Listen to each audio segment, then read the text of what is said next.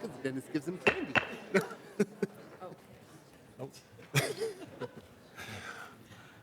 Okay, call the hearing back to order. We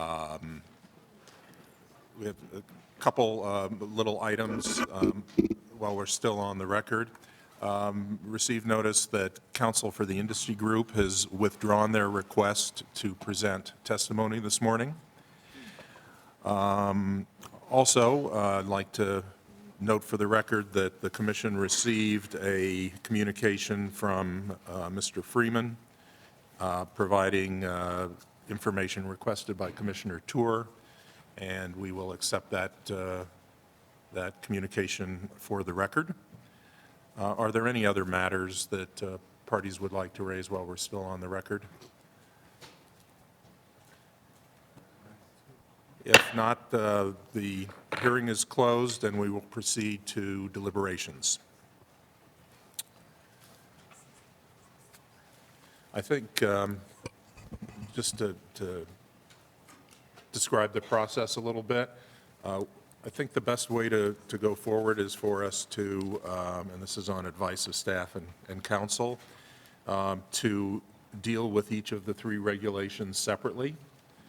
So the idea would be to take up regulation number 3, then move to regulation number 6, and then in the same manner, take up regulation number 7, which may take a little bit longer.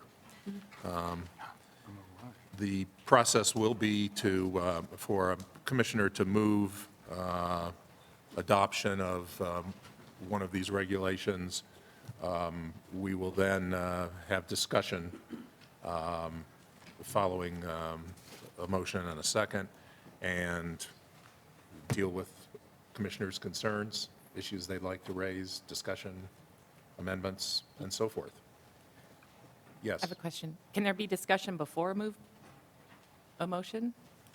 There could be if you wish, but I think there's no real advantage to doing that. The advantage of having the proposed regulation be the focus of the discussion is that we then have that document before us Okay. to work off of. It doesn't prejudge any outcome. It just is, I think, a cleaner way to proceed. Okay, are there any motions?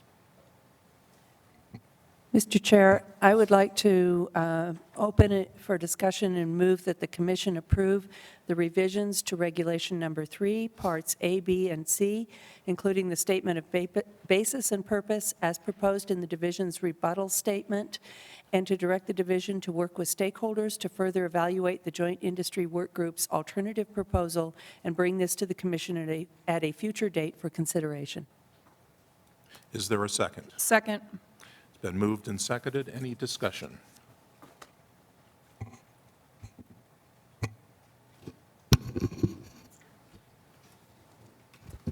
I guess I would want to make it clear that the request for the division to consider the Joint Industry Work Group's alternative proposal is not an endorsement of that proposal, but merely a request for consideration.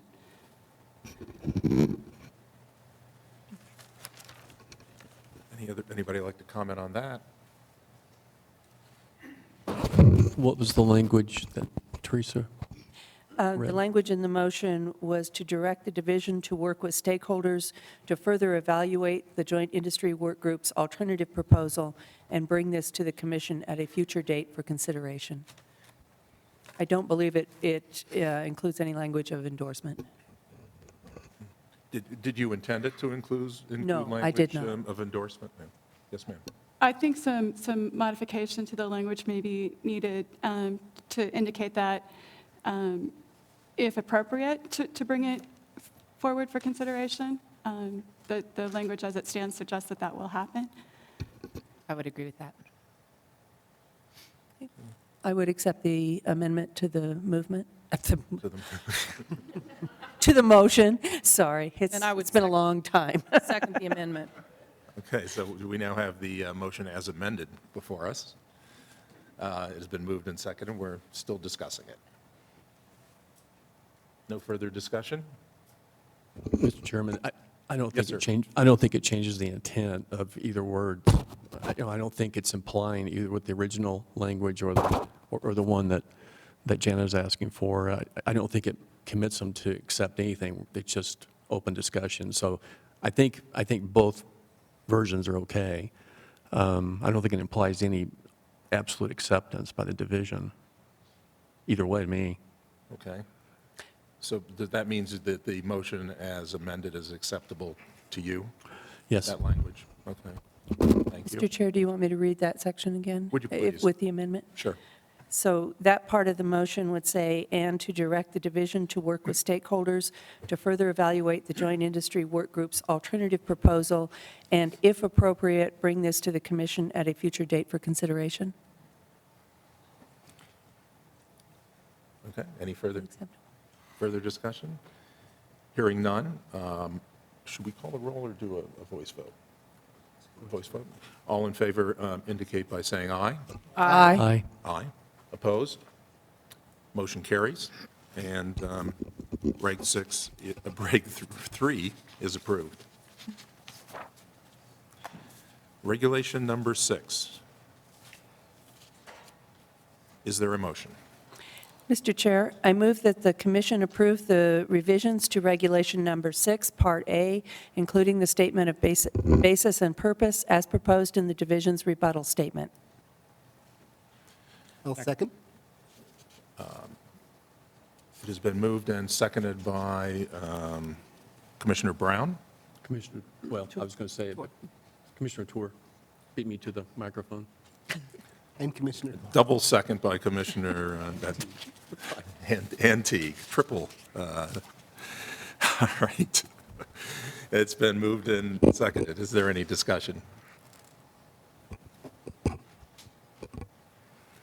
Hearing none. All in favor, please indicate by saying aye. Aye. Aye. Aye. Aye. Opposed? It has been passed. Regulation number 7. It looks like we're going to be out of here by Don't count on it. 9:20 at the Don't latest. count on it. All right. Regulation number 7. Is there a motion? Mr. Chairman, I'm going to make the motion, but I want to state for the record that I'm making the motion to open the discussion on Regulation 7, to put something out there for us to discuss. Mr. Chairman, I move that the commission approve the revisions to Regulation Number 7, including the statement of basis and purpose as proposed in the division's rebuttal statement and with Saturday's proposed errata. Second. It has been moved and seconded. Is there discussion? Yes, Mr. Chairman, there's going to be discussion, for the record. We'll start with Commissioner Brown. Well, I'm not sure how you want to get started. You want to start from the top of the page down every page, or what are we going to talk general concepts? Can you give us some guidance here on what the preference would be to do this?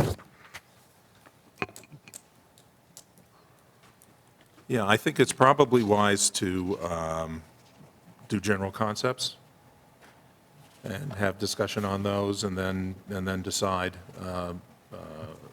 whether we want to put them in the form of an amendment or not, based on the discussion. Is that acceptable to everybody?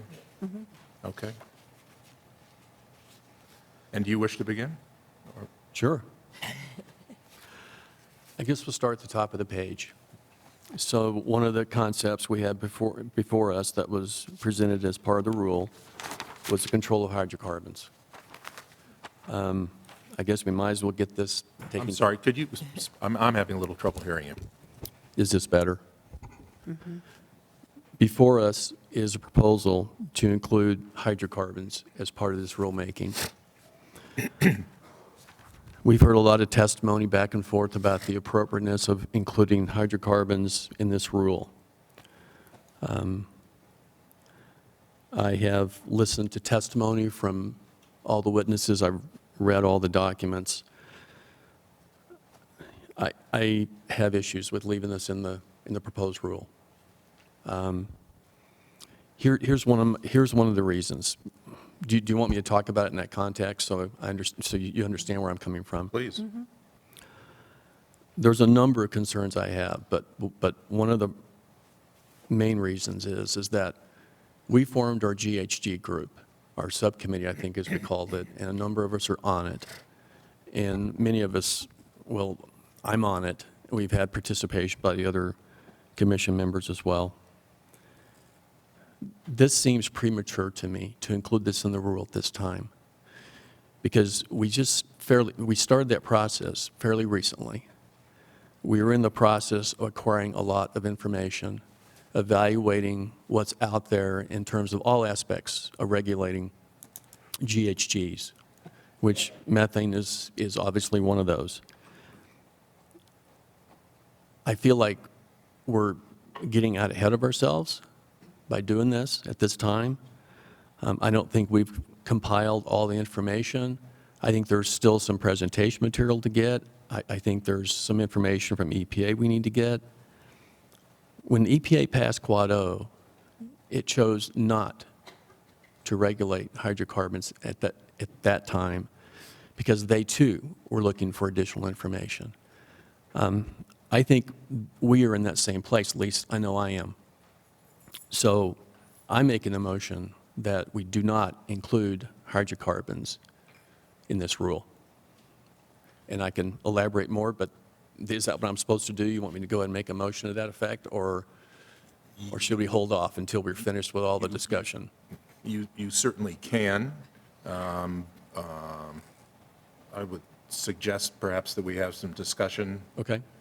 before you do that, if that's I withdraw the motion. acceptable to you. Okay. Thank you. So, other commissioners on this subject? Commissioner Tour. So I'm going to respectfully disagree on this issue.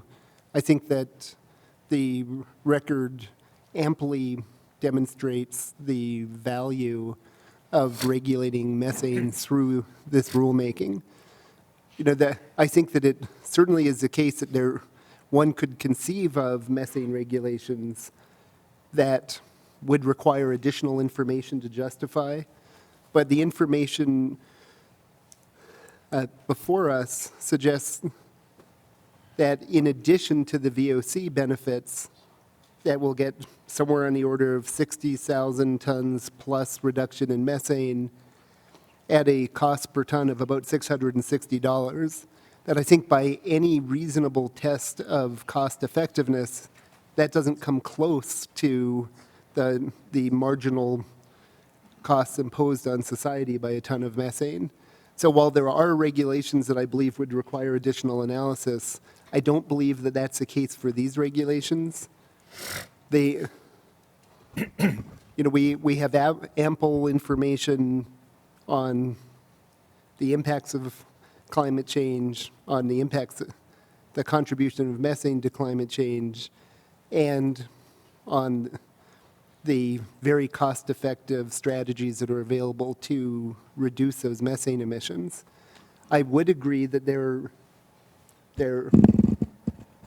are additional sources of methane beyond the oil and gas industry, and that as we work on our broader climate change strategy, we should certainly evaluate those. I also think given the low cost of these methane reductions, that there may well be additional cost-effective methane reductions that we should evaluate in further proceedings beyond this rulemaking. But I think that what's in this rulemaking makes an awful lot of sense, and that it's important to include as a portion of this rulemaking. And many of the methane reductions would occur anyhow as co-benefits to the VOC reductions, but not all. And without hydrocarbons in the rules, I do think they would be written differently. I think that there are important methane reductions that are achieved from the coal bed methane sector that we get with a focus on methane that we would not get with a pure focus on VOCs. So I believe that the proposed rule with a focus on hydrocarbons in addition to VOCs is appropriate. Commissioner Campsey. I would agree with Commissioner Brown. I'm a little worried about, at this time, regulating hydrocarbons. I think the record is clear that there's a cost effectiveness with respect to VOC, and where you get co-benefit with methane, that's great. I think that's, a bonus. But for those facilities that have zero VOC, that cost effectiveness is essentially infinity. You have zero on the bottom. So if you're looking at VOCs, you have not demonstrated that it's cost effective for those facilities. And then if you look at methane, I don't believe there were any justifications as to what is cost effective for methane reduction. And without that in the record, I don't feel we can make that judgment at this time. Commissioner? So I want to speak in support of including hydrocarbons. I agree with Commissioner Tour. This is an important cost-effective opportunity to reduce a powerful greenhouse gas. There are many aspects of the proposal that where VOC reductions and methane reductions will occur as co-benefits, but not all of them, and we would lose important and very cost-effective opportunities to address methane emissions from some sources if hydrocarbons were not included. Respectfully, I disagree with Commissioner Campsey. There is evidence in the record to support the high cost-effectiveness of the LDAR components, in particular for reducing methane. That was presented in both the record and in testimony. Commissioner? I would also agree that we need to include the control of hydrocarbons in this regulation. I hear what Commissioner Brown is saying about our committee and our pursuit of further information and knowledge about this issue. And I agree, we need to continue that and continue to look at other, the feasibility and the importance of other kinds of regulations. I will say, however, I haven't heard anything to date in the information that's been presented to us that would make me believe that this is not an issue that we need to deal with. And I think that our state, our country, the world, if you will, is going down this pathway. And so I think if we don't include it here, we're doing nothing but delaying some important benefits. In my mind, there is compelling evidence in the record that this is a relatively, and I emphasize relatively, easy, cost-effective approach to take some low-hanging fruit in terms of being able to get some methane benefit. And I would add that I think that there's compelling evidence that we're moving down this pathway. I don't see what we are doing here today as a slippery slope to automatically regulating other industries. I think there's going to be a lot of discussion about feasibility, practicality of other kinds of regulations, but I do see that there may be some benefit to the oil and gas industry of our doing this now in this hearing with the framework that we've set up, rather than in some months or a couple of years coming back with a whole new set of regulations that we superimpose on what we've done now, with the possibility that this requires additional retrofits or maybe some contradicting regulations down the road. So I think this is an opportunity that we need to take advantage of, and I would argue for the inclusion of hydrocarbons as written into the rule at this point. Commissioner Parkey? Just want to echo, also I support Commissioner Tour, Commissioner Milford, and also by saying that this strategies the division has put forward for including the methane regulation at $660 a ton is the most cost-effective way knowing the other strategies that I work with, this is the most cost-effective strategy to reduce the greenhouse gas effects. So I support also to include the methane regulations. You have, Commissioner Klaus? I'm going to be a little bit more on the fence on this issue. I think we have the authority to, deal with hydrocarbons in this regulation. I appreciate the division has gone forward with this issue. I'm not certain, though, that we fully understand just what the hydrocarbon portion of this regulation is going to do. Other than the co-benefit associated with the control or, the monitoring of volatile organic compounds. I'm thinking that the only source that we've talked about to any significant degree is the coal bed methane tank emissions. If I'm correct, the requirements of monitoring are going to be based on VOC emissions. So, I'm still trying to get my arms around the issue of what's going to happen with hydrocarbons. That said, I want to make it clear that I think that, dealing with, greenhouse gas emissions is very important. It's something we have to do. I'd like to be able to do it starting here. I'm just not comfortable with, that I really understand, what the outcome of putting this requirement in this regulation is going to be. Maybe I was asleep when we were talking about that. I don't think so, but I could have been. Anyway, support the concept. I think we have the authority. I'm concerned about what it means in practical terms of, emission reductions, actual application, and if we're really going to do something based on the hydrocarbon emission as opposed to the VOC emissions. Thank you. I'll Go ahead. I guess I would just, being in a regulated industry, I always am concerned when a state rule goes farther or is more stringent than a federal rule. And I think in this case, I feel the same way. And, I think as we move forward and gain more information through through the RAC modeling and through our GHG work group, perhaps I would encourage the industry to form some task force to begin looking at methane, because I would agree with Teresa, it's coming down the line. But I would just comment that I am hesitant to be supportive of a rule that's more stringent than the federal rule. Okay.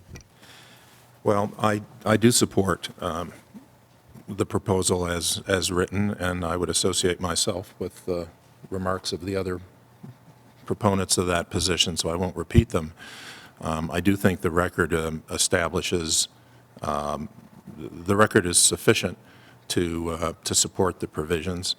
I would also say, that this commission is also has an educational function, a communication function to the public, and it's therefore important that we acknowledge the nature of the problem that this provision is aimed at addressing. I think that in the long run, the industry will benefit by a commitment to making natural gas an acceptable transitional fuel. The way to do that is to reduce methane leakage and to do it openly and aggressively. I think this is a step toward doing that. Finally, I guess I would say with regard to our committee, I think that committee was established to examine and examine issues around greenhouse gases, to start a continuing education process around it, but it certainly wasn't established to inhibit the commission's action in these areas, in sub-areas such as the oil and gas industry.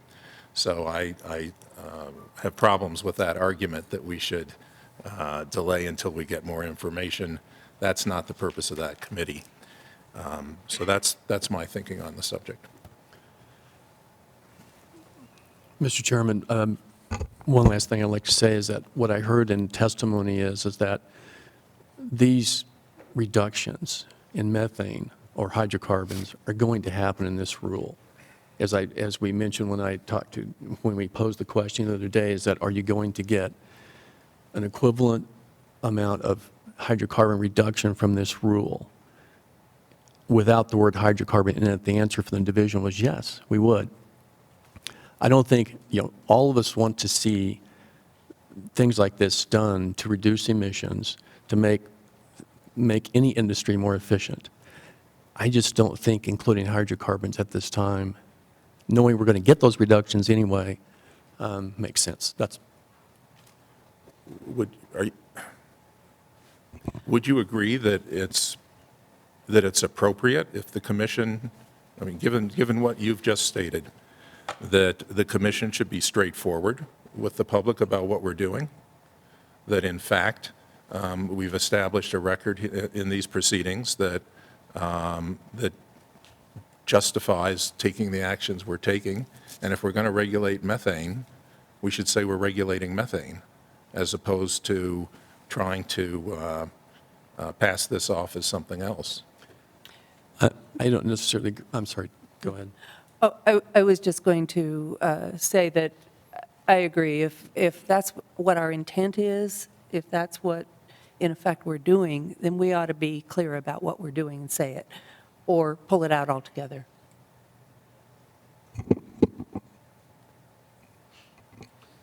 Yes, ma'am.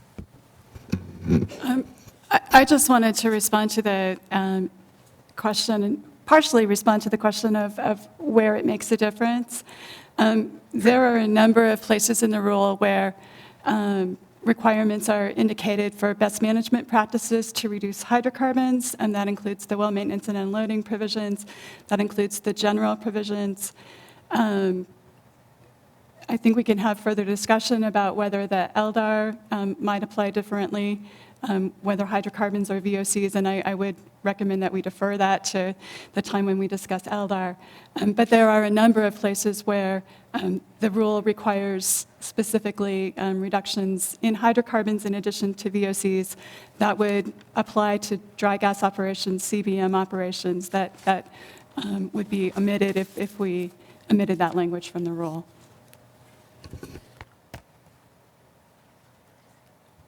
I'd also like to add, I think the benefits that were mentioned in the rule for methane were across the entire state, and I don't think they were looked at specifically with regard to those facilities that have zero VOC emissions and what the impact would be for them specifically, and whether or not it's cost effective for them specifically. And I think that is my biggest worry, is that you're taking an average across the state and applying it to those facilities that, in my mind, have the greatest risk at being affected by this rule.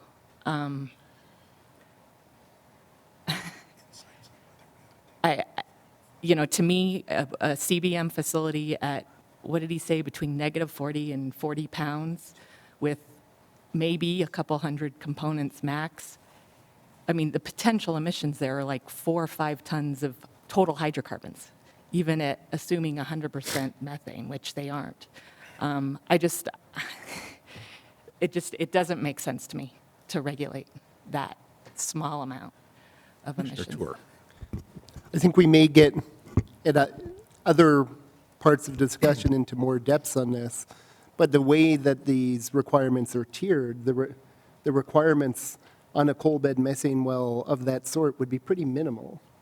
And if I believe that the record suggests that, in fact, there will be very cost-effective reduction of methane emissions, even from those very small facilities, given that the actual compliance burdens that are placed upon those facilities are also very small.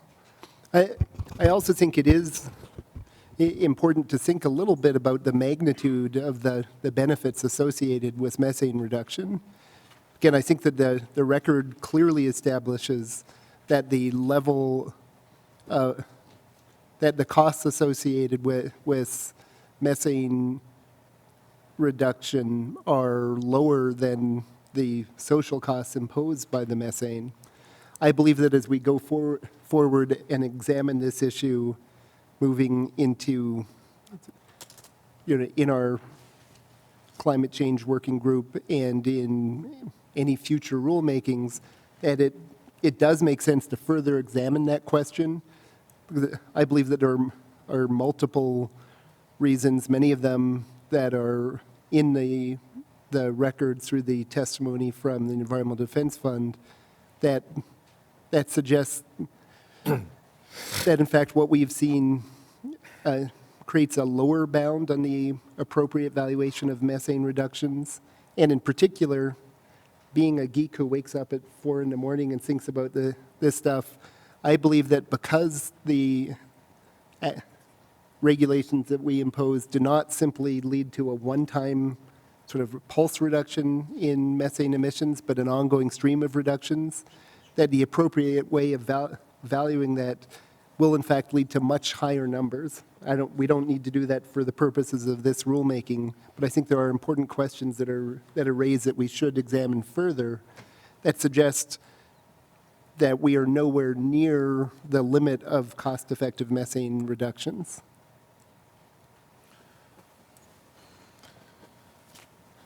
All right, I think because this is a fairly pivotal issue with regard to this, to Reg 7, I think we should probably entertain a motion and have a vote on it and deal with it one way or the other, because it's going to have quite an impact on the rest of our discussion. I still think, though, that on many of the other issues we're going to be dealing with, we may want to have discussion and then hold off on a vote. So I don't want to start us down the road where every issue that comes up, we're going to have a vote at that time.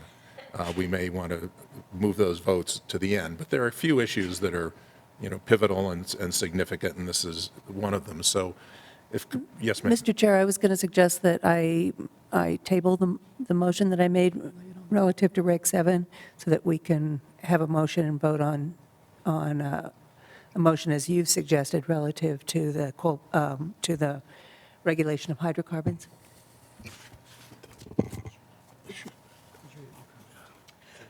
That would be appropriate, Robert's rules, to do that. Teresa is correct. Okay, thank you. Thank you very much. So we'll so how do we do this procedurally, if you could help me out? We can have a motion, someone can make a motion relative to this question. Okay, thank you. Is there a motion? Yes, there is. It would be phrased as simple: to remove the reference to hydrocarbon from the rule, from Regulation 7.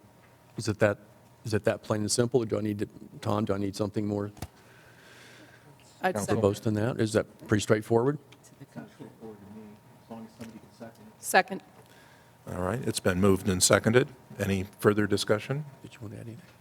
Yes, discussion. Let's see if I can put this in a way, sorry.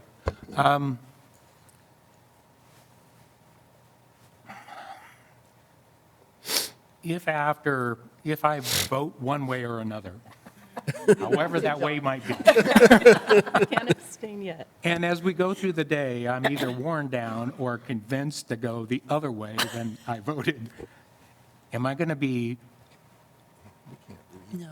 will I be able to go back and adjust that somehow? I mean, I don't want to lose that flexibility. By the fact that a motion is before us, it has been moved and seconded, a vote is called. That is a final action of the commission. There will be, of course, final action on Reg 7 and on the, coming up later. You can always vote on that, but with regard to this issue, it will be addressed. Okay. Any further, yes, ma'am. So this is just a procedural point of order. I'm sorry. Could one ask to table a motion like this for reasons similar to those that Commissioner Klaus asked about at this point? That would be possible. It would have to be acceptable to the person who made the motion. I'm not Yeah. proposing to do it for him, but I just wondered. Counsel, could you please advise us? Is it acceptable? No, could you advise us if that motion is an acceptable, if that is an acceptable procedure? It's acceptable if the movement wants to table the motion. Thank you.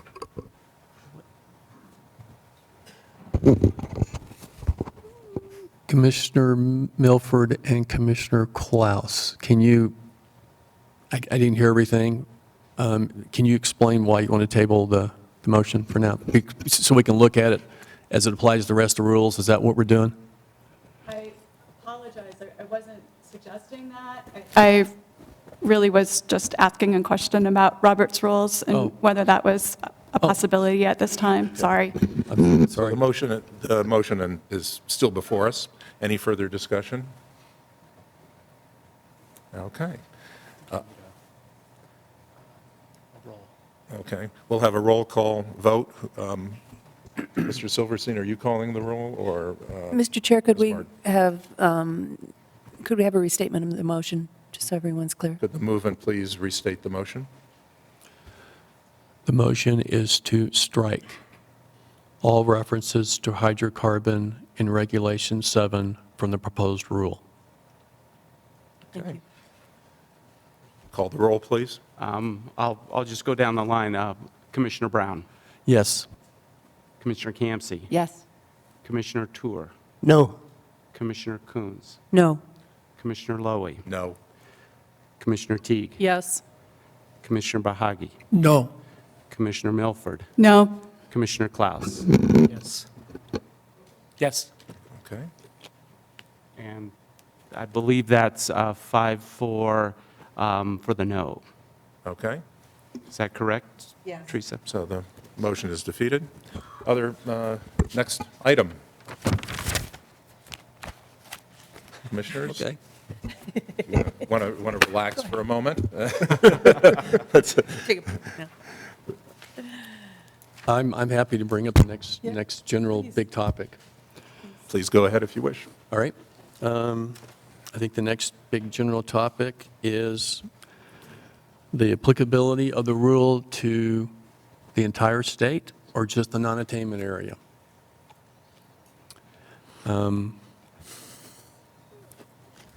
We had a lot of testimony about this.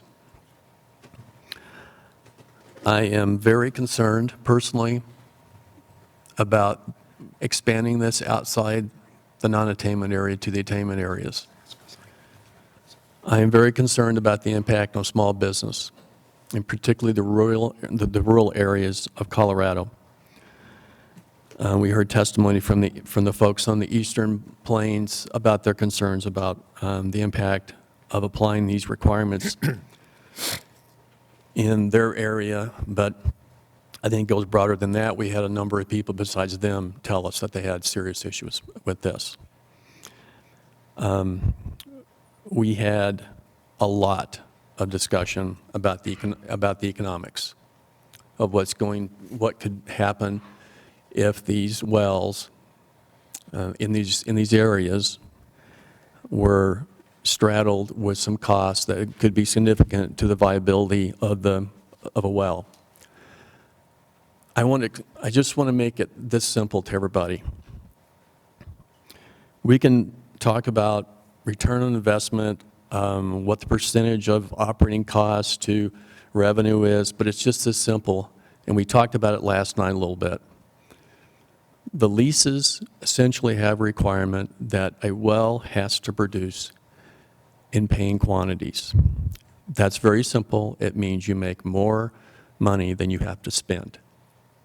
It's just that simple. I mean, we can get a little more complex than that, but you have to return a profit.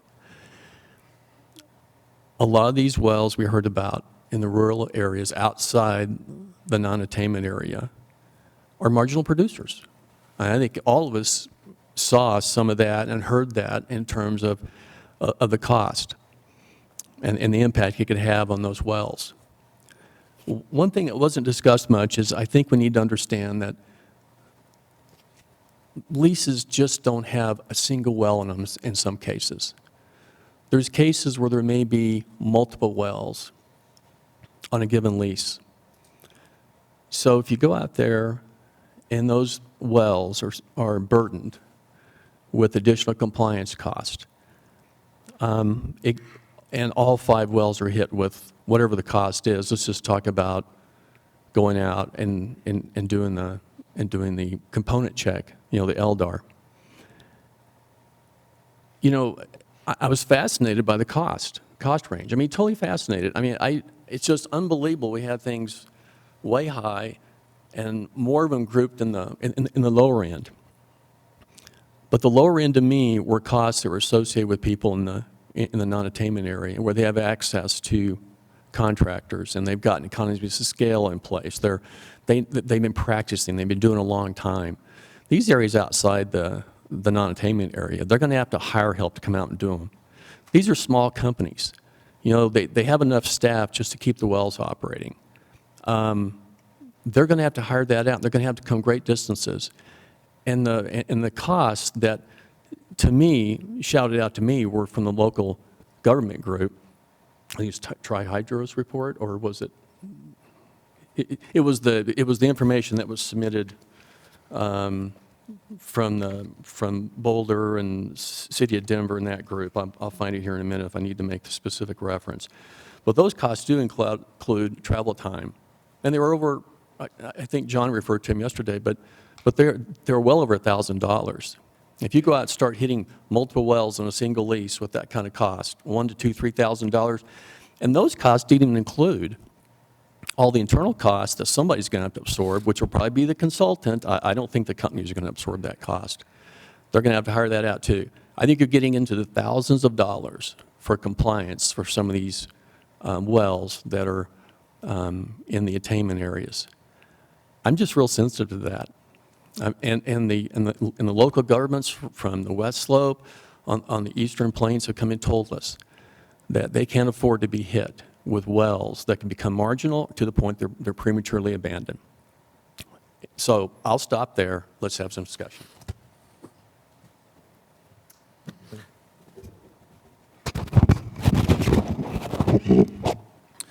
I guess we have an ample records to show that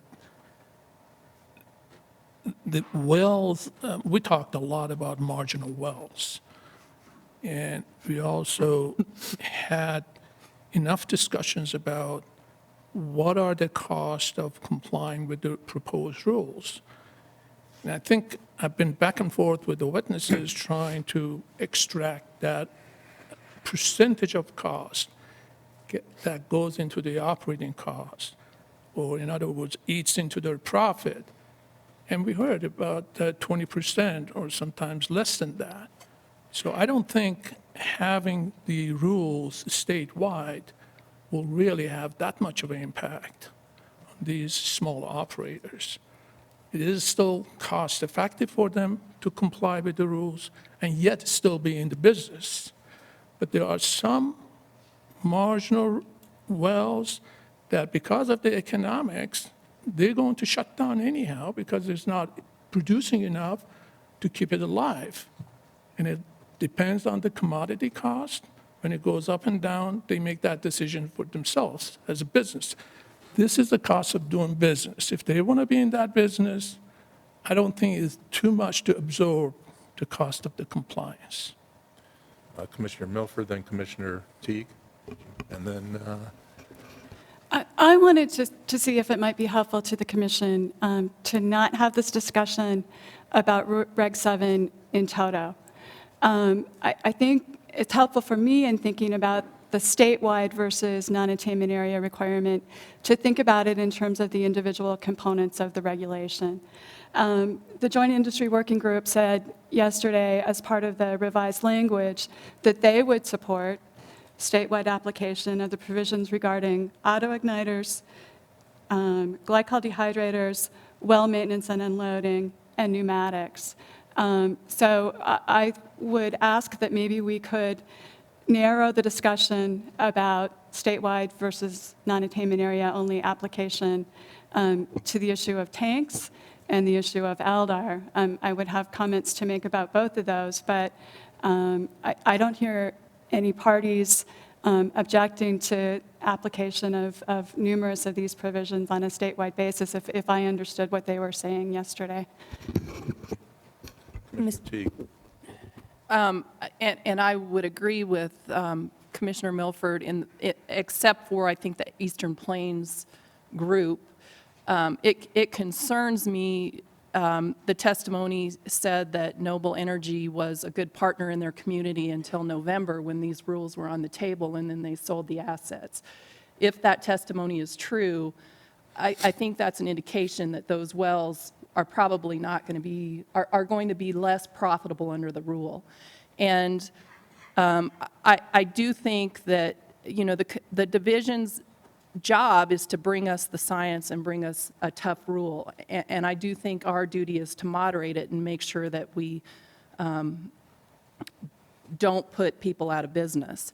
And I think we've got to consider that, you know, a lot of the data was given by the large companies that have a whole spectrum of wells. And so they have some oil-rich wells and probably a much smaller portion in their portfolio of gas-only or low-producing wells. And so they're able to shift the costs of those larger well, or the smaller wells to more income in a large producing well. In areas where an operator may own 1 or 2 or 3 or 4 only marginal wells, it's much different. It's much more difficult to shift those costs. And so I just think we need to really consider that when we consider attainment versus non-attainment area and how we apply the rule. Commissioner Coons? Well, I don't want to go out of Commissioner turn, but, Well, you're not. okay. I do think that I respect what Commissioner Milford has said about looking at individual components, and perhaps we do need to get to that. I do think that there's some philosophical issues around the rule as a whole and how it applies to statewide or non-statewide references that I think are worth discussing, not just the individual components.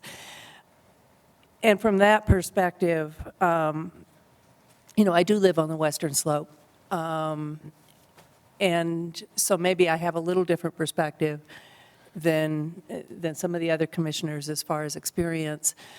I'm very sensitive to the eastern counties' concerns, and I'm not as familiar with the production in the eastern counties as I am on the western slope, and even in the La Plata County area. So I have some concerns about both making this rule statewide and not making it statewide. I have served in local government on the western slope. I've also served, I did serve for 9 years as a member of the Mesa County Board of Health. I was on the Grand Junction City Council for 8 years. So I'm very familiar with all of the economic arguments and the health concern arguments. And I understand that on the western slope, we have an energy-based economy, and we go through boom and bust cycles. And we certainly have not fully recovered from this most recent recession and bust cycle. So I'm sensitive to the impacts on our economy if any of our producers pull out. But they do that on a routine basis. I will note that WPX Energy has just within the last month announced a major new investment on the western slope. And they're well aware that these rules could be coming down the pike. And in fact, with some recommendations for changes, they've been supportive. So I think that on the other thing that was kind of interesting to me that I didn't realize when I listened to the testimony was that when we've talked about the marginal wells, and we look at the percentage of what are defined as marginal wells across the state, the vast majority of those are in the non-attainment area.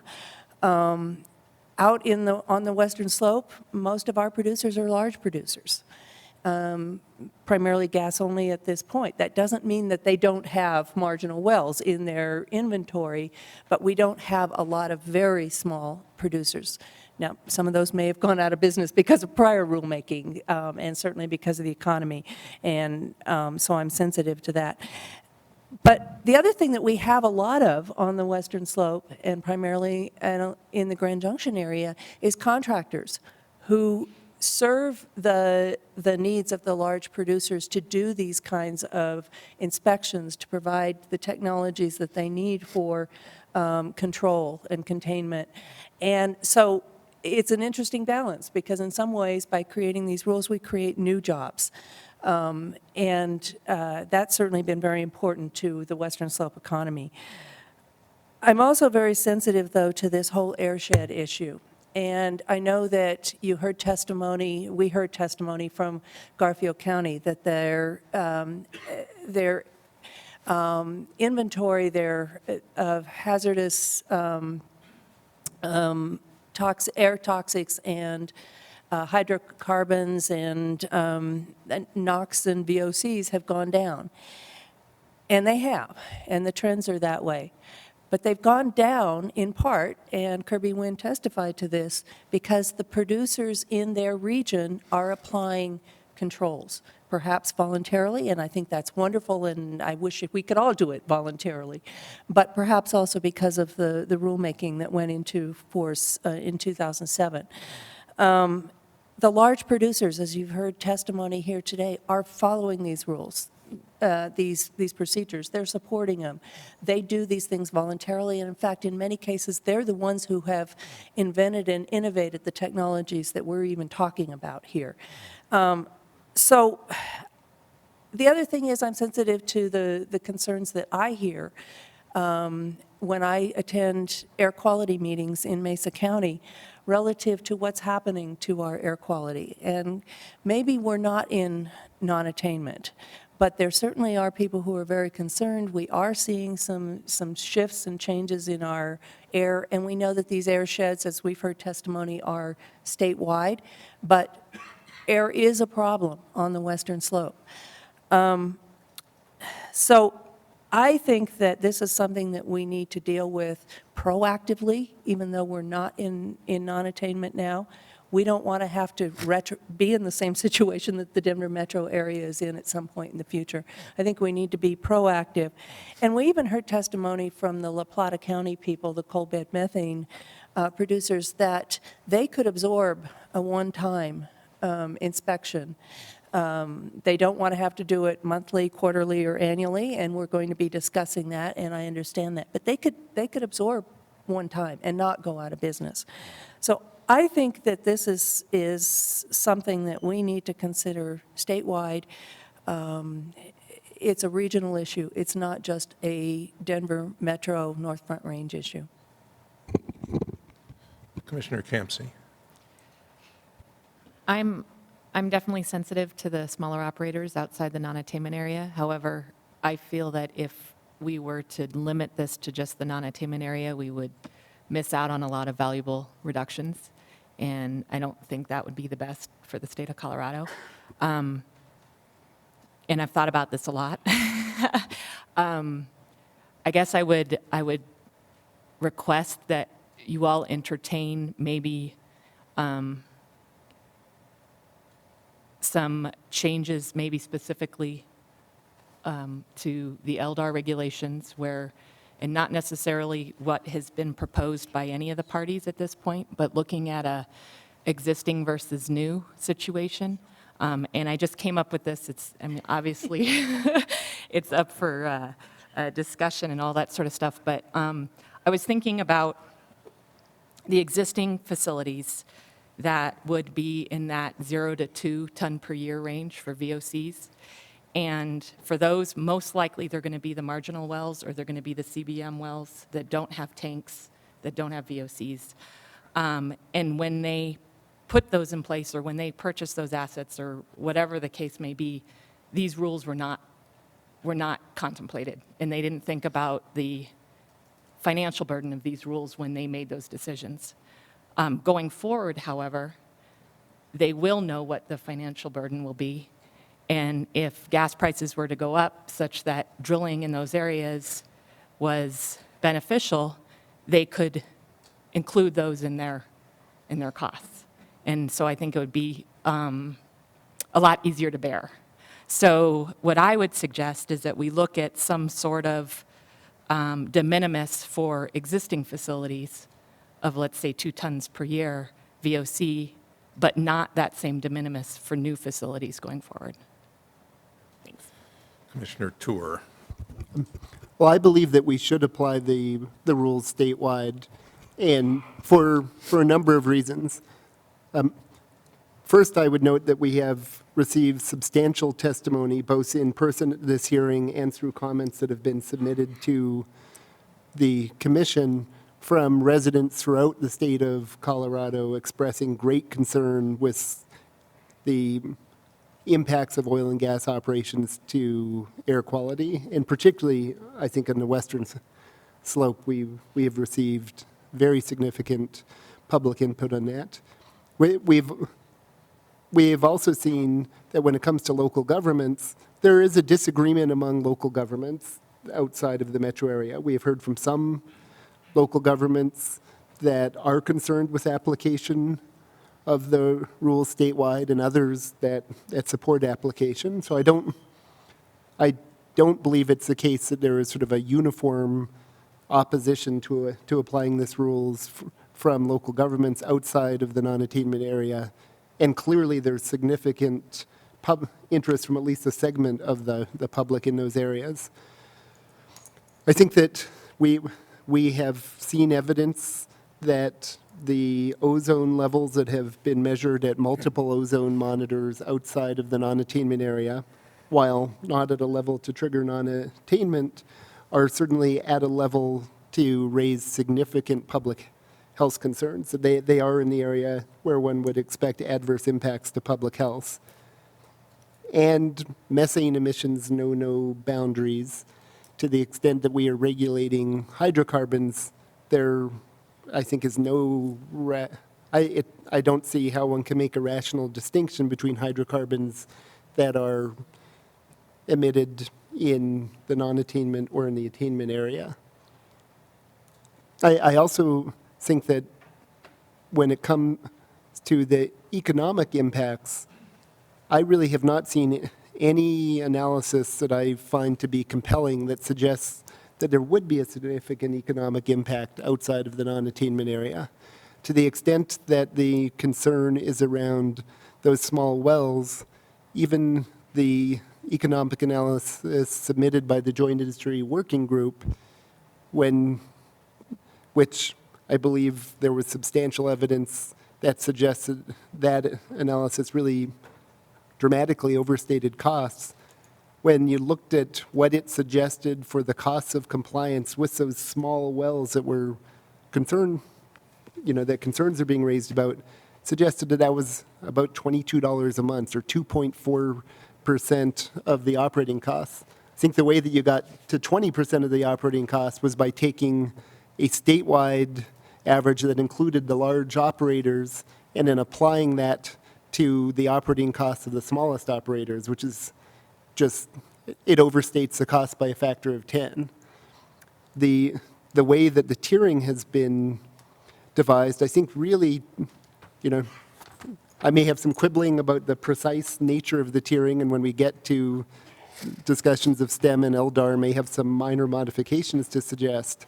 But fundamentally, I think that the tiering is very well designed so that those operators who have the smallest emissions and probably the least ability to bear costs will have by far the smallest costs of compliance. And while we heard concerns from a number of folks about fears that smaller operations would, would shut down due to this. I don't believe that there was any actual compelling evidence that that would take place. I think added to that is the fact that the economic analysis that we have is static. It's based upon sort of existing practices and technologies, and it suggests that these things are very affordable given those. I think we also heard testimony from I can't remember if it was from Anadarko or Noble, one of the groups that was supporting the division rules, that in fact they believe that in addition to the cost effectiveness under the existing technologies, that this will be a technology forcing rule. And experience suggests that over time, really smart people figure, you put a rule in place, there's an awful lot, not to say anything against lawyers, there's a lot of smart lawyers in this room, but there's an awful lot of smart engineers out there working for industry who pretty quickly figure out, okay, how do we do technical innovations that are going to allow us to meet these regulatory requirements at lower cost? So I just think that there are ample reasons to support applying the rule statewide, and that there really is no evidence to suggest that there will be any significant negative economic impact outside of the non-attainment area. Commissioner Brown? I just look at some of the information that we've been presented, and at least some of the information suggests that the rules may not have a big effect outside the non-attainment area. I want to make myself clear. My number one priority to this whole process is provide for the public health of our citizens in our state. All right?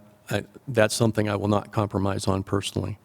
All right? So I don't want to confuse that with the fact that I'm seeking some balance in terms of having small business able to continue to function. That's what I'm searching for here. Never in a moment do I want any other my fellow commissioners to think that I'm putting that above the public health of our citizens in Colorado. It's a balancing act. It's difficult. It's tough. And I'm just trying to I'm seeking that balance.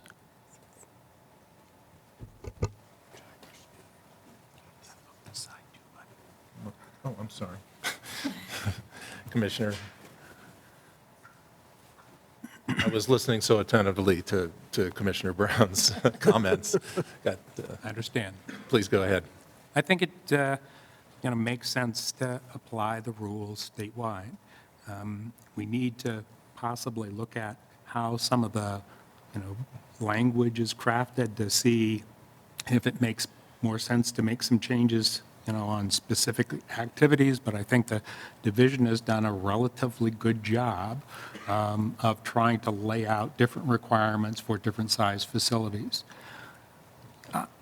I was also persuaded by the discussions that we've had about whether or not we're going to attain, the standard in the Denver metropolitan area or the non-attainment area, and the huge impact, out of the region from other sources, maybe out of the state.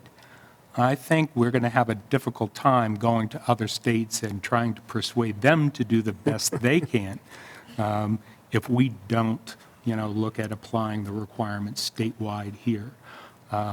Again, we also received testimony that some of these things make sense statewide. Again, the auto igniter, requirements, that type of thing.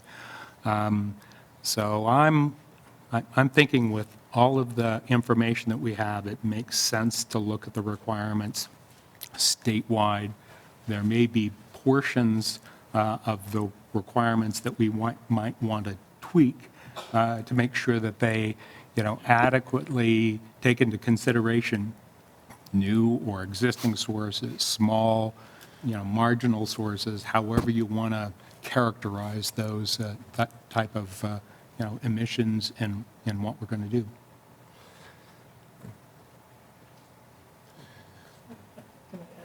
I just want to echo Commissioner Tours. Throughout the hearings, I was waiting to see an exhibit from the Joint Industry Working Group showing the otherwise this marginal wells economics will be impacted if the rules are implemented. And I found none. I tried to extract that, but unfortunately there were nothing to show that the implementation of the rules will impact the region's economics or the operator's economics. Just wanted to add that. Commissioner Campsey? I guess I would add, I think the gentleman from Yuma County indicated most of their wells make about $50 a day, and looking at these costs, that to me would seem like an economic burden. Commissioner Milford? I just wanted to say that I too am very sensitive to the concerns of the rural counties and the cost of our regulations on those counties and making sure that the rules are cost effective. I think the division has done a really good job of tailoring and tiering to ensure that happens. Yuma County is a great example. Yuma County is a gas county. As I see the division's record of tanks in the state, 8,000 tanks reported in their database, none of them are in Yuma County. The tank provisions won't apply there, and I think in particular, so overall, I think that the cost effectiveness has considered both the merits and the costs associated with reductions across the state, and I'm comfortable with statewide application of the rule. Commissioner Klaus, you had a comment? No? No. Okay. Said my piece. Commissioner Teague, are you wishing to speak? Okay, thank you. I'd like to respond to a couple things, somewhat process-oriented. Commissioner Milford, I understand the concern you raised and about how we proceed. I just think that by dealing with these philosophical issues as we are, and then going to sort of a more granular addressing of what I will call sub-items, just for lack of a better term, we'll have full consideration of those items in the context of the fact that they will or will not be subject to statewide regulation. I think it could get confusing otherwise. To Commissioner Teague, I guess I'd just like to comment about the role of the commission. And with all respect, I've been involved with a number of commissions in different states over the years. And I think that, the initiation of the idea of citizen commissions it came out of the progressive movement. It was an effort to take decision-making away to some extent from centralized bureaucracies or politicians and to make it more diffuse, to bring citizens into that decision-making role. I think that's the case in Colorado. I don't believe, again, with all due respect, that moderation is necessarily the role of the commission. It may be, that may be the effect of a commission's decision, or it may be a response, acting in response to a public outcry, or it could be any number of other things. So I don't think we should feel constrained by a need to moderate the proposal. We may want to strengthen it, we may want to weaken it, but we want to exercise collective judgment based upon the wide range of experiences we've had and the fact that we're citizens of the state. We each bring different backgrounds to it of value. I won't go through all of them, and I very much respect yours. So I just wanted to put that context out there for your consideration. And I would just respond that when I said that, what I think the division's job is, the Colorado Department of Public Health and Environment's job is to protect the public health. I think in the statute, it shows that our job is to bring reasonableness to their science. And so that was I'm a local elected official. I'm the president of the local health department. I believe in public health, but I think part of our job is to make sure that whatever rule is brought is reasonable, and part of that is an economic piece. So that was my intent. And I don't disagree with you on that at all. I would point out, in terms of the discussion of statewide application, that we should also acknowledge that these are not just the division's proposed rules. They are the proponent of the rules, but these rules reflect an extensive outreach and engagement with the public that's, in my experience, almost unprecedented. It involves leadership from many areas outside the division, outside the department, ranging from the governor to county, local government officials who've been contacted and invited input, industry of all sizes and shapes and forms within the oil and gas industry, supplementing the expertise of the division. So what we're being presented with is not just the division's best thinking in isolation, but really a fairly broad-based set of input and a coalition of what amounts to 75% of the oil and gas industry, in addition to members of the environmental community. So it's there's a lot behind these rules, and I know we all appreciate that, and I know you do as well. But I thought I'd like to make that point as well. And we have our role, and I agree with you in terms of that our role is reasonableness. Our role is also, some of us have technical expertise that informs and can enhance the quality of the work. So we bring life experience, we bring technical expertise and all, and I think reasonableness is a good measure. So, yes, sir. I'm not sure whether we're going to do a motion on this. I've just had a little too much coffee, and I'm hoping that we can take a brief break either before. I would second that. It's been moved and seconded that we take a brief break. We'll come back in 10 minutes. Won't take me that long.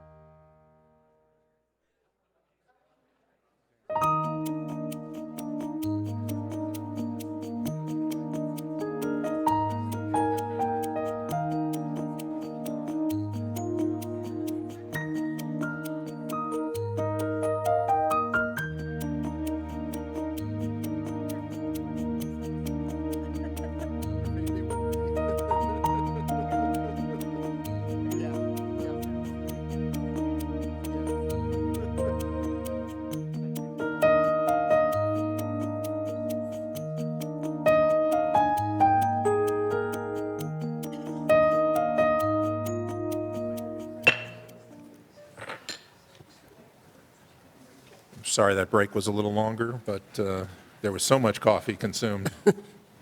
And more- I think, I suggest that the best way to proceed is to entertain a motion. We've had a lot of discussion on this issue. Is there a motion before us? Yes, there is. Commissioner Brown? The motion is to propose that Regulation 7 only apply to the non-attainment area rather than statewide. Is there a second? Second. It has been moved and seconded. Any further discussion? Hearing none, please call the roll. Yep. Okay, we'll do a roll call. Commissioner Brown, Yes? Commissioner Campsey, No. Commissioner Tour, No? Commissioner Coons, No. Commissioner Lowy, No. Commissioner Teague, Yes. Commissioner Bahaki. No. Commissioner Milford, No? and Commissioner Klaus. No. Okay, thank you. Thank you. Two noes. 7 ayes. 7 noes, 2 ayes. Is that correct? That's correct. All right. The motion is defeated. I suggest that the best way to proceed now is to really sort of poll the commissioners regarding the issues that you think we ought to be addressing going forward, and then after, as opposed to just one individual commissioner and being sort of under pressure to deal with an issue. Mr. Chairman, I will defer to my fellow commissioners point for a little while, okay? Poor Mr. Brown being on the spot so much so far this But morning. we appreciate Mr. Brown's willingness to take on the heavy-duty lifting here. That was heavy lifting. Thank you very much. So just open it up to whoever would like to speak, not arguing the issue, but the idea of raising the issue and having discussion by the commission. And we'll, Mr. Silverstein will keep a list, and then we'll go through them. Great. So you basically just want a listing of issues that I think are worth discussion and potential motions? Yes. Is that, so there are a number that I would like to discuss.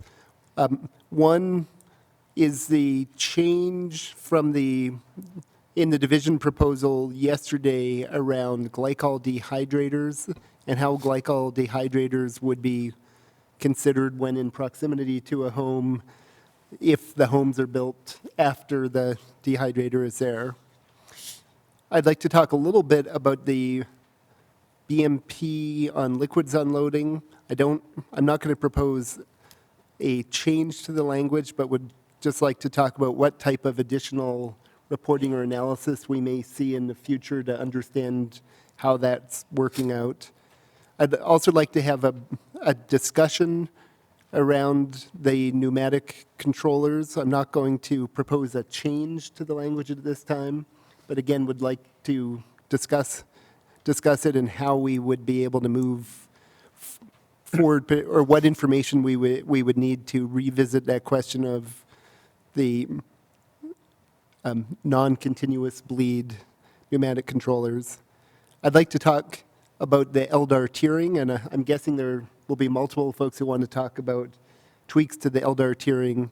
The general ones that I'd like to speak to is that I believe that we are leaving some cost-effective emissions reductions essentially off the table at the lowest tiers, and would like to discuss potentially enhancing the LDAR a little bit at those lowest tiers.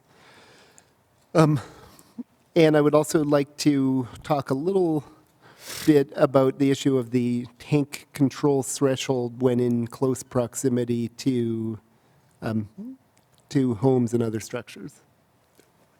Okay. So there's some issues. How about?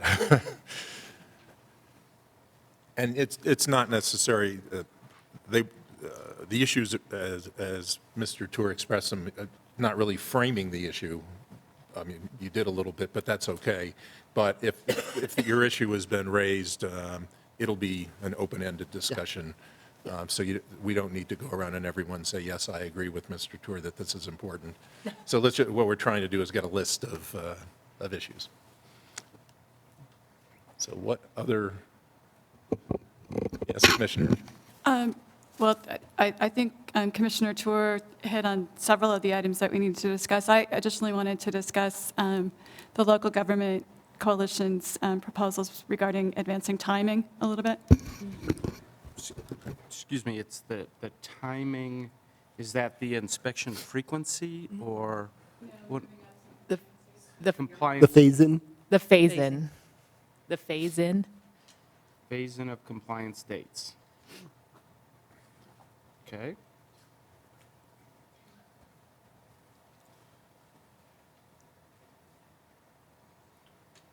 Covered all mine.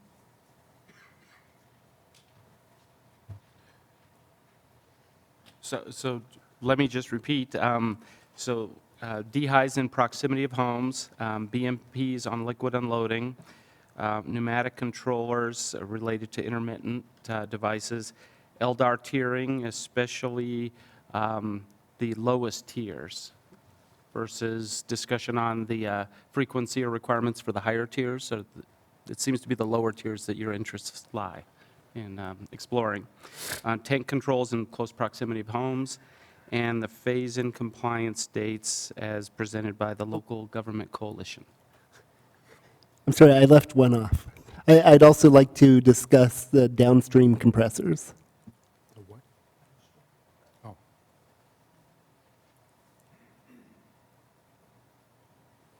And is that inclusion or exclusion thereof?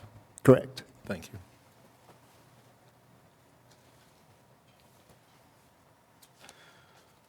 Okay, I have a list. well, I think there's a number of issues that we need to add to Commissioner's Tour's list, and that includes, the application of skip monitoring or step-down monitoring in the LDAR program. I think the issues around making clear distinctions between what, parts of tanks are covered by the tank program and what parts of tanks are covered by the LDAR program makes a lot of sense, so that people know, what, at least what requirements they're supposed to comply with. I'm still concerned about the definition and use of first day of production and commence operation references in several parts of, the proposed language. Those are the things I can think of off the top of my head.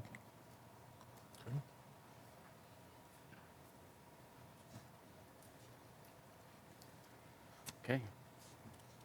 I don't want to rush anybody, so if people are, it's important that we get the issues that you're concerned about on the table. Except for Commissioner. One other that I think is worthy of some discussion is the public access to information. Okay.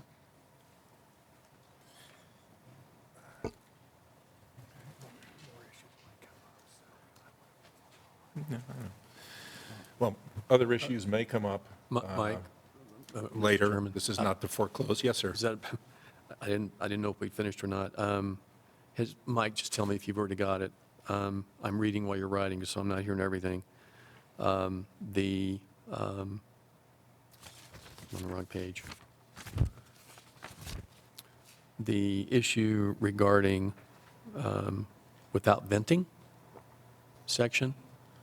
Without venting exception. It's, I can give you the site if you want it, section. Okay. Uncontrolled releases Yeah, uncontrolled versus releases. venting. Yeah. Is this in the STEM? I think so. So what, Do you mean the It's- issue around flares? No, it's, it's the language that talks about, Opening thief hatches. yeah, Okay.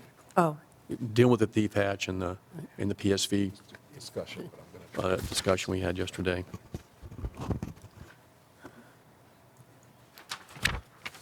Well, we seem to have a good list, at least to begin with. So maybe, Before you LDR approach.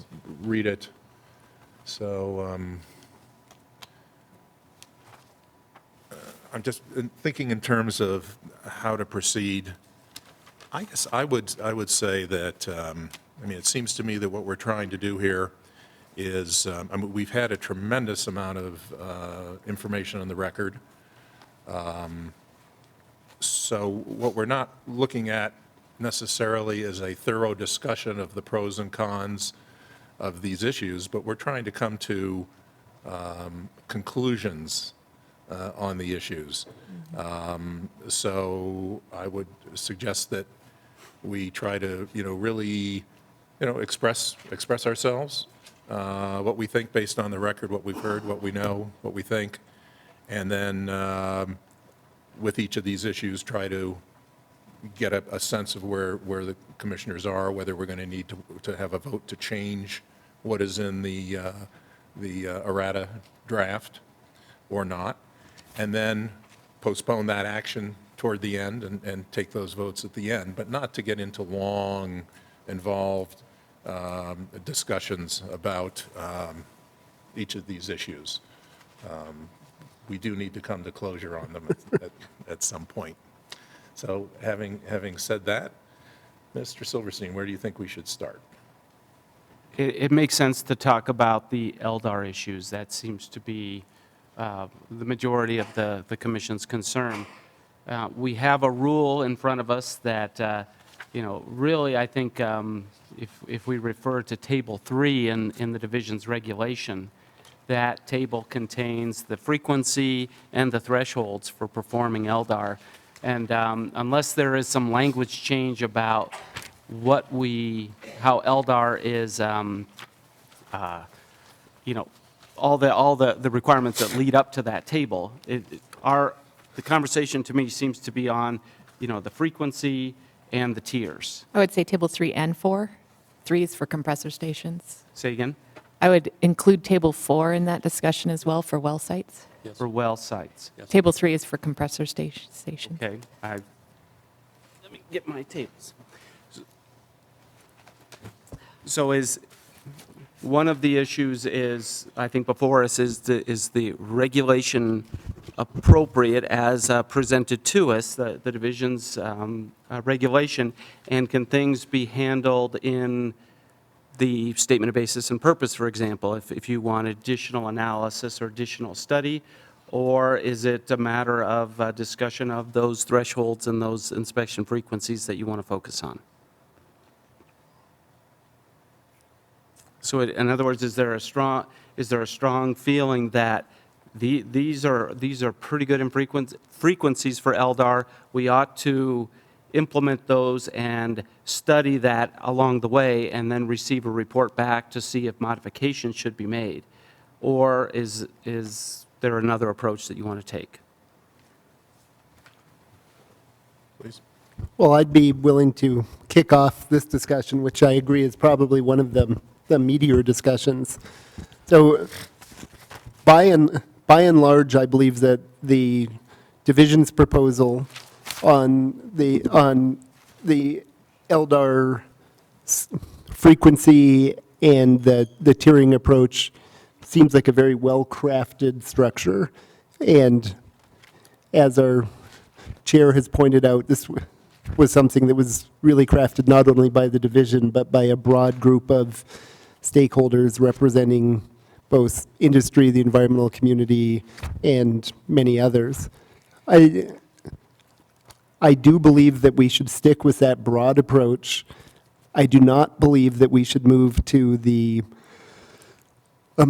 step down, the skip or step down monitoring approach at this time, and believe that any changes in that direction should be based upon information that we would receive after this was implemented that suggested that you could actually continue to get the same level of emissions reductions. And I don't believe that we have data to date that supports that.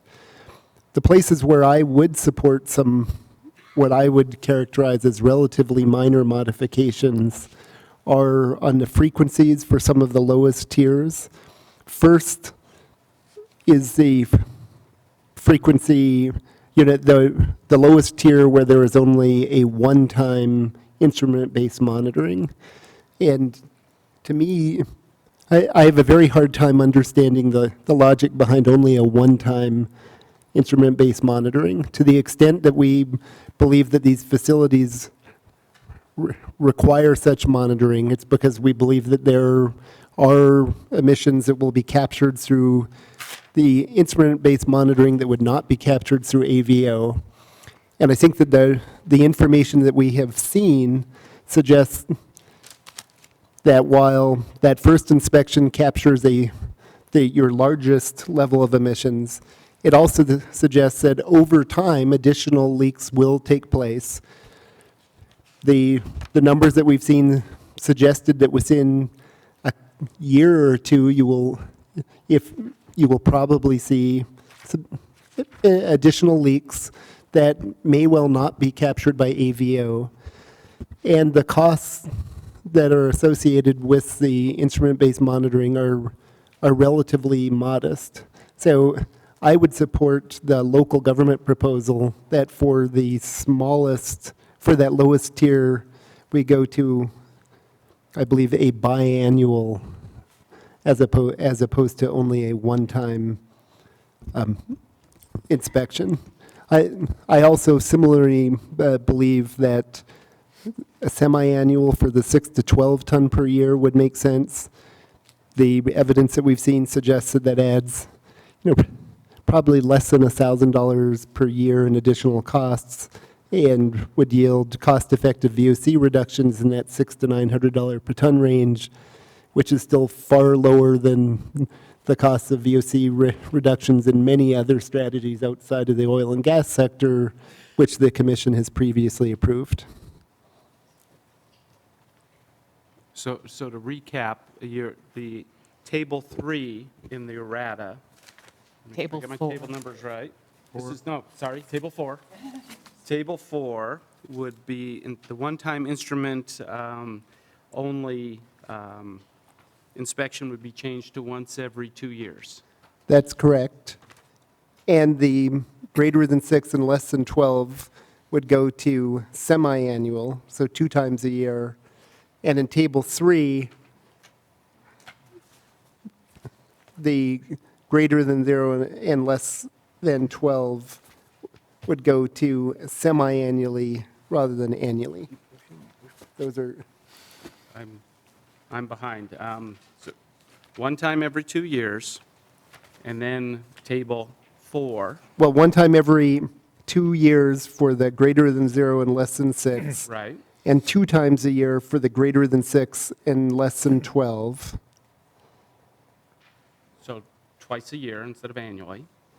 And then in Table 3 would suggest that the lowest tier, less than 12, go to twice a year rather than annually.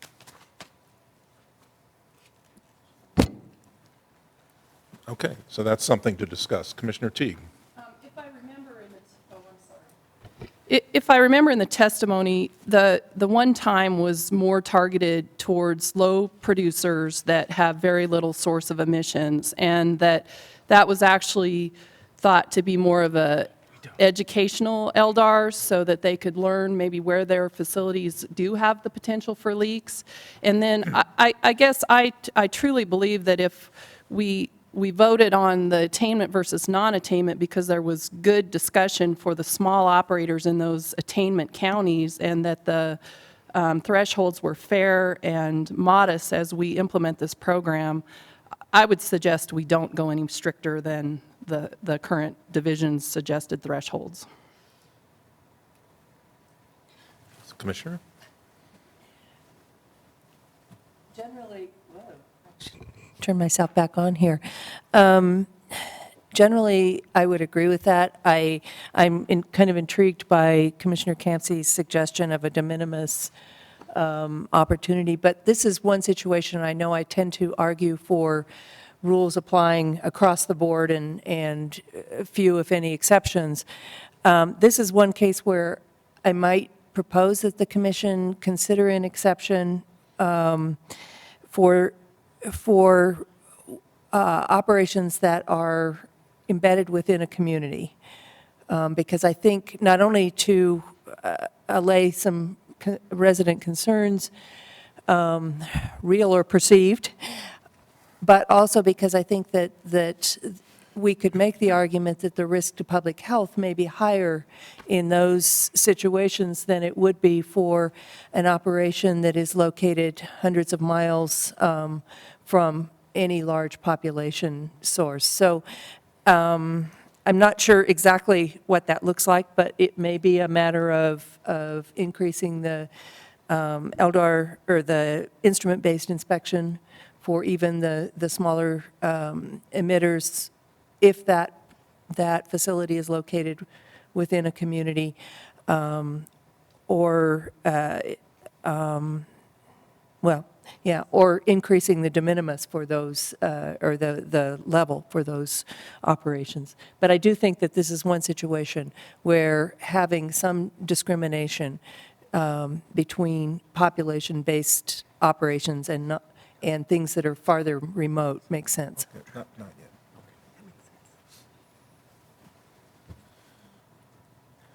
Commissioner? Oh. I don't think that I heard any testimony if we increase the frequency, what would be the economic impact or the cost? I just want to understand if there was any testimony on that in the records. So the local government coalition did provide an economic analysis of their proposal, and we could pull it up, but it is in the record, and that's where I was quoting the figures of the $600 to $900 per ton. And I'm sorry that I can't remember that, but was it much higher in a sense of comparison? Well, their consultant analysis suggested that for the tier that would be going to from once a year to twice a year inspections, that your total cost for those inspections would be on the order of, I believe it was $1,100 to $1,400 per year, including both inspections. Thank you. I would suggest that, the low-level exemptions that, or at least the low-level inspection frequency, both for the compressor stations and, well production facilities, is a way that the division, tried to approach exempting very small to insignificant emission sources. There's not going to be, I think, any benefit from having those tiny sources do, every other year type of, LDAR type inspection, method 21 or with the camera. I think they're going to get the benefit from, doing the AVO inspections. They're going to do, what the division is expecting them to do, and I think they will reduce whatever tiny emissions that we're going to see from those types of facilities. So I don't think that there is any rationale from an emission perspective, to increase those inspection rates from one time to every other year, or to increase the annual inspection frequency to semi-annually. I think the data that we saw as you do inspections will reduce the number of leaks, and in the process, reduce the emissions from, leaking components. And I don't think doing more, is going to, change that, that benefit that we're going to get from emissions, emission reduction. You can talk about costs all day long, but if there's no emissions associated with those, costs, I think we're wasting our time. If I may, I guess I would argue, John, that there's certainly an economic and a cost-based argument. I think that, and the reason I'm arguing for a change perhaps to operations that are embedded within a community, is there's a perception issue as well. And that's why I say real or perceived, you need to deal with the perception. And I think although there's an added cost of business, the added cost of business may be worth a lot in terms of public support and perception. I even think that, the perception has to be, the way we look and present this, and it's not, one time, no other look at that facility. It's an AVO check on those lower levels, on a regular basis, and that definitely, should be at least presented so the public has, that perspective that these are not going to be ignored beyond that. Couple of thoughts on this. That I would like to say that there was analysis presented by the conservation groups in which they at least attempted to calculate the additional emissions reductions that would be associated. And they were suggesting annual instrument-based inspections as opposed to the once every 2 years that I was suggesting. But they estimated approximately 5,000 or 4,876 tons per year of additional VOC reductions. That, and I do believe, many of these facilities will be there for many years, and it's hard for me to believe that if we look out 5 years or a decade after the initial instrument-based monitoring, that there aren't going to be additional leaks that would not be detected by AVO. So I believe that for all facilities, there ought to be some schedule in which we come back and do that monitoring. That said, I think a potential way forward on this would be to take Commissioner Kuhn's suggestion and perhaps look at this additional frequency of LDAR for those wells. I'm not quite sure how we would phrase it. In other places, it's been phrased based upon being within a quarter mile of, homes or designated outdoor activity areas. I think that may be an appropriate way to move this forward. And I do believe that Commissioner Kuhns has raised a very important issue in terms of, again, what I would describe as sort of the social license to operate of the industry. There has,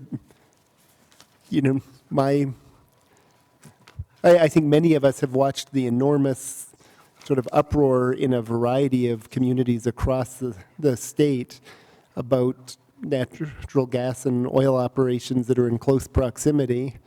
And I think it is very much in the interests of industry to both actually be going above and beyond to reduce emissions in those areas and to be perceived as doing so. I think that there's real value to public health and emissions, and there's real value to the industry. So I think that Commissioner Kuhn's suggested approach may be a very reasonable way forward on this. Could you clarify for me, where you said, I sort of missed the part where you said, I understand you're supporting Commissioner Kuhn's idea, but you said this would be a good way to go forward. So I would. You amending the regulations, or what did you have in Well, mind?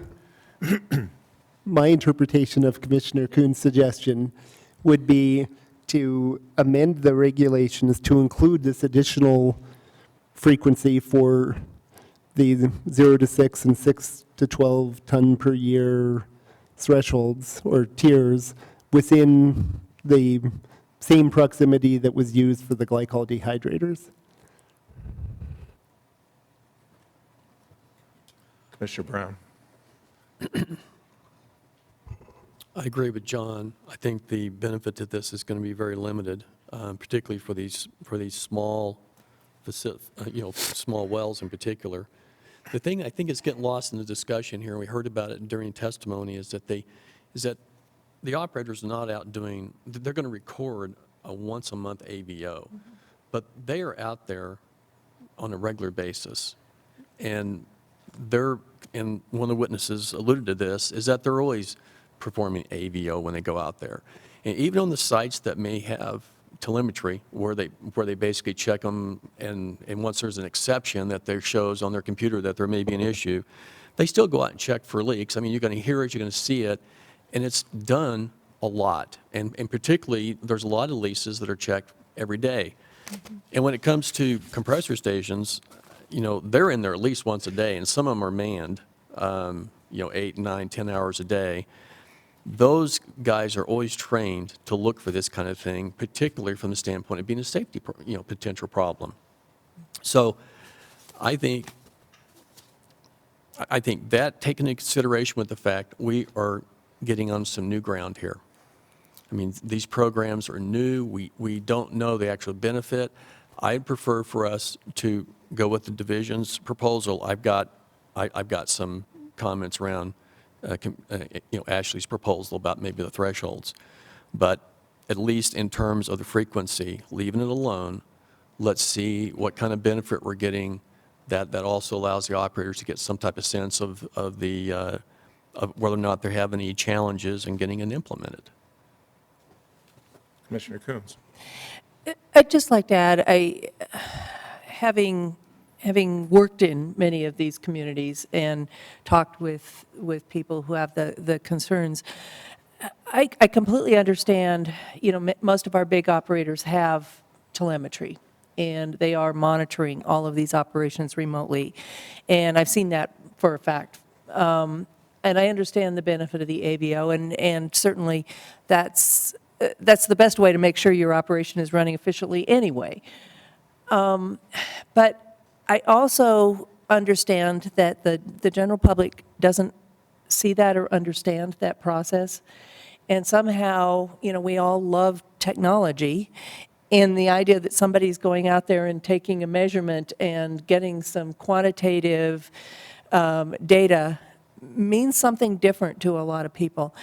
The other thing the reason I'm arguing for doing this only in the population-dense areas is part of the argument that we heard about the cost to these small emitters is in remote areas is the problem of transportation, the cost of transportation, and having to hire contractors to go out into the remote areas. By limiting any additional or enhanced instrument-based monitoring to those population centers, we're essentially we're decreasing that cost. Not that there are no costs associated with contractors. Clearly there are. But the argument that people are going to have to drive hundreds of miles to and fro to monitor these sites twice a year kind of goes away if we're talking about the population-dense centers. Well, so my sense is that, well, I should say what I think, I guess. I'm couldn't be more sympathetic to Commissioner Tour and Commissioner Coons' proposals. I think that there's a significant record and support, and I would add, to the record. I mean, I would focus also on the record of the 125 or so people who appeared, and the vast majority of them who expressed their concerns, plus all the comments we've received. However, I think it's,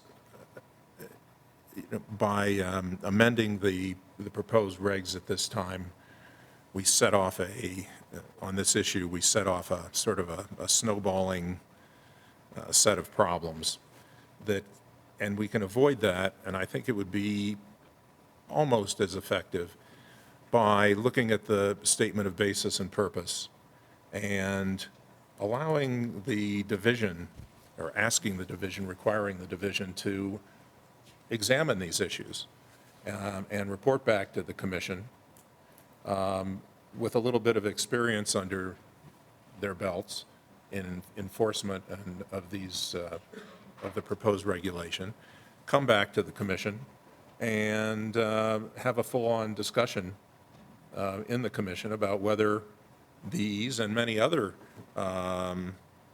issues that we have before us should be strengthened, weakened, modified.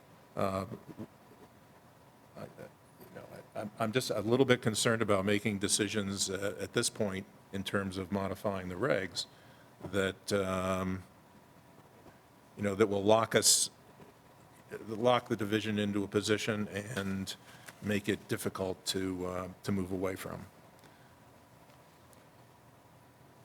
So that's a suggestion that I would have as a way to handle concerns such as this, short of amending the regulations. Yes, sir. I guess I would respectfully disagree. I think that the record before us suggests that that there are cost-effective emissions reductions that could be reached due to these changes. I believe that there would be significant value to the industry in the changes as suggested by Commissioner Coons.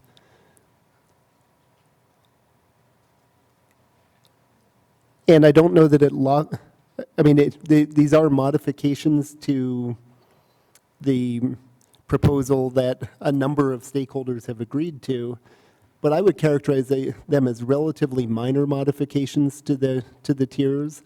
I don't believe that it would cause the sort of compromise that was developed by a set of stakeholders to be fundamentally changed.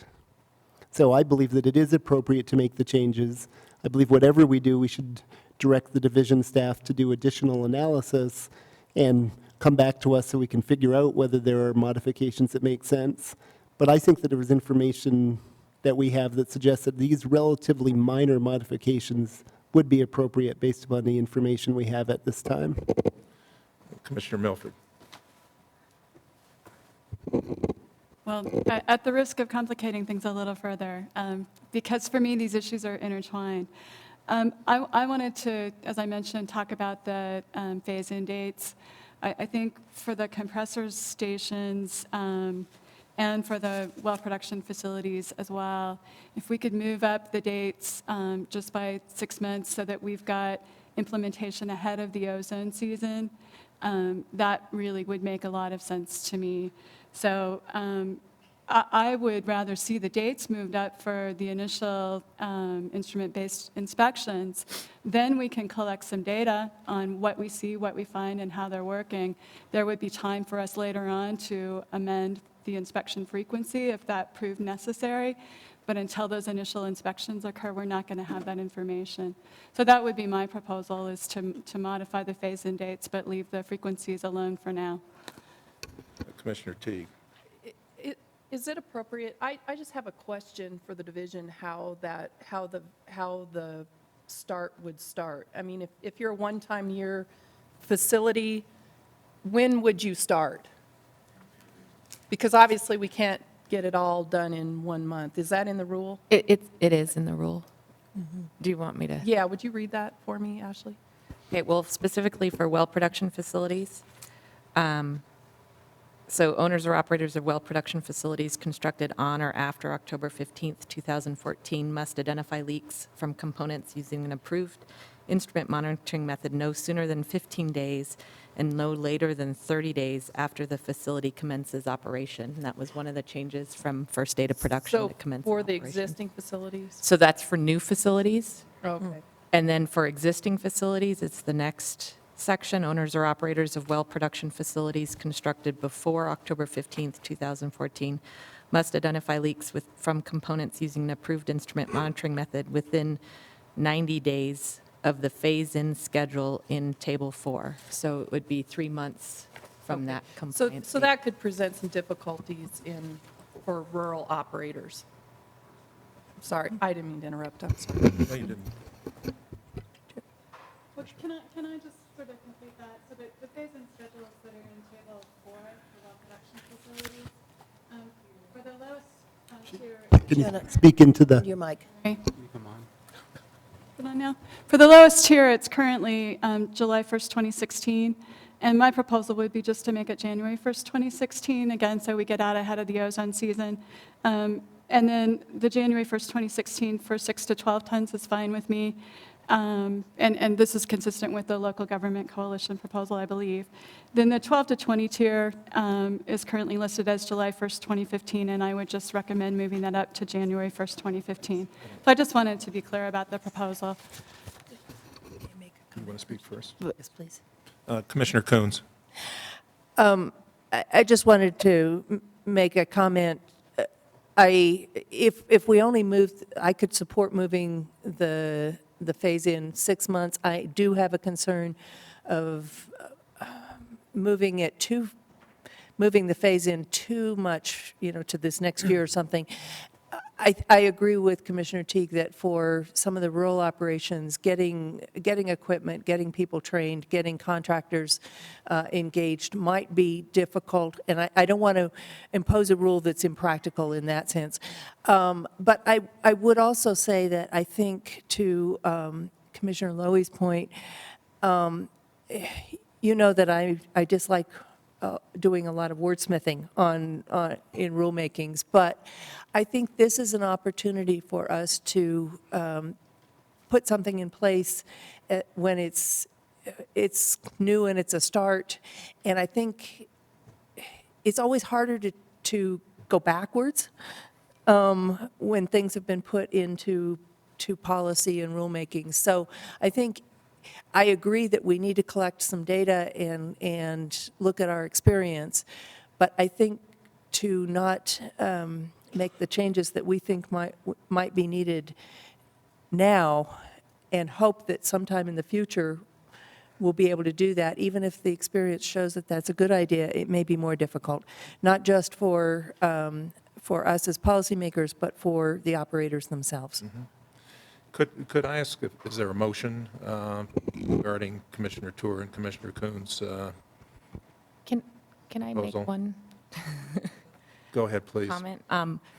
With respect to the phase-in, I think the division was very thoughtful in how they phased those in based on the number of facilities in those categories.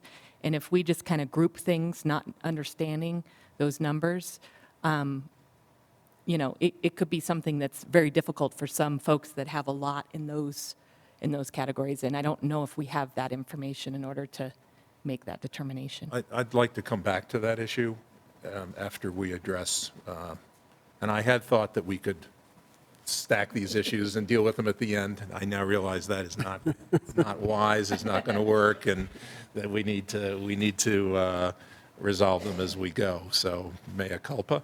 Is there a motion, Commissioner Sure. Tour? I will attempt to capture this in a motion. So the motion would be to modify the LDAR frequencies for facilities that are in close proximity using the same definition of proximity as was used for the glycol dehydrators. The same definition for proximity as was used for the glycol dehydrators, the 1,320 feet, and the same definition of facilities that we would be looking at proximity from, that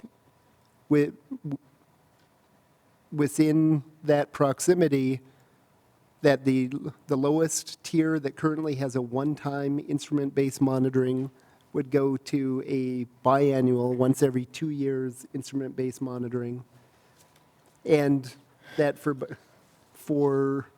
both the compressor stations that are under 12 tons and the wells that are between 6 and 12 tons, that currently would have an annual inspection frequency, that within that proximity, they would go to 2 times a year.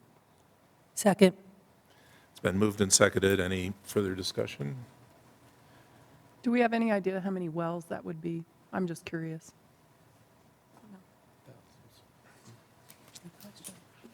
Okay. Let's call the roll, please. I roll again? Okay, Commissioner Brown, No. Commissioner Campsey. No. Commissioner Tour, Yes. Commissioner Coons. Yes. Commissioner Lowy. I'm sorry. No. Okay. Commissioner Teague. No. Commissioner Barhagi. No. Commissioner Milford. No. And Commissioner Klaus. No. Okay, thank you. What is the vote? 7-2. In which No. way? Thank 7 against. Thank you. The motion is defeated. Now, let's move to your issue again. I'm sorry. You can make a motion, or you can talk about it, or other people can talk about it, but motion would probably be... Let's go for a motion.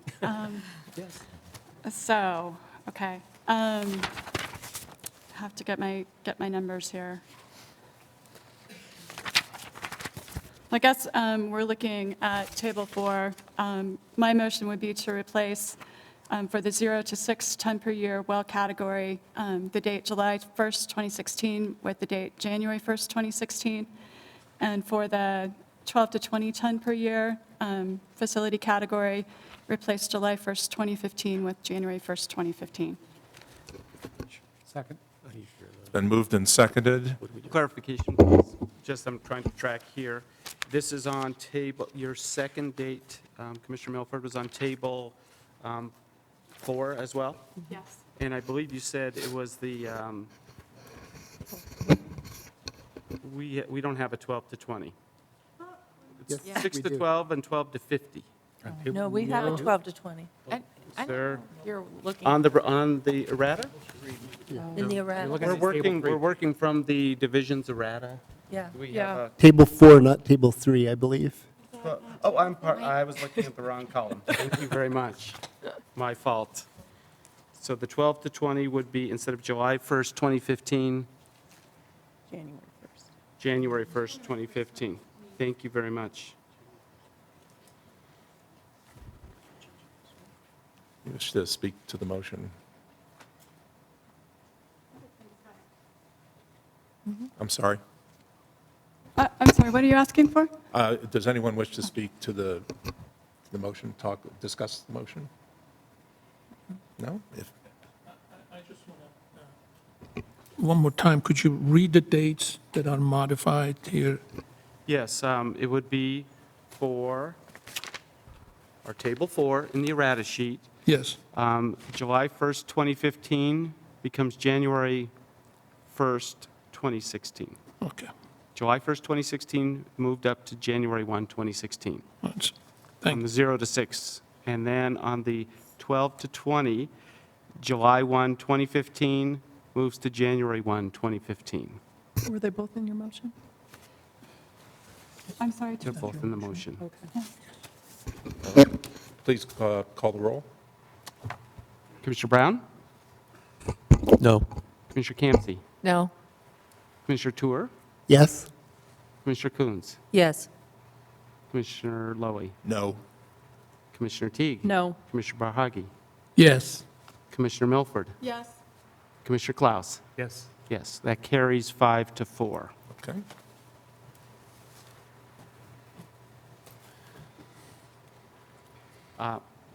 Next issue. Since we have red language change application, staff begin to track edits.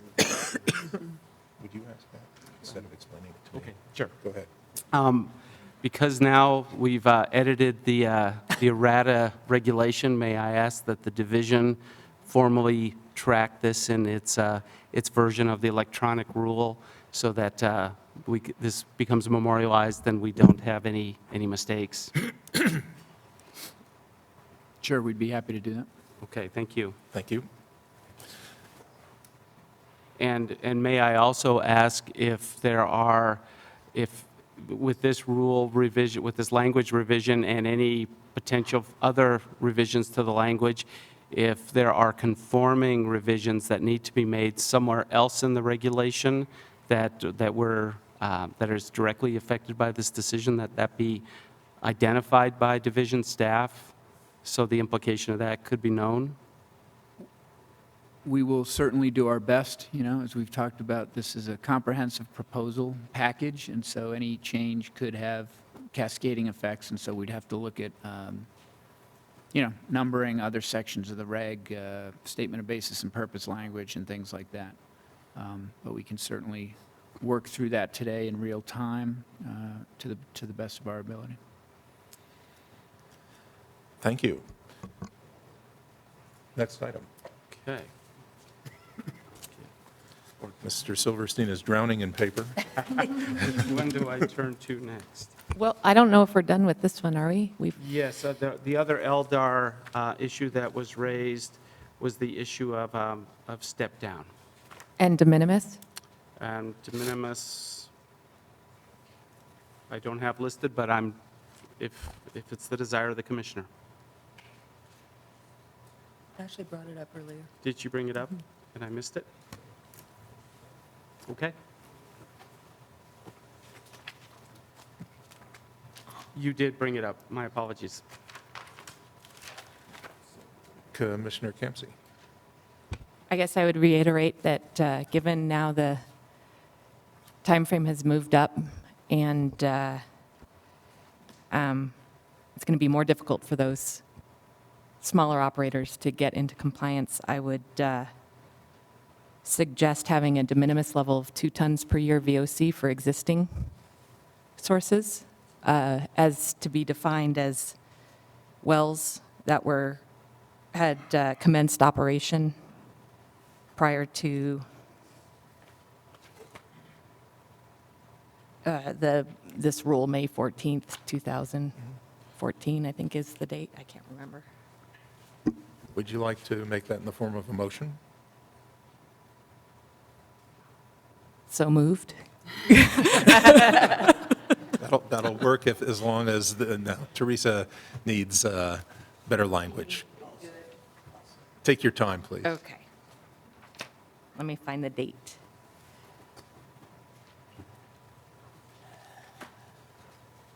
I move the de minimis for the LDAR provisions in Table 4 of Section 17F4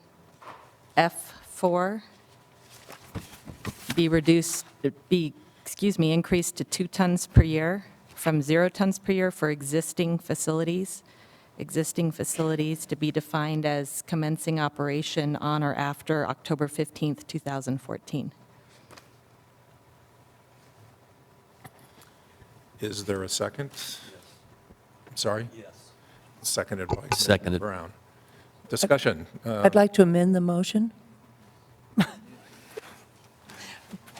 Propose to amend the motion to accept the motion as presented, except for the population-dense communities, and put a proximity requirement that would require existing wells of 20 tons or less emissions to comply with the existing proposed rule.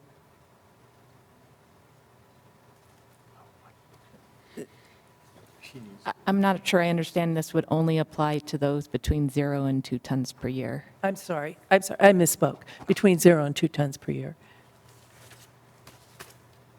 Do you accept that amendment?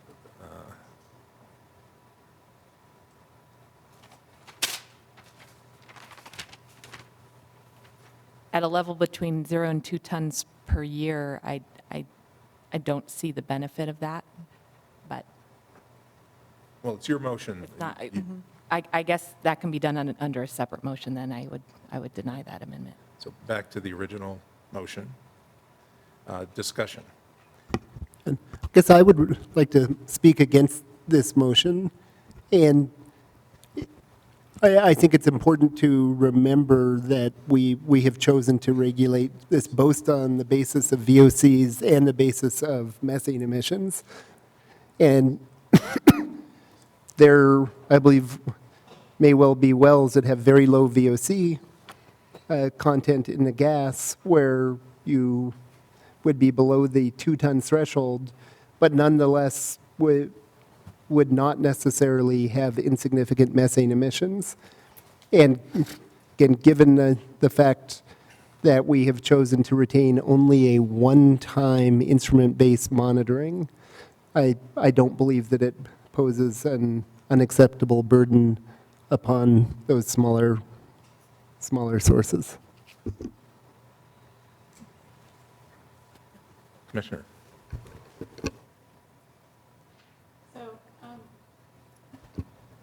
I share Commissioner Torr's concern about the potential for some dry gas operations that have very large gas production volumes, but low tank emissions or even zero to be exempted.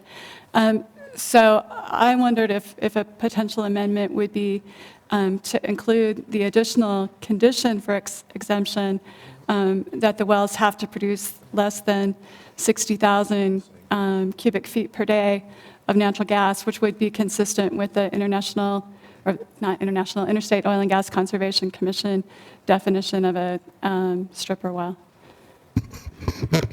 It's up to the original movement if that's an acceptable amendment. That would be an acceptable amendment. I'm sorry, I couldn't hear you. Yes.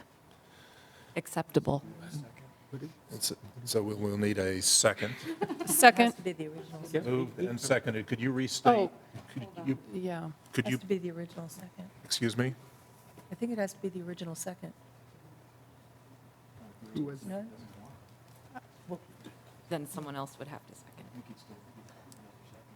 Okay. Could you please restate the amendment, which will now be the amendment before us? I will try. So my amendment is to add the condition that for exemption, they would also have to produce less than 60,000 cubic feet per day of natural gas, consistent with the IOGCC definition of a stripper well. And Thank you. I guess I would maybe just point to that just in case that number does change over time, rather than sticking in an actual value. That would be my only change to that amendment. Might I respectfully suggest with all these conditions and amendments that I don't think from the division's perspective in terms of the proposal we've brought forward, we've fully thought through all those implications of those, as I talked about yesterday. The lowest tier, I think, can't be looked at in a vacuum. And I'm frankly unclear on where folks stand on this issue with all these amendments. So I would respectfully submit that the motion as pending is very unclear, has not been adequately considered by the commission. I can't, by the division, can't tell you what the implications of that would be, and respectfully request consideration of withdrawing that motion or amendment be considered by the commission. Thank you. Well, let's take a short break to allow the proponents of these amendments to consider the language that they wish to propose so that it's clear, and we'll come back in about 10 minutes and proceed.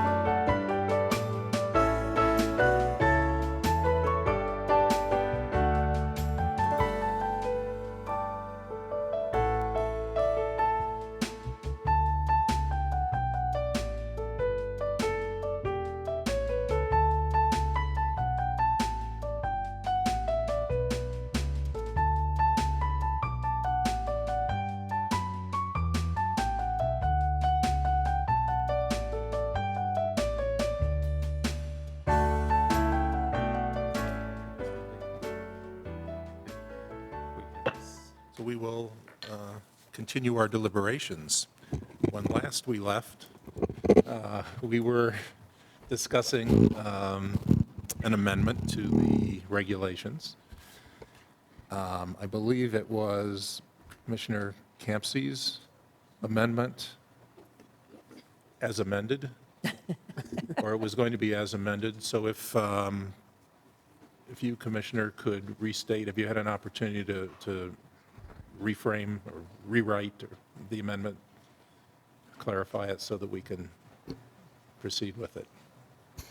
So I'm going to withdraw my amendment to the amendment. And I would ask Commissioner Brown to comment on it. And then I'll elaborate. Okay. I've had some experience dealing with oil and gas compliance issues in my career. Here's the problem with putting a production threshold on the amendment is because the wells fluctuate in production all the time. Put yourself in the position of a company person trying to understand whether they're in or they're out, depending on that production. That would be a nightmare, trying to comply with this, with that kind of fluctuation. So that's my response to the amendment, I think. That's the Second Amendment, right? Thank you. So I respect that concern about practicality and respectfully withdraw.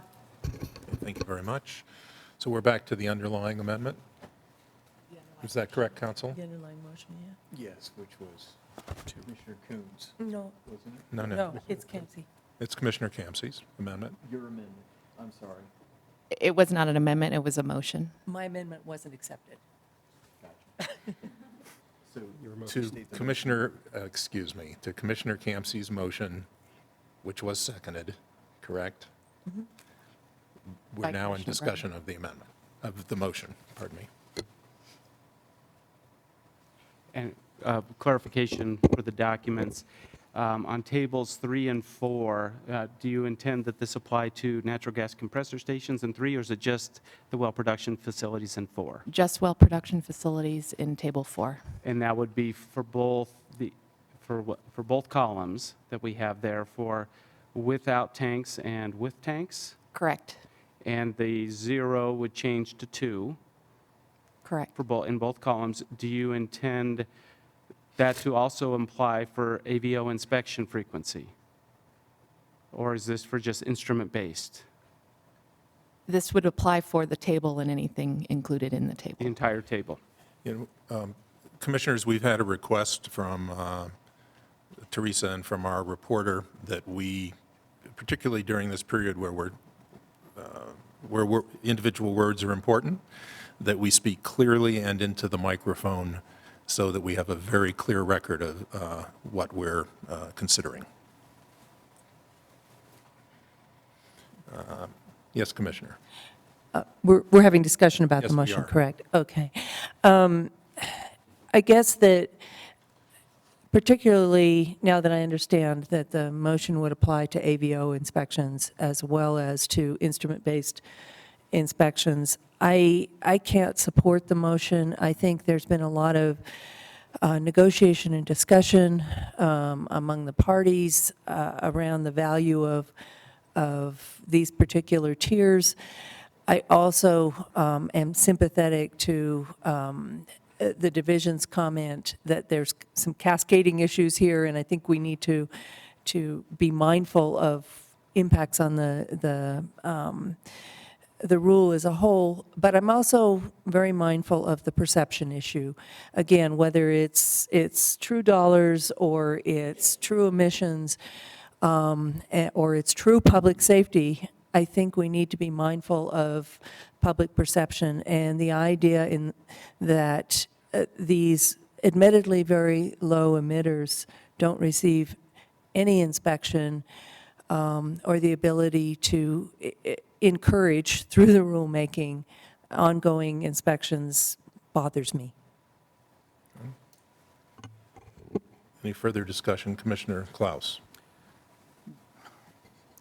After looking through and reading this a number of times and trying to decide just how to respond to, the change, I think that, the division, the various groups put in a lot of time, and I think that as much as anything, a lot of thought into this particular table and, what's effective and what's not. Given what I understand is our position on staying with the annual, one inspection for the small sources and the ongoing AVO, I think we need to, stick with the proposed division proposal that we have, and think very carefully before we make changes to that, and understand as clearly as we can, what the consequence of that might be if we make that change. So I would, at this moment, say I wouldn't support the, 2-ton exemption. It would definitely be something that I would want, the division to look at in terms of what this means on an ongoing basis, in terms of, the application of these requirements from a state's perspective. Okay. That's my own. Other commissioners? Yes, sir. I support Commissioner Campsey's recommendation. One of the reasons is because these will take out these really, the wells we've been talking about, the ones that people are concerned about the economic impact. It would take those out of the population because these are very, very low VOC emitters. I mean, typically these are the coal bed methane wells or those dry gas wells. Their gas analysis has very, very low VOC component to it. I think the AVO is going to be conducted, whether you want to call it AVO or they're calling it, visits by the operations staff out there, the technicians. They're going to be checked. And if they notice there's a leak, they notice something going on out there, they're going to respond to it. So I don't think we're losing anything by setting this lower threshold in terms of environmental compliance, protecting the environment. Again, these are very, very low VOC content type gas wells. And I would add that in general, these are not directional wells. These are the conventional wells, have a very small footprint, have very few components to be leaking if they even are. And I don't see the benefit from a methane standpoint and definitely not from a VOC standpoint. If there is no further discussion, there is further discussion. Yes, sir. I have one general comment. I'm kind of having a difficulty understanding here what we're proposing here that wasn't part of the records. I don't understand if any parties has proposed any modifications or any proposals, and then we are sitting here and just pulling one element of it and recommending to change the proposed rules, what the implication of that is going to be to the entire rules and also the parties that were involved in this hearing. So I'm just having a difficulty to understand the process that is going on here. Step by step, we're just picking one item and proposing to amend it without knowing what the parties' positions are on that, including the division. And I'm kind of opposing that process going forward from here. I'm having a difficulty to understand.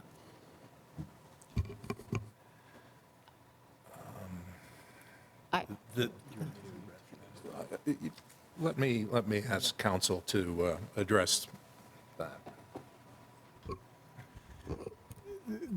The changes that are being proposed and on the table are not something that were necessarily offered by any party that I recall.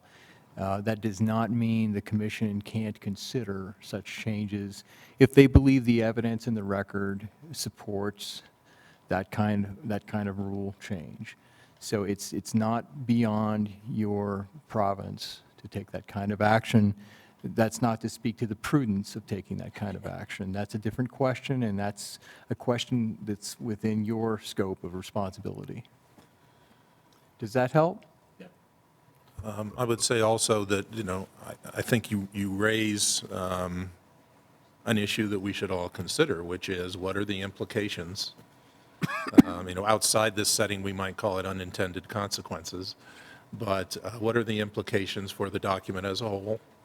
How it's integrated, how the division will administer it, and so forth. And we need to think about that as we discuss each of these proposed amendments. For this particular amendment that's being offered, the concept of the 2-ton threshold was put out there by the Joint Industry Work Group, just not quite in this form. That's all I was going to say. It was brought up just for across the board, not just for existing tanks. Thank you for the clarification, Commissioner. And Commissioner Campsey, if you could just for the record here, you've provided edits for the table, and that you've also suggested that it apply for existing facilities prior to the effective date of this rule. Do you have a date, or what would that date be, just so I can jot that down? Facilities that commence operation on or before October 15th, 2014. Division staff, were you able to capture those words, since you're keeping the official rule language, if in fact this were to happen? Thank you. I would like to take this to a vote unless members feel they need, commissioners feel they need further clarification on the amendment. Okay, please call the roll. Okay, Commissioner Brown, Yes. Commissioner Campsey, Yes. Commissioner Tour, No? Commissioner Coons, No. Commissioner Lowy, No. Commissioner Teague, Yes. Commissioner Barhagi, No. Commissioner Milford, No. Commissioner Commissioner Klaus. No. Thank you. That's a 5-4 to no. 6-3. 6-3? Did I not count right? I ran out of fingers, I'm sorry. It's officially 6-3. We'll make Tom count next time. The motion is defeated. Thank you. Let's continue these items. The other issue related to LDAR, I believe the final, well, maybe not the final, but the last issue was on the issue of the step-down approach for monitoring, the application of step-down to the current rule as we have in front of us. This was a proposal by WPX. All right, so on this, maybe there'll be a motion, maybe there won't, but certainly someone wants to have a bit of discussion. So if you don't feel, whoever raised it, if you don't feel comfortable making it in the form of a motion yet, we could have some initial conversation about it. So I don't recall who was interested in having it discussed. I think we're probably all interested, either way. Somebody needs to I'll start. Okay. Commissioner Campsey? I like the idea of allowing companies to kind of go above and beyond and being rewarded for that, I guess. I like the idea of it promoting new technology and more leakless technology. I think the concerns that, for example, if you went from a quarterly to an annual, that after 4 quarters, those leaks would add up and you would end up with 4 times the leaks on that annual monitoring. If that is the case, which I don't necessarily agree with, but if that was the case, you would find it on that annual monitoring and you would go back to quarterly. And so I don't think there's a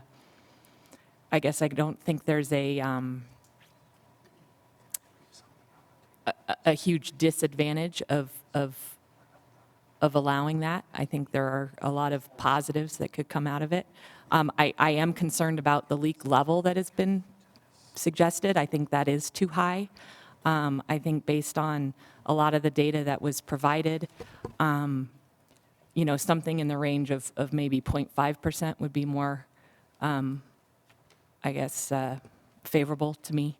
I think at a 2%, again, you're not, that's not a high bar to reach, I guess, based on what we've seen in the documents that were provided. So I would be for a step down for those reasons.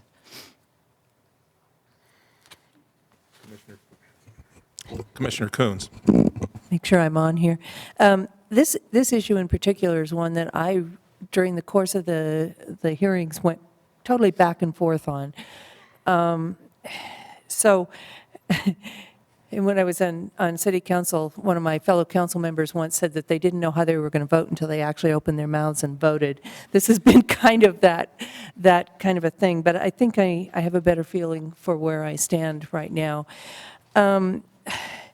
I do agree that we ought to reward companies for doing their best and for innovating and for being good neighbors and citizens.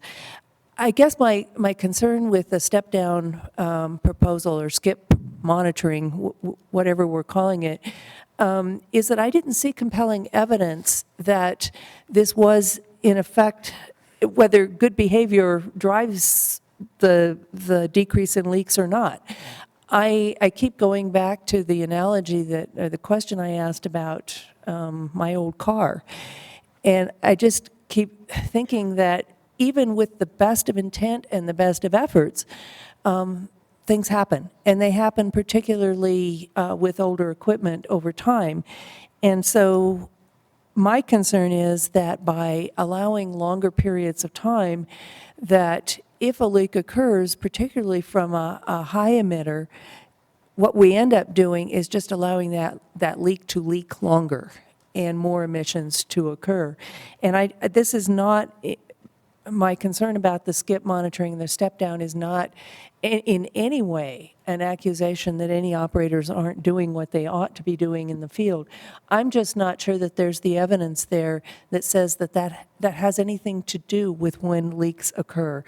And I didn't see compelling evidence in the data that was presented that really, that allowance made a lot of difference, either in costs or in emissions over time. So at this point in time, without additional compelling evidence, I guess I would have to be non-supportive of skip monitoring or step-down monitoring. Commissioner Brown. I support the skip monitoring concept as well. Here's the reason why.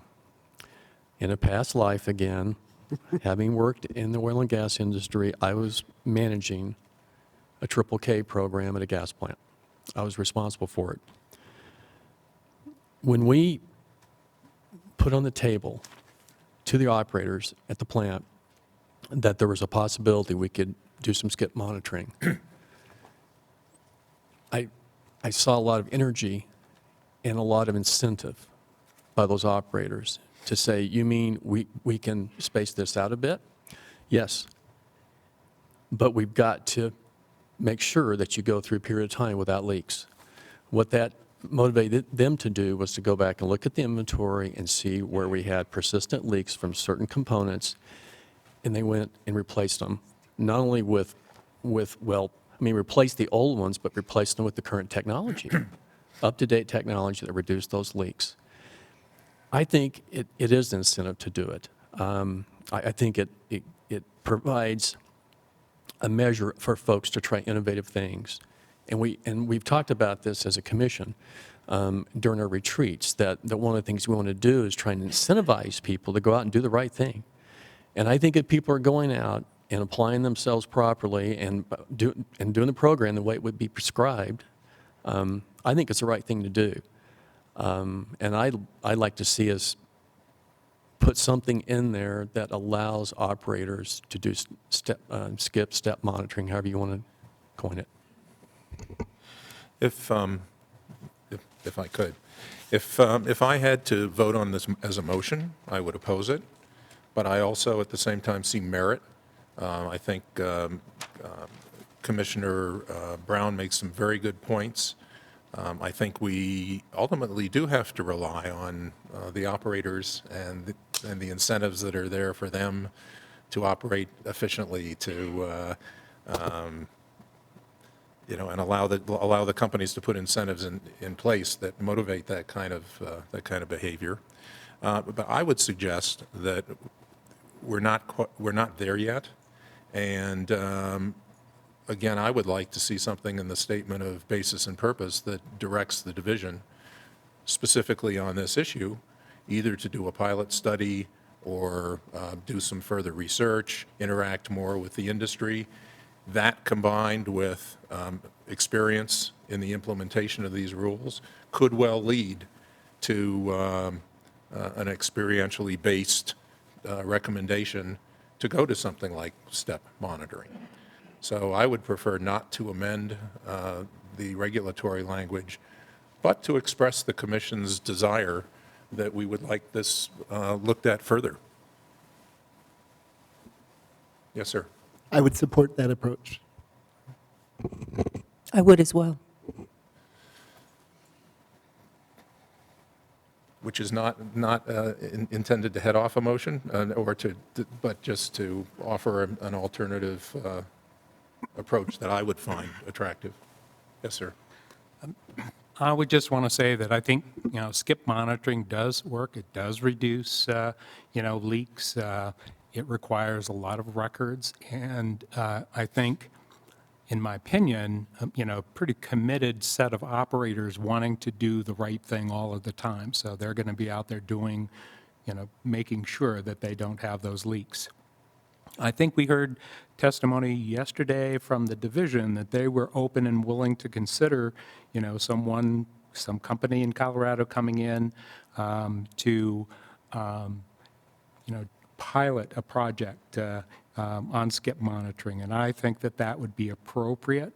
I think a lot of the testimony that we heard against the proposals were more, we're not convinced that it will work. We are not convinced that the number of leaks will go down. So given kind of that back and forth, and also wanting to be sensitive to, the public concern, I would say we would stick with the regs that we have now with a fairly clear communication to the division that we want them to encourage, look for, promote this project so that they could come back and add, some kind of step-down program if that information warranted, that kind of program.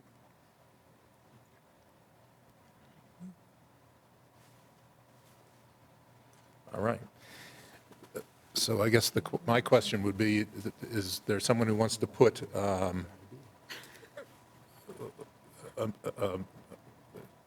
make a motion regarding regulatory language, or shall we defer to our discussion of the basis, purpose, and basis language to a little bit later and move on to another subject?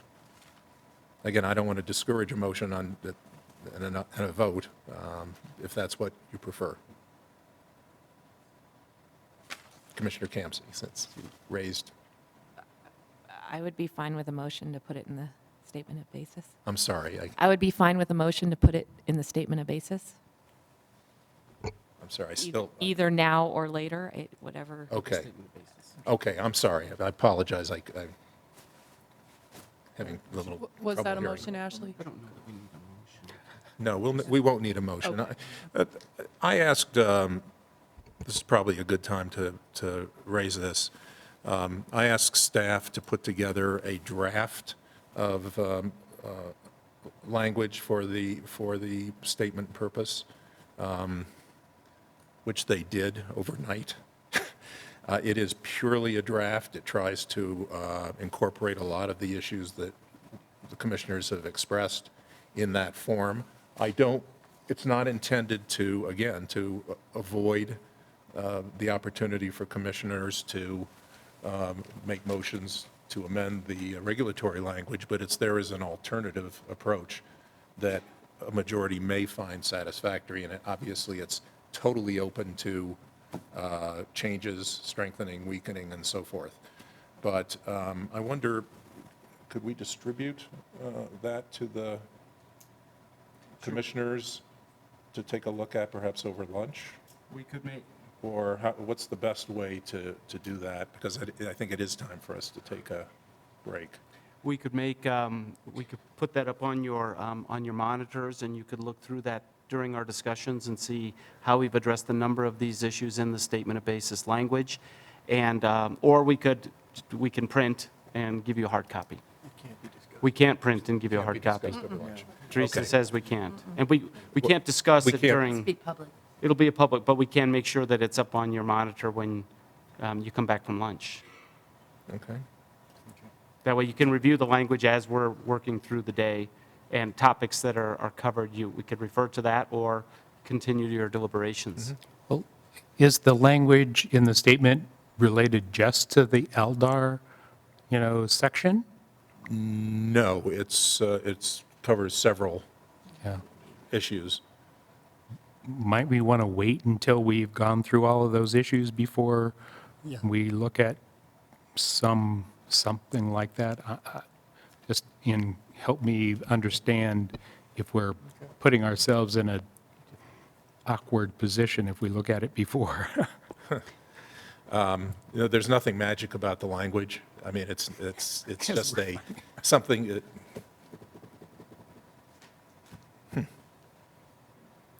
Well, I think that's fine. We can continue going through in this manner and see, where there might be motions that are passed that amend the regulatory language, and then when we get to the end and we look at the statement of basis and purpose, we can use that as a format. Those areas that have been fully addressed by a vote, we might want to remove or not consider. Other areas that perhaps where a motion has been defeated, but we still want to give direction to the division, we could include those. So that, Commissioner, I think that makes sense. I think that's fair. So we'll take we'll recess, excuse me. We'll recess until 12:45, and we will continue then. Thank you.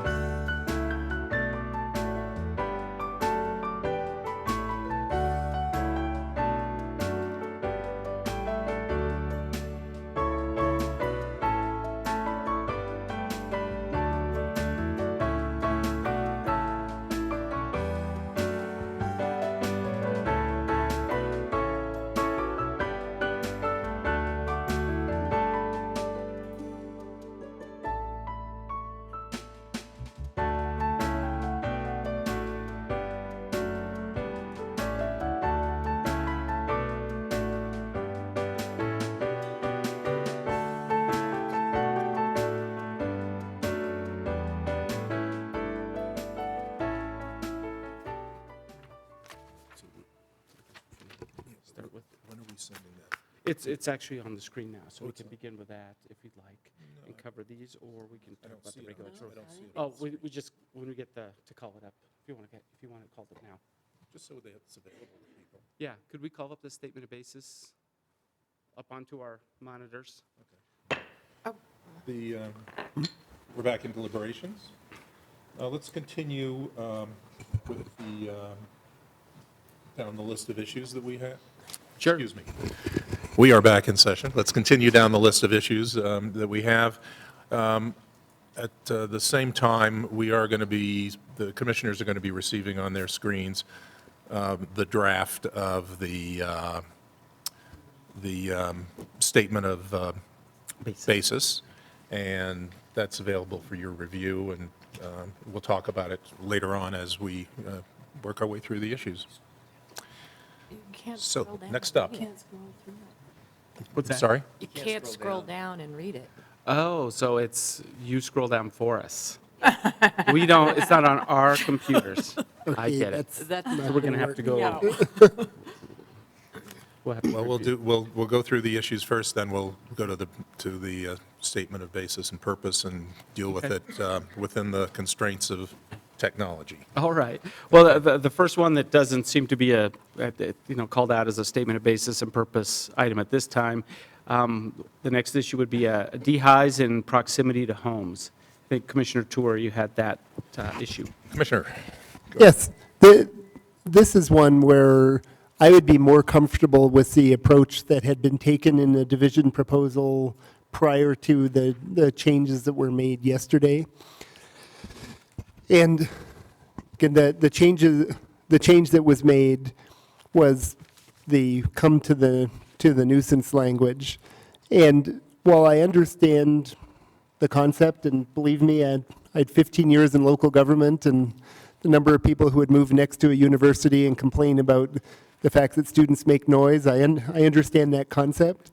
But I think it's inappropriate in this instance.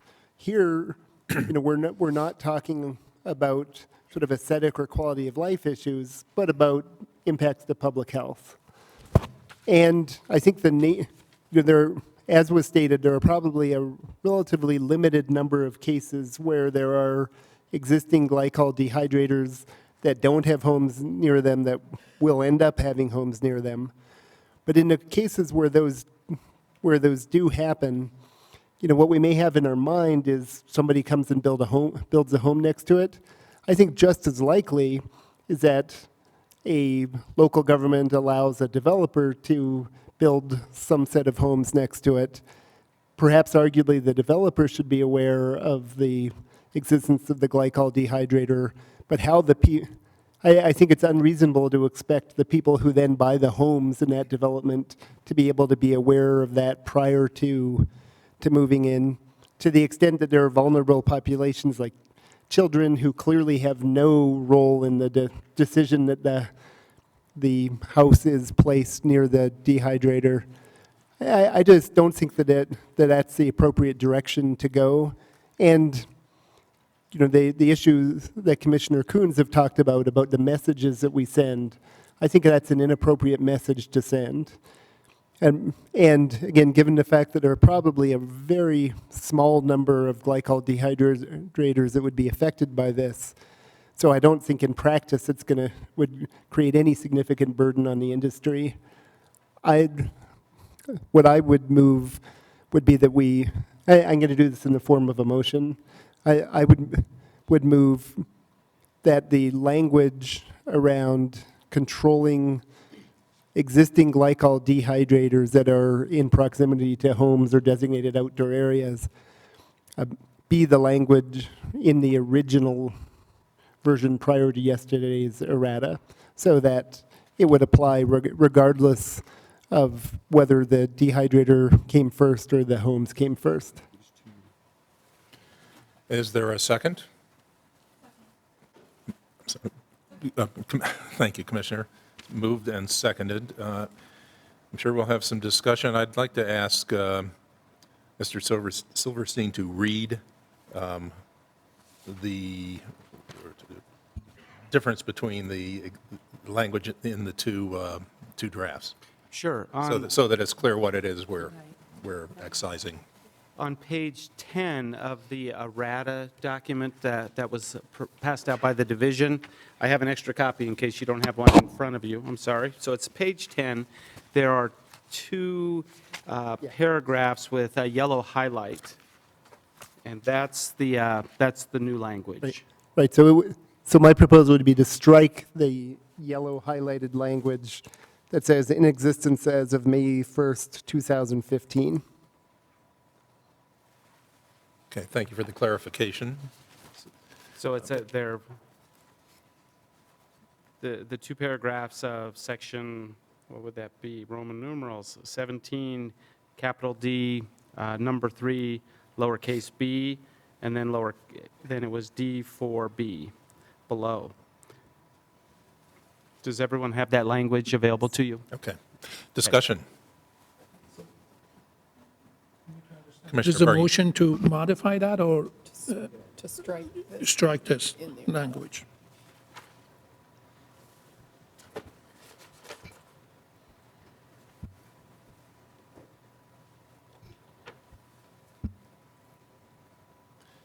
I guess well, other people are thinking, I mean, my reaction is it sounds like a really, like a good idea. It seems to me there are probably a number of different ways to address that issue through perhaps, I'm not sure about the laws, but local zoning or land use ordinances, since these don't really relate to affecting oil and gas development, but possibly not. They could be addressed through real estate, through rules that require disclosure when property is sold. There are probably other agencies as well. So again, I'm not convinced this is the right way to address what is I think potentially a real problem, along with the kind of population growth we're obviously having. People are going to be expanding residentially into areas that weren't necessarily residential. Yes, sir. So we have no data that suggests, for instance, that there are not properties that are already zoned for development next to existing glycol dehydrators. I think to assume that somehow local zoning would take care of this, I don't think that we have any data to suggest that that's correct. I don't know of any reason to expect another agency to step in and address this if we don't. And again, if you think about, the issue of having appropriate deference to the stakeholder process that has taken place up until the middle of the day yesterday, everybody involved in the stakeholder process believed that this yellow language would not be part of it. So I think that in terms of having appropriate deference to that, I mean, we don't need to have deference to that. We need to use our best judgment about what really serves the public interest and the statutory, language that we're following. But given that, I do believe it is more appropriate to go back to that pre-existing language. Commissioner?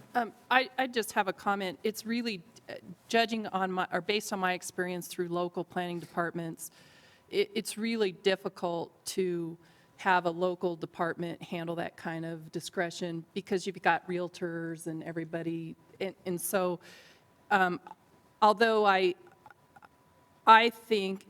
also think it is difficult for industry to respond to things after they've already put their business in place. And so I do believe that it's people's due diligence to find out what's in the vicinity of where they build their house. And I think you got to lay some type of accountability on the public. Commissioner Bargy? Reading the beginning of the Title 17D3, which reads, beginning May 1, 2015, how would that affect that date? Would we still keep that May 1, 2015? That would not change. The only thing that would change is that in the original proposal, existing dehydrators that are located in proximity to residential areas would be required to essentially go to the same standard as new dehydrators. This, the language as it is changed would say that that is only the case if the residential proximity existed, prior to May 1st, 2015. And note that it doesn't even say it's permitted. For all we know, there may be multiple Right. buildings that are already permitted, but if they are in existence as of May 1st, 2015, that's the only change. Okay, thank you. Commissioner Tour, I don't recall, was there information in the record regarding the number of, describing the scope of this problem, the number of times that there has been a difficulty where there's been encroachment of perhaps the wrong word, of a residential community into close proximity to a glycol dehydrator? I see Commissioner Milford raising her. That would be helpful to know. I'm not going to be able to find the notes this quickly, but Mr. Kaufman addressed this yesterday and indicated that there weren't very many such situations. In my opinion, that's a reason to go with the proposal that Commissioner Tour has made. It shouldn't be a very large burden.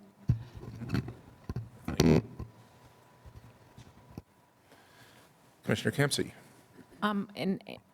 At this point, I'm not for or against this change. I just would like to understand the negotiation behind adding this wording. My understanding is there were opponents to this whole section of the DHI rules, and in agreement, they agreed not to fight those sections with this additional wording. So I'd just be cognizant of why that additional wording was added, is all. Yeah, I don't think any of us are privy to those, to the details of those negotiations. I think that was a joint industry working group accommodation as proposed. I think, yeah, I'm really torn on this one too. I think realistically, when these issues, again, from a local government standpoint, it's more likely that if you leave it up to the local government is going to grandfather existing developments. On the other hand, I'm not sure that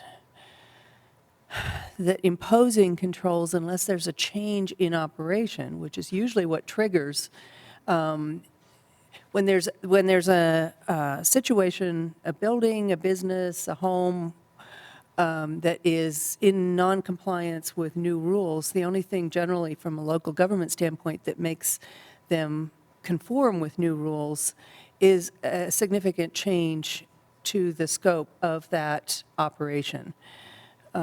Generally speaking, in most cases, local governments grandfather in anything that's existing because of the difficulties of altering an existing operation or an existing building.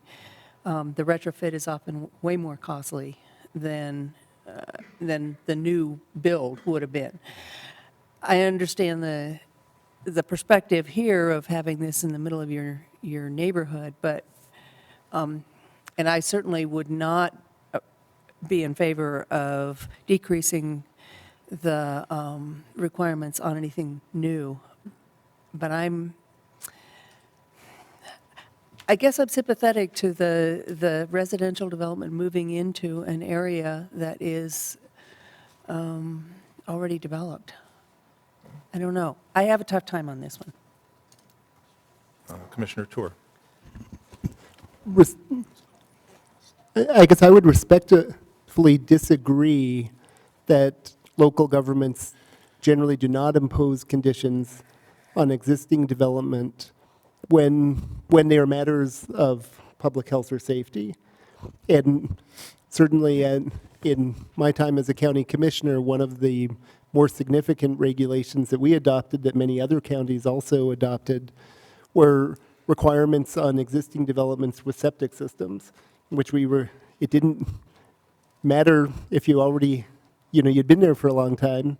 There was a real public health issue about whether that septic system was having an impact upon groundwater. And we required, 10,000 properties in the unincorporated county to demonstrate at certain time periods that their septic system met modern standards and to do major repair permits if necessary. So I think that when it's a matter of public health, which I think ostensibly is the reason for the glycol dehydrator requirements, that it's a very different standard. I'd also remind folks that in the analysis that we have seen, the retrofit of glycol dehydrators is very cost effective. And so we're not, it is not the case that, according to the analysis that we've seen, that you get cost effective emissions reductions with new glycol dehydrators and you don't get them with existing. The analysis suggested it's actually very cost effective for existing glycol dehydrators. And again, this probably only a handful of sites that this affects, but I think it could be very important to people in that vicinity. And I think there is a very important message that it sends, the decision that we make on this issue. Commissioner Brown. I'm torn on this one, too. I think the reality is that we know there's encroachment going on. There's been difficulty in cases regulating the residential development. I think with the oil and gas, there's things in place now at the Oil and Gas Commission, and even the counties have adopted some type of code, notwithstanding the arguments about preemption, which I don't want to get into. But the question I have is, Commissioner Tour brought up the fact he didn't think there'd be a lot of DIs affected. And I don't know if that's true, because in a lot of cases at one time, the pipeline purchasers who would collect the gas at the well would sometimes downstream from the meter run set a DI, because it helps them control water vapor in the gas stream before they take it into their system, because they're very concerned about that. So I'm torn with this one, because I agree with Commissioner Tour about the proximity to homes. It's like I said earlier, I want to defer to the side of protecting the public health. It's difficult for me to get my arms around how many sites would be affected. I think also requiring companies to go out and retrofit after they've been running at a certain, run the equipment at a certain threshold. I think that's another consideration we have to think about. Commissioner. Well, I just want to, I guess, kind of reiterate that we already have a proposal to which folks have agreed to have glycol dehydrators that are located with close proximity to residential areas be regulated down to the 2 ton per year level. So we've got in the record evidence that that's a cost-effective measure that's protective of health. And all we're talking about is a relatively modest extension to a situation where a residential development might arise around an existing dehydrator. So I think it's a relatively modest step, but sends an important message, and as Commissioner Tour said, could have important health benefits for the impacted individuals. And I guess if I may, just to circle to Commissioner Campsey's question about where did this come from, or what were the origins of this, just to confirm what she said and what you may recall after many days, excuse me. This was something that the division and EDF and the Joint Industry Work Group did come to agreement on as part of the errata package, if you will. So that was the origin of it. The division supports the revision. I think in answer to some of the other questions, it's true there is some ambiguity or uncertainty about certainly how many this would impact, because you're talking about future development that hasn't occurred yet. And some of the rationale behind it, I think it's fair to say, is the coming to the nuisance theory that you heard Mr. Sura speak about, that's been basically addressed in other agency type of provisions of this nature. So that's the origin, and we continue to support the proposal. Thank you. Thank you for that information. Any further discussion? Would you please call the roll? Can you just restate the motion real quickly? So the motion would be to strike the language "in existence as of May 1st, 2015" from section 17D3B and 17D4B. Thank you. Okay, very good. Commissioner Brown.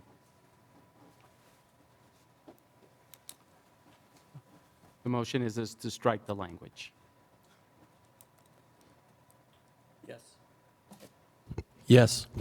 Thank you. Commissioner Campsey. Yes. Commissioner Tour. Yes. Commissioner Coons. Yes.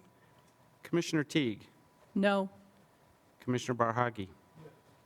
Commissioner Milford. Yes. Commissioner Klaus.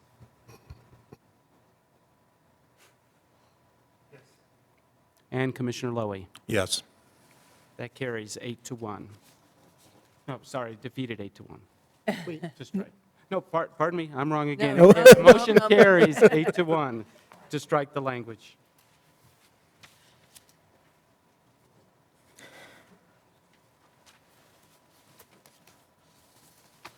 All right. Next topic.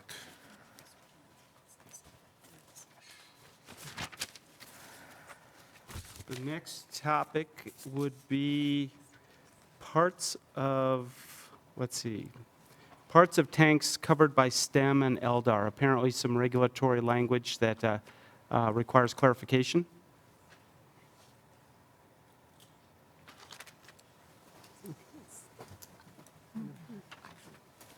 That was, Possibly Commissioner, Commissioner Klaus. Very good. hey, Commissioner Klaus.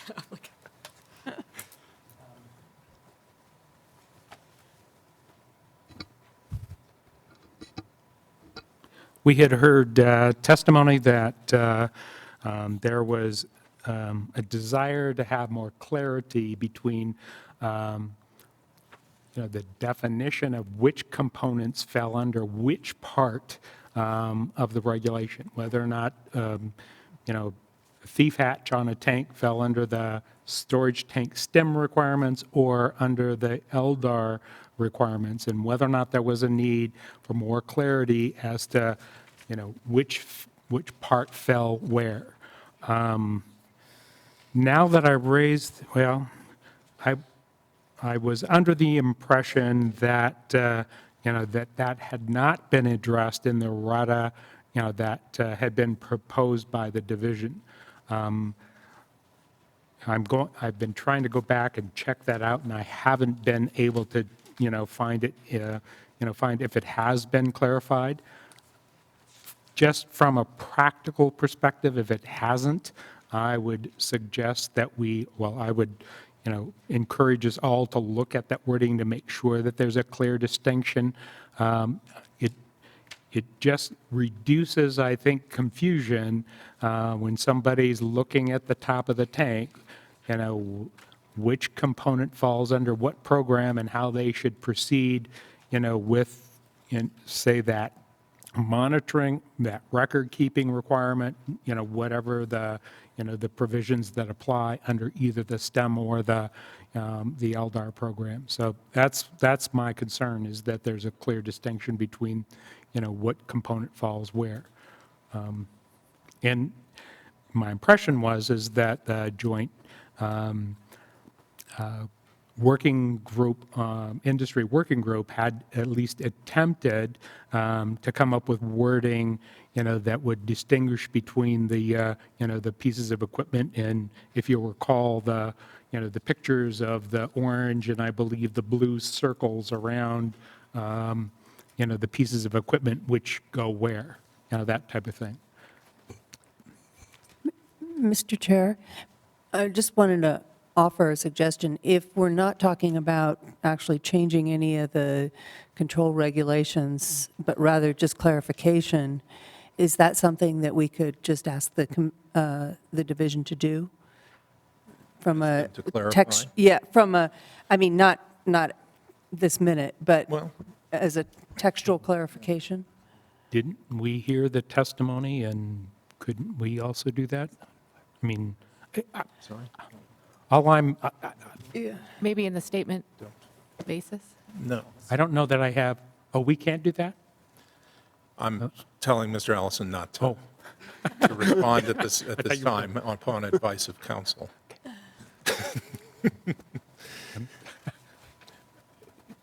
If, depending upon, Commissioner Klaus, on how it was clarified, would you be planning to offer an amendment to the regulatory language, or would you be, I would be intending to offer amendment to the language if it hasn't been clarified, or at least it wouldn't be, it's not clear in the statement of basis and purpose. would you like to offer such language? If you give me a minute, I'll be happy to. Okay?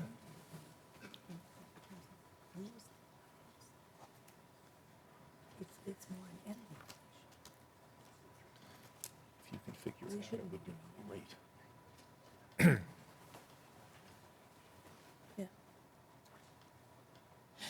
I guess maybe to clarify my concern, my question is, if this is actually just an editing issue, that all of the regulatory language is here, but maybe we need to point arrows in the right places or make sure that the definitions are clear, not changing any definition, then I'm not sure that it's worth the commission's time to do the editing piece.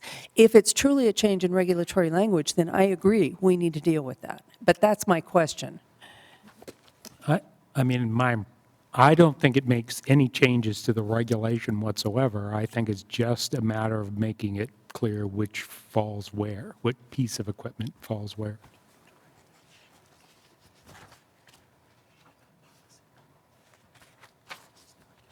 Okay. One, Commissioner Klaus, one way to handle this would be in the statement of basis and purpose to direct the division to clarify this issue. I mean, at some point, again, I don't want to get all philosophical, but, statutes direct agencies, are broad, generally outlines for agencies to then develop regulations around, and then those regulations are developed and agencies implement them, and they have a lot of discretion in implementing them. These rules are the same. Oh, I mean, that's what I'm we're not going doing. to argue about that. So, I mean, if we get into, if it is a substantive issue, and you feel strongly that it requires a regulatory fix, then by all means offer it. If it's something that the division, through its discretion, can handle at the direction of the commission, then that would be a way to do it as well, and it could be equally effective, depending upon what the nature of your concern is. And I think that the statement, can be used and would clarify the difference between the two. So I don't have any problem with that. Okay, thank you. Yes, ma'am.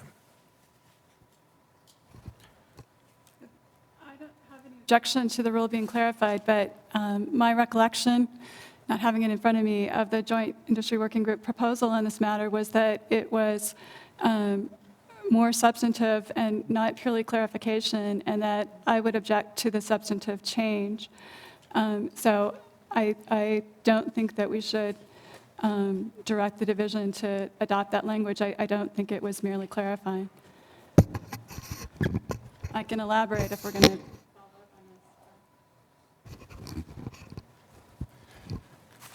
Commissioner Tour. I was going to say, I think it would be helpful to hear that elaboration. Well, that would be language that Commissioner Klaus would be,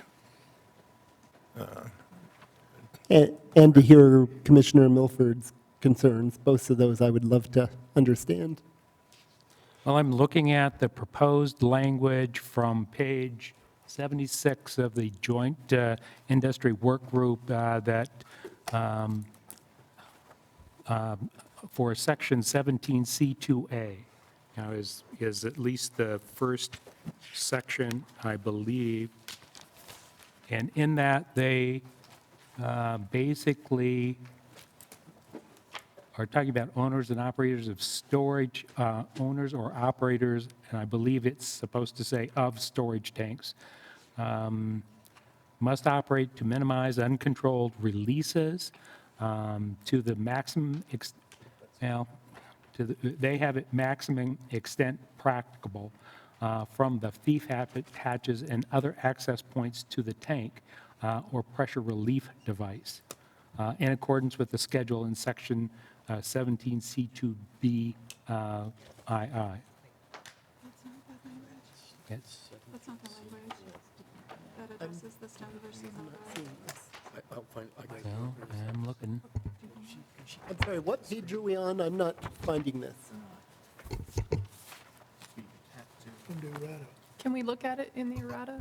Is it? It's not is- in the errata, it's no, in the it's joint industry Oh, I work thought they groups said the sub, alternative proposal. I thought they said the subsequent having language changed in the errata. Don, what page are you in the Joint Industry Working Group proposal? John, page number in the joint industry work group. Proposal? Alternative I'm just proposal. looking at their presentation, page 75. 7.5? Okay, thanks, yeah.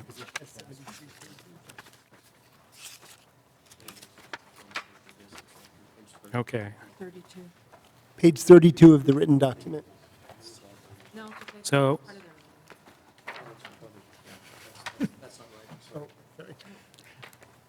and Will points out that the section that is being proposed for change, or was proposed for change, was section 17F, I apologize, in the leak detection and repair program.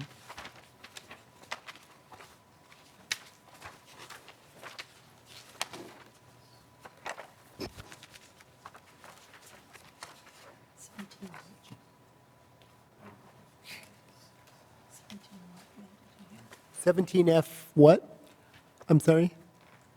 Just 17F. Oh, okay. That whole section? And the wording in that was proposed was leak detection and repair program for well production facilities and natural gas compressor stations excluding storage tank thief hatches, pressure relief devices, and access points subject to STEM.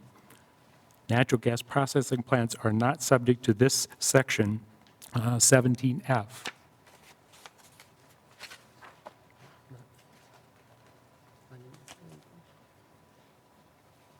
The- It's also in their errata of the proposed errata changes from yesterday that Teresa sent us yesterday by email.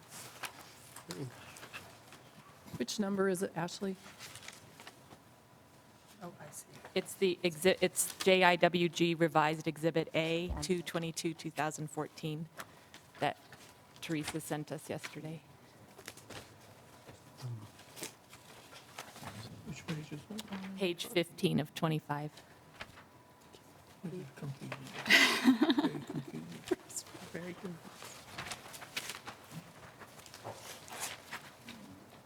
Yeah.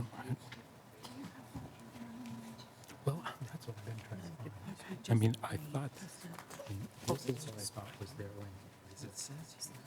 That's their language. That's the red part. Yes. Okay. Done.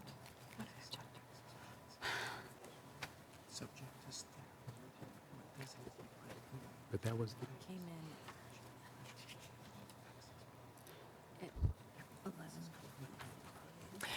11. So John, are you saying that you want some, that you're you're proposing that there be some language here that directs operators to where to find the information about the STEM controls on these components that are being excluded here? All I would like to do is make it clear that the leak detection and repair program for well production facilities, were directed at specific pieces or not of equipment. And the wording that was, I believe, proposed was wording that said, in that section, excluding storage tank thief hatches, Right. pressure relief devices, and process points subject to the STEM. So those pieces that are subject to the STEM requirements wouldn't fall under the leak detection and repair program, was my intent. Right, but is your concern that people would not understand that those components are subject to STEM? And how to find that Well, information in the reg? My concern was that they would be, considered subject to both the STEM and the LDAR program. Oh, okay. Now, Will was able to find the wording in the statement of basis and purpose for, I believe it's page 9, that talks about, these provisions. Okay, and it attempts to, it makes the distinction between, what is in the LDAR program and what isn't. That was the part that I had not been able to find earlier, that I believe that we have now. So I apologize for the go-around here. It's okay. So we're okay. So, All right. So your concern is addressed.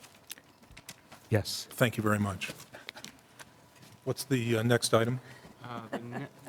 Yeah, took me a while to find The it. next item would be first day of production, the topic of this definition of change of commence operation. Was that Commissioner Brown or Campsey who had that issue? Commissioner Klaus, was that an issue for you? On the hot seat again. If you look at the definition in sections 17A, and its definition number 17A7, the definition, as I understand currently exists, is that the date of first production means the date reported in the COGCC as the date of first production. If you look at the definition in the COGCC requirements, it says the date the formation was originally completed. In my opinion, if you're using that definition, you also then need to go to the definition of what completed means to determine whatever the first day was. I can read you that definition if you'd like on completion. If you feel that's helpful, please do.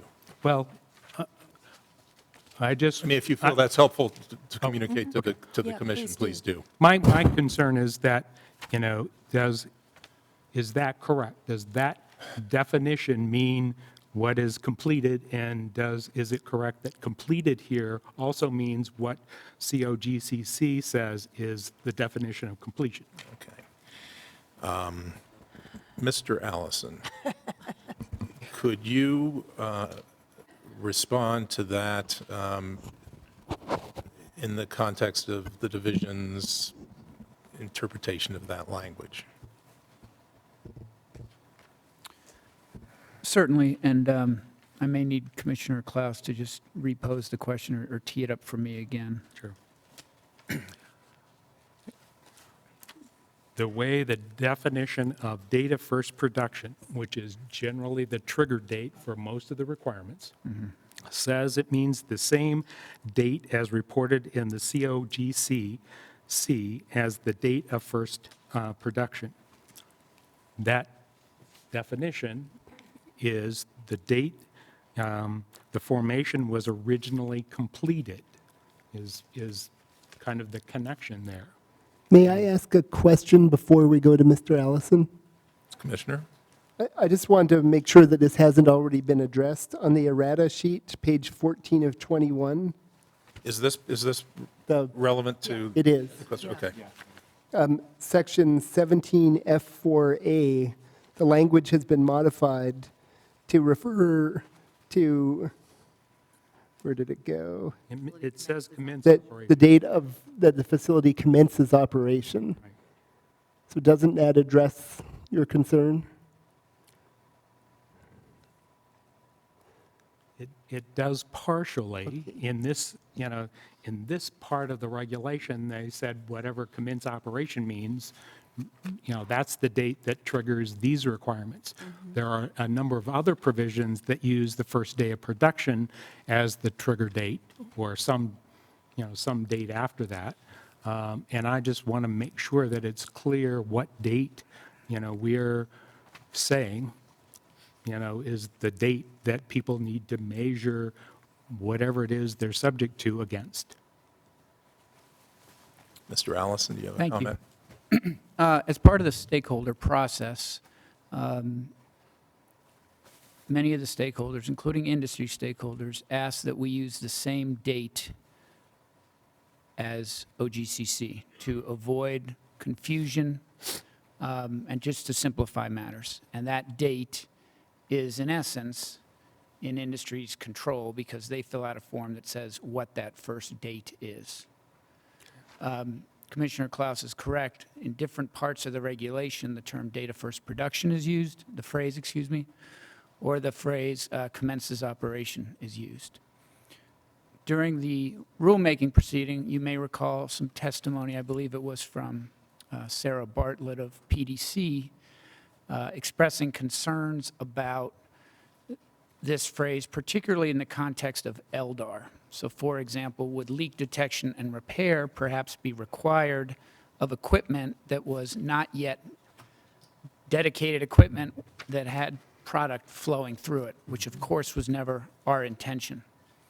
So as part of further discussions to clarify this issue and attempt to remove any ambiguity, we reached agreement with the Joint Industry Work Group, Noble, Anadarko, EDF, others. That was presented to you. And so this section that was just read is part of that agreement to try to clarify that leak detection and repair would be tied to the date of commencement of operation. Thank you. Thank you, Mr. Allison.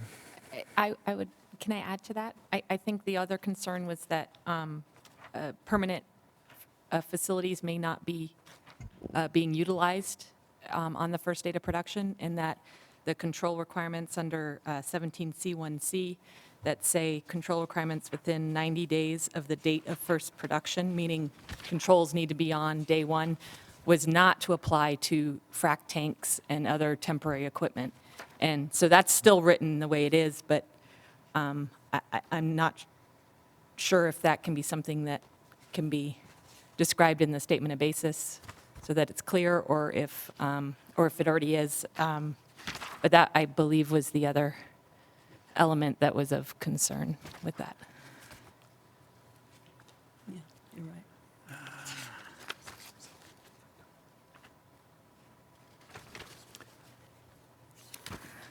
With Will's explanation as it relates to, the LDAR program, and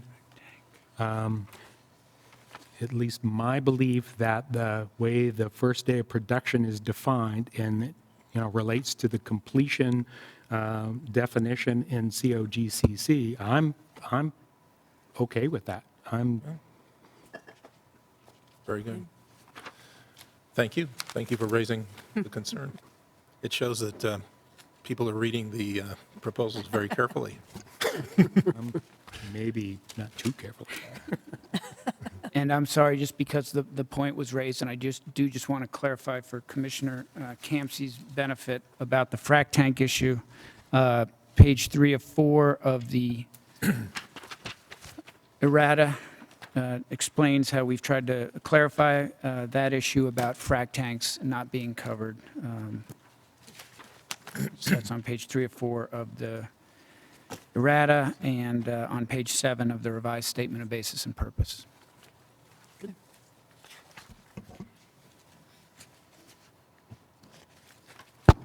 Okay. The next topic raised, my notes, it relates to the without venting exception versus uncontrolled releases. Okay, that's, I believe that's in section 17C2A. It's on page. Start over. This is found in section 17C2 sub A, page 7 to 21 on the errata. Everybody, Repeat that, Dave, of the page number? page 7 of 21. That's where I have it.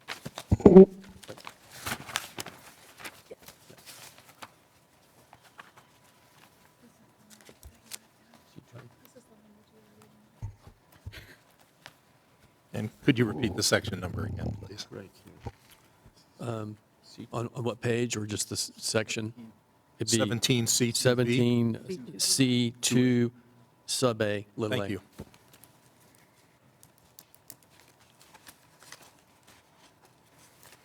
I'm not making a motion. Can we just discuss it? Please. I'm tired of, okay, so, yeah, Oh. yeah, minimize. So this was a proposal from the Joint Industry Work Group. I think we had a couple of conversations about it, if you recall. My concern here is that it's got the term all hydrocarbon emissions without venting. And my concern there is that if you plumb to the combustion device off the thief hatch or the PSV, the pressure relief valve, I have a concern that, and I mentioned it to the witness yesterday, I asked her directly, would there be a possibility of back pressure as that pressure was released through the combustion device, which would cause a compromise in the tank? And she said that is a possibility. This, to me, is a concern about public safety, because if there's a possibility that could occur, not only does it put the people on the lease site at risk if they were there, but also if a tank failed, you could have some consequences potentially, depending on how close other receptors or people were to the incident. So I think what they proposed to do was to insert minimize uncontrolled releases to the maximum extent practicable. And they were also going to delete during normal operation unless venting, from during normal operation, delete that all the way down to where it says be achieved. So that all that phraseology would disappear as well. I think it was added to their definition. It was what? Yeah. Go ahead. Go ahead, since we're I believe it was added to their definition of what uncontrolled release was. Yeah. So did I describe that? I think I didn't understand, if you could help me, the last part of what you said, because the language says unless venting is reasonably required for maintenance, gauging, or safety of personnel and equipment, that's an insufficient exemption? Is that what you're suggesting? Yeah, that's. I think the way it's written, I think the concern was that it implies that the thief hatch and relief valve shall be routed to the control device under normal operations, which could foreseeably cause a safety concern for that tank. And that wasn't, I don't believe that was the intent of the wording, but it could be read that way, I think. And could you indicate again what the origin of this language was? That was proposed by the Joint Industry Work Group. By this language? Yes, that's how I understand it. No. Language. Was it? That's. This is the division's language. There's Okay. amended language in the Joint Industry Work Group's proposal. I see. So you're therefore recommending the language from the Joint Industry Work Group's proposal as opposed to the language that appears in the errata which was originally drafted by the division That's correct. and agreed upon by the joint industry work group when they agreed on the package presented. No, they're errata to the errata. They agree with the yellows, they don't. They didn't agree with this. Okay, thank you. I'm happy to have that clarification. It's this one. Oh, you're right, you're right.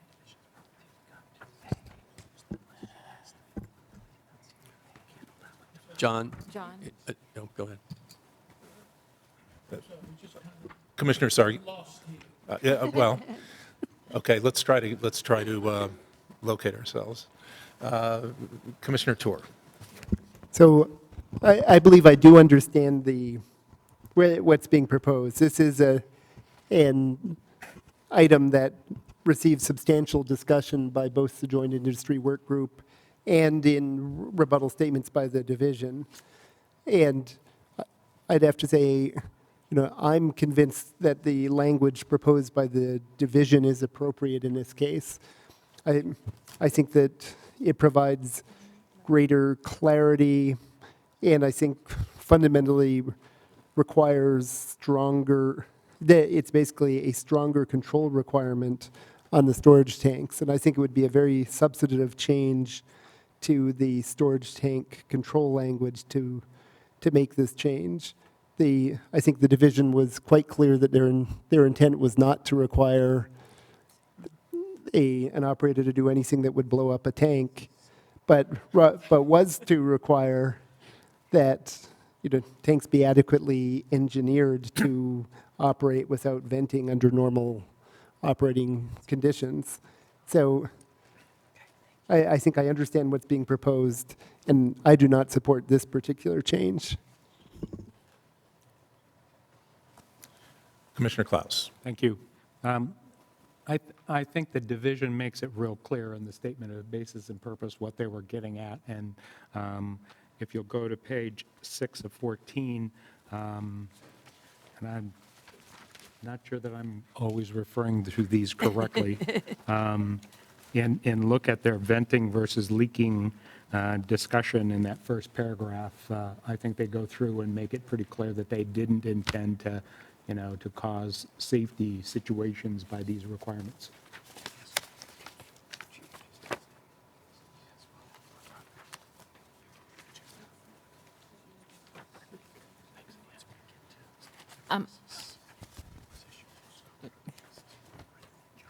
And I think this was the basis behind their change was, or requested change was that this talks about affirmative defense for malfunctions, and there would be situations that wouldn't necessarily constitute as a malfunction that would be required for venting that wouldn't otherwise be allowed, if that makes any sense. So I think only being allowed under a malfunction situation was their concern, that it could be a safety or other concern that, if I'm remembering correctly.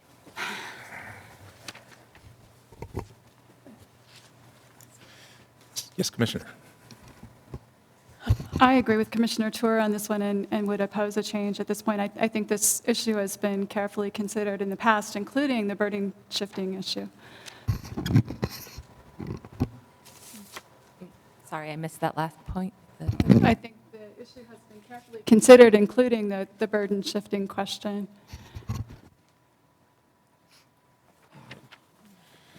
Well, we've had quite a bit of discussion on this. Commissioner, do you wish to make a motion on this issue?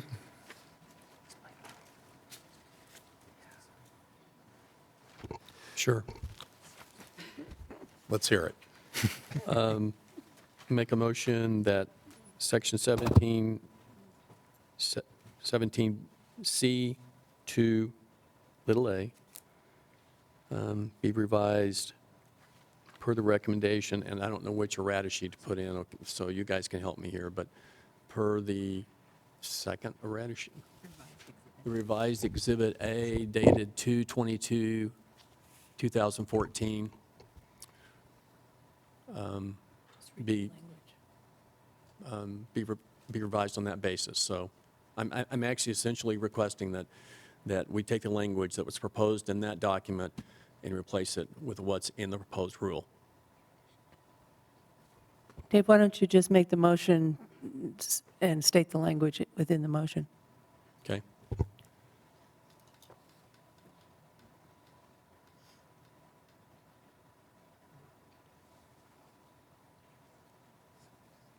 My computer's not working.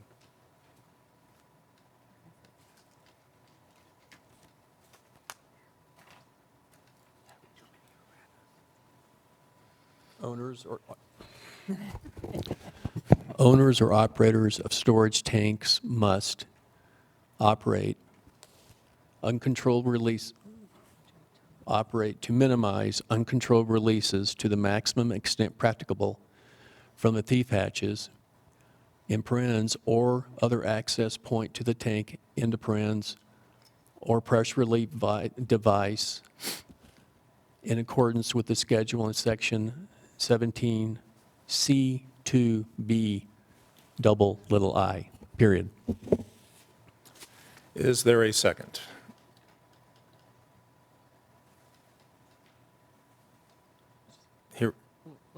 Hearing no. With an amendment? Sorry, there's two parts to this.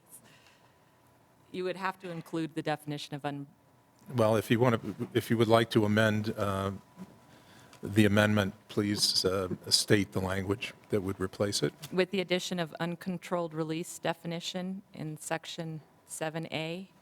To include uncontrolled release means emissions from thief hatches or other access points to the storage tank and pressure relief devices at a storage tank that result from inadequate design, operation, or maintenance, except for those emissions that are necessary of the safety of personnel and equipment. Emissions during routine maintenance, tank gauging, and loading operations shall not be considered uncontrolled releases. Is that acceptable to the movant? Yes, it is. It has been moved and seconded. Any further discussion? Hearing none, please call the roll. Can we read the proposal or read through it one more time? I apologize. Should be in your. Could you please, at the request of the commissioner, read it again? The definition of uncontrolled release would be, uncontrolled release means emissions from thief hatches or other access points to the storage tank and pressure relief devices at a storage tank that result from inadequate design, operation, or maintenance, except for those emissions that are necessary of the safety of personnel and equipment. Emissions during routine maintenance, tank gauging, and loading operations shall not be considered uncontrolled releases. Thank you very much. Please call the roll. Do you want the other portion? I'm sorry? Oh, I'm sorry. Stop. And then section 17C2A to be changed to say owners or operators of storage tanks must operate to minimize uncontrolled releases to the maximum extent practicable from thief hatches or other access point to the tank or pressure relief device in accordance with the schedule in section 17C2B II. Thank you. Please call the roll. Okay, Commissioner Brown, Yes. Commissioner Campsey, Yes. Commissioner Tour, No? Commissioner Coons, No. Commissioner Teague, No. Commissioner Barhagi, No. Commissioner Milford. No. Commissioner Klaus, No. Commissioner Lowy. No. That motion is defeated 7-2. Thank you. Next item. We have items for the statement of basis and purpose. Wait, this one here, there's one more. For important regulatory one. consideration. This is Commissioner Tours, right? Yes, this is the last item for consideration in the reg language relating to downstream compressors. And Commissioner Tours request that they be included in the rules. So, yes. Sorry. Need a moment to collect my thoughts here. So I believe that it would be appropriate to include downstream compressors in the rules, treated the same way that other compressors are treated. I do agree that there are some differences between the downstream compressors and the upstream compressors, and that in particular, due to the relatively low VOC concentrations, that the thresholds are such that I think we probably don't get as much control of methane emissions by applying these rules to the downstream compressors as we should. However, I believe that there is adequate information to suggest that at a minimum, the control requirements that would come into, that we would be imposing on the downstream compressors are very cost effective, and that they set, I want to be careful how I phrase this. I do believe that it's appropriate to do additional work because I believe that there are additional controls that may well be cost effective on these downstream compressors, but that there's been no data that is presented that suggests that applying the requirements that are applied to upstream compressors would not be appropriate and cost effective to downstream compressors. We have seen information that suggests that the downstream compressors account for approximately 15% of total methane emissions. That was both testified to by the conservation groups and the Joint Industry Working Group when they presented numbers showing sort of the allocation of methane emissions.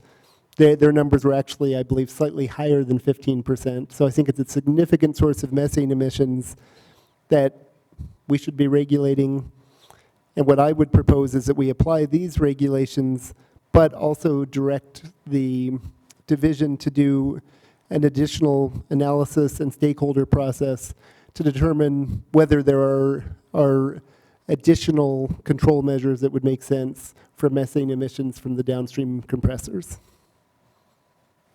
Sorry, I'm getting very tired, so I'm not sure I'm being as clear as I should at this point. I thought that was very clear. I find myself supporting the second half of what you said, which is to direct the division to, to take a really hard look at this. I think that, this issue was a little late to the party. I don't think it was fully engaged at all in the stakeholder process. So I would prefer to have that be something that is on the division's agenda and potentially on the commission's agenda down the road. Other comments? Yeah. Yes, ma'am. I would support that. I don't doubt that there are some emission benefits that we could achieve and maybe a number of other aspects of this issue that should be looked at. But I think it's important that it be done in a very thoughtful, engaged way. I don't know that just automatically taking what we've done for the upstream process and imposing it on the downstream is necessarily best in terms of emission reductions and or benefits or costs to the industry. And because it was not announced as part of this rulemaking and the stakeholders did not have a chance to really thoroughly comment on or participate in discussions, I don't think it's appropriate for us to just add it in at this point. Further discussion on this, Mr. Tour, other commissioners? You're welcome to make a motion, or you're welcome to wait until, as we're just about to get into the statement of basis and purpose to raise it then. Your prerogative. Just a couple of additional thoughts. It was not actually until the modification to the statement yesterday that these were explicitly excluded from consideration. I think that once we stated that we were, from the start, we have been focused on the regulation of hydrocarbons in addition to VOCs. And I don't see a logical distinction between downstream compressor stations and upstream compressor stations if we are regulating hydrocarbons. Again, I do agree that a more thoughtful process would be useful in order to assure that we are achieving all of the cost-effective methane emissions reductions that are possible from the downstream compressor stations. However, I do believe that there is evidence that has been submitted to the record that suggests that, in fact, there has been analysis conducted of the cost per ton of methane reductions that would be associated with essentially leak detection and repair from the compressor stations, and that it is extremely cost effective. So it makes sense to me to do that piece so that we don't lose that stream of emissions reductions between the time period, between now and whatever time period that we may take this issue up again. So given that, I am going to make a motion which would be that we both remove the language from the statement that specifies that this does not apply to downstream compressors, and that we apply the same standards to downstream compressors and the regulations as we do to upstream compressors. Thank you. Is there a second?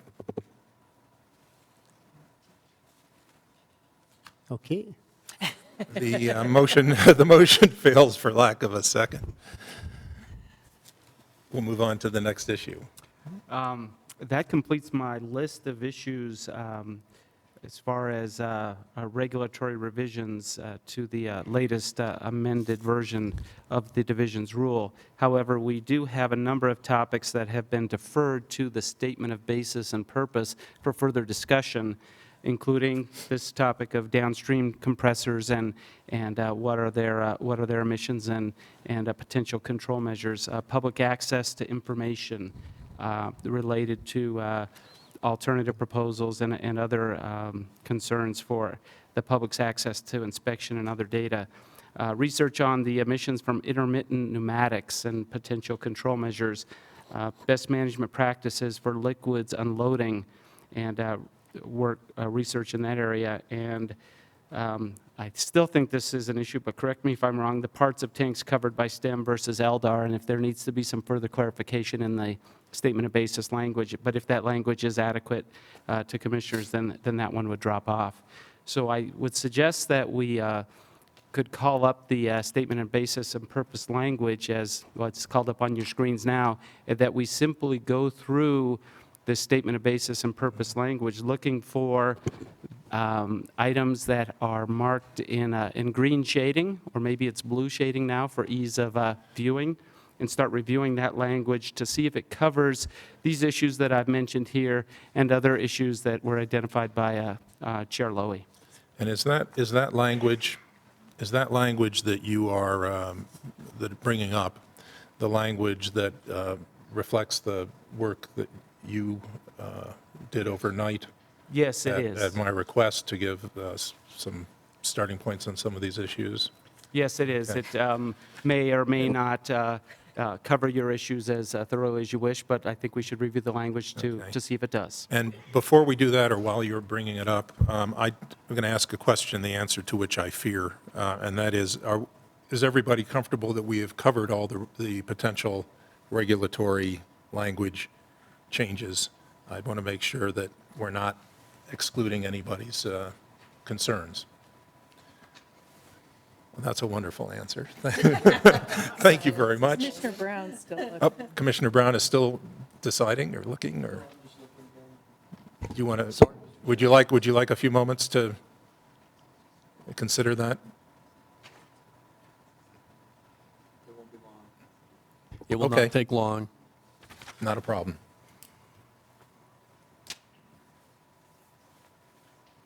Mike, can I just ask a question? Sure. Is it possible for us to get this in another format so that we can look through it at our own pace, or Well, if it's not, that's okay? the statement, the language is in front of you already in your errata document. The only thing different would be highlighted in a blue color, and we could scroll down through this document. There's probably 6 or 7 spots where that blue shading is identified. We could read through that kind of one paragraph at a time to find out if that's acceptable to the commission. So Leah, if you wouldn't mind scrolling us down to the first location where we see blue. There. And I think I'm going to ask you to, if you're comfortable, to go through the additional language. Sure. Then we'll get reactions from commissioners. We'll modify it as appropriate, delete it, whatever, is the will of the commission. Find my paper version. Do we need to do motions to take language? We don't do. This is just a, well, wordsmithing. I think eventually we're going to need motions to get it approved. Yeah, on the whole, statement of basis and purpose. I think you can just have a Work session. work session to Okay. wordsmith it.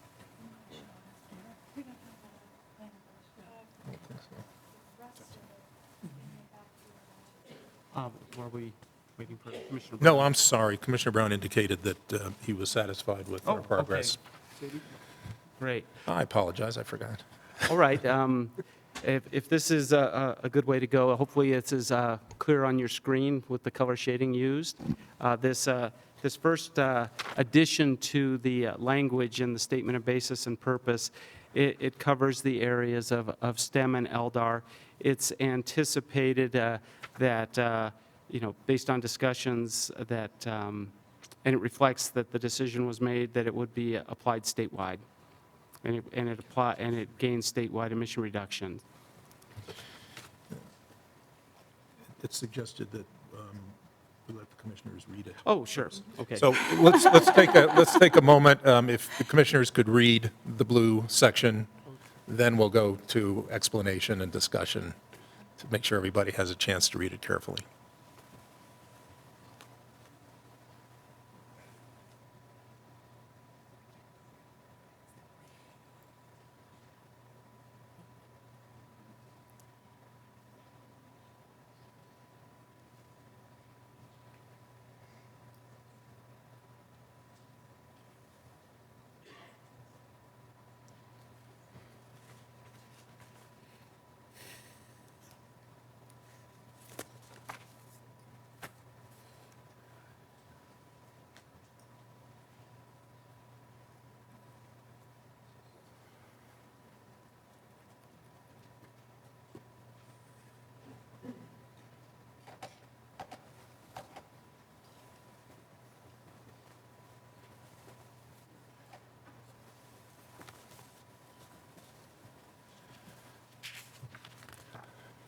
So essentially, this is a finding of the commission that the issues related to STEM and LDAR as presented in the record were vetted and discussed, and it's found that they would be cost effective in the record. Commissioner? So we're taking discussion on this now? Absolutely. Okay. I would like to propose taking out the sentence that starts under this tiered approach. I think that it's problematic in a couple of respects. It says lower emitting sources such as marginal stripper and coal bed methane wells, et cetera. It's established that they're lower emitting with respect to VOCs, but not necessarily hydrocarbons. We just haven't established that. And then I also think the statement will appropriately be subject to less rigorous and costly requirements is problematic. I think they're clearly less costly. Hopefully they're still rigorous. So I think we could eliminate the sentence without loss of significant substance and avoid wordsmithing.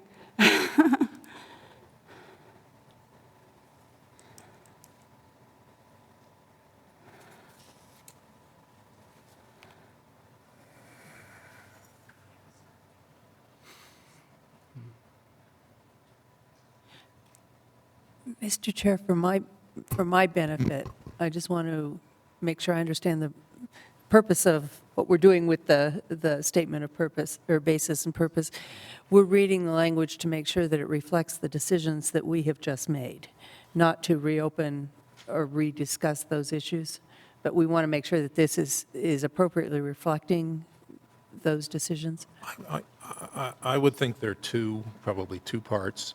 I believe that would be the case in this provision.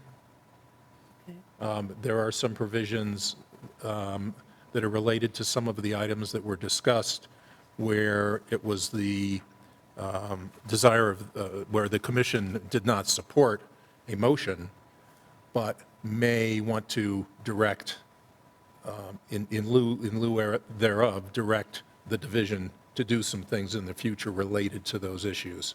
So they're kind of Right, two but we've different- had that discussion, We've had the substantive. that this was the place for it. Yes. Okay, okay. I just wanted to make sure I understood what we were actually doing here. Okay. Okay.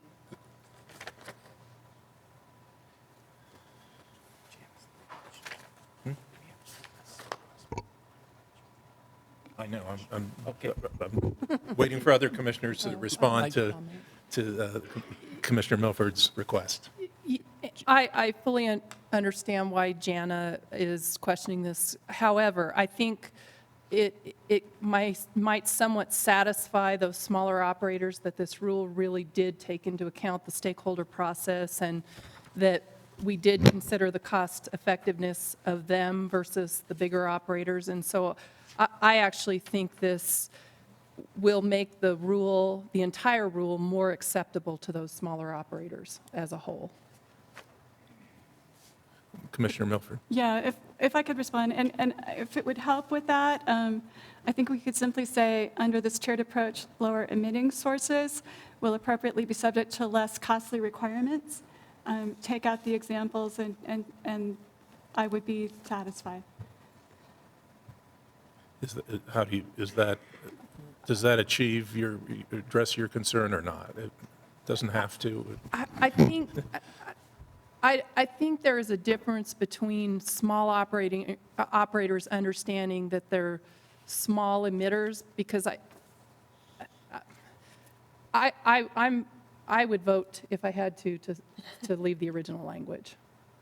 Well, I'm in agreement with you on that. I think it's important that, one of the important parts of this part of the rule is to communicate to various constituencies and parties out there, to let them know how thoroughly we've considered these issues, and that even if some of the provisions are not provisions they're enthusiastic about, that they understand that their concerns were taken into consideration and to some extent reflected in the rules themselves.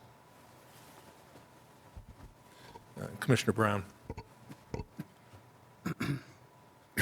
The sentence that reads, accordingly, the commission concludes that the proposed rules are technologically feasible and cost-effective. I'm not convinced they've been proven to be cost-effective. I think I made that point earlier, so I'm just putting that out there. And just to make sure I understand what Jana's asking for, so you would eliminate, under this tiered approach, you would eliminate that phrase, and then the rest of the sentence stays as is?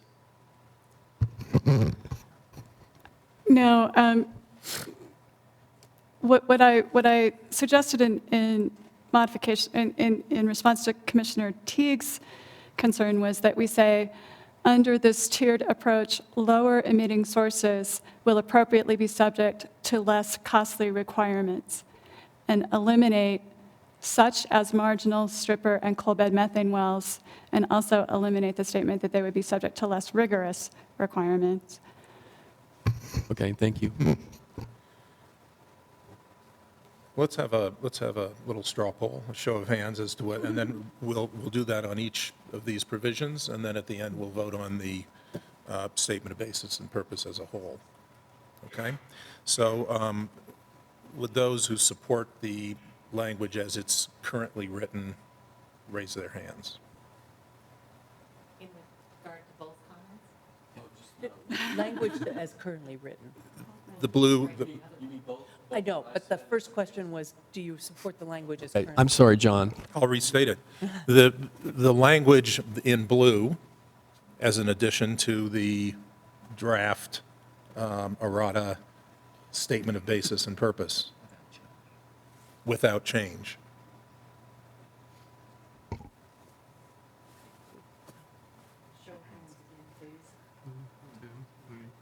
Four. Then we'll continue. Then I guess before us is the alternate language proposed by Commissioner Milford. No. No, one at a We have to time. do them one at a time. Would people raise their hands if they support Commissioner Milford's alternative? Now I have a question. Sure. Which part? The first part or the second part? Is your mic on? Speak into I'm the sorry. mic when you. Which part of that?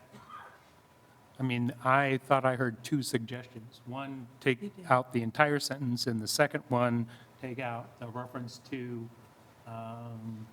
stripper wells, coal bed methane wells. Are we talking about? Commissioner Milford, would you like it taken in two parts? It's your language. I think the suggestion on the table was the latter one, that leaves. Microphone, please. Sorry. The suggestion on the table was to retain the sentence but omit the example. Okay. On that issue, those who support that approach? 1, 2, 3. Those who, well, okay.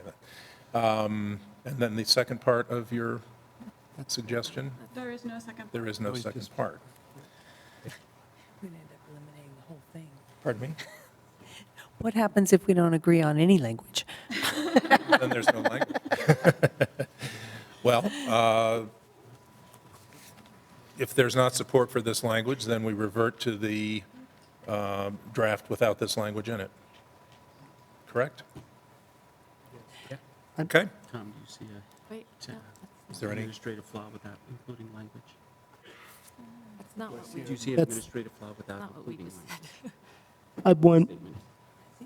You don't have to say this. Just a moment. Well, while you're considering that, Commissioner Tour. so I just wanted to say that I don't believe that, at least with regards to this language, that we will end up in that position. So I did not vote for the original motion because I supported the change that just got voted down. But that doesn't mean that I won't support the original language, Okay. given that that got voted down. All right. So then let's try another straw poll. I think that's what you're suggesting, or is there? Well, there's There's still Dave's suggestion. Dave's suggestion to stricken remove of the cost last effective. section. Okay.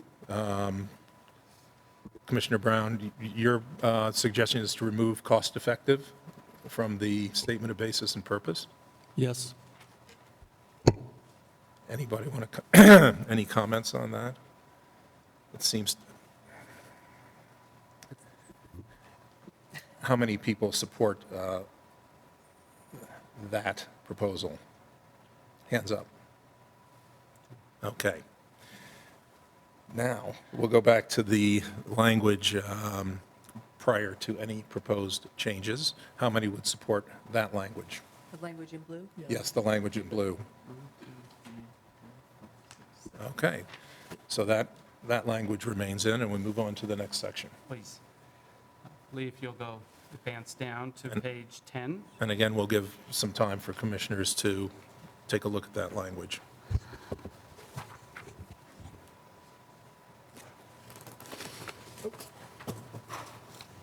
It begins with, in addition.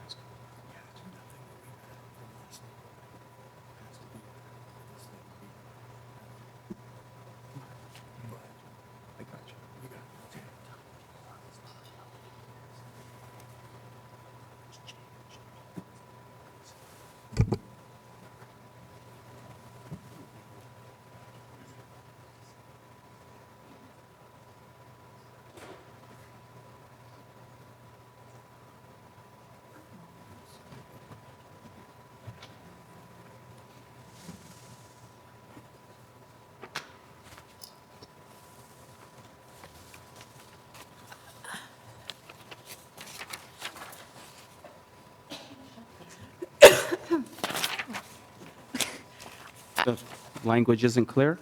Well, it's I don't- clear, all right. I don't ever remember agreeing that we would think industry would shut equipment down with major leaks until those leaks could be repaired. They would repair them at the next shutdown. Yeah. Not that they would shut equipment down.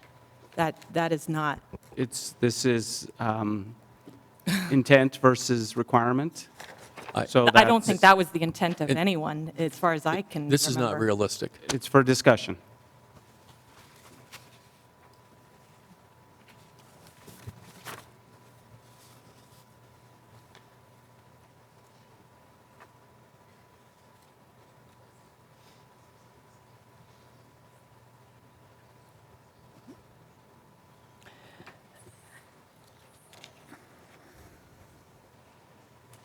Mr. Chair, may I ask a question?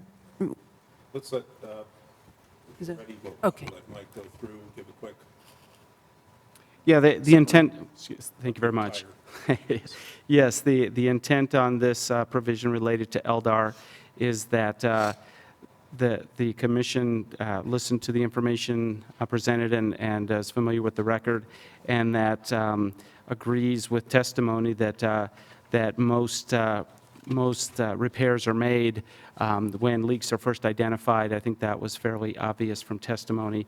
But that also that there is an expectation of the commission that operators will go beyond and work to identify and repair as quickly as possible major leaks.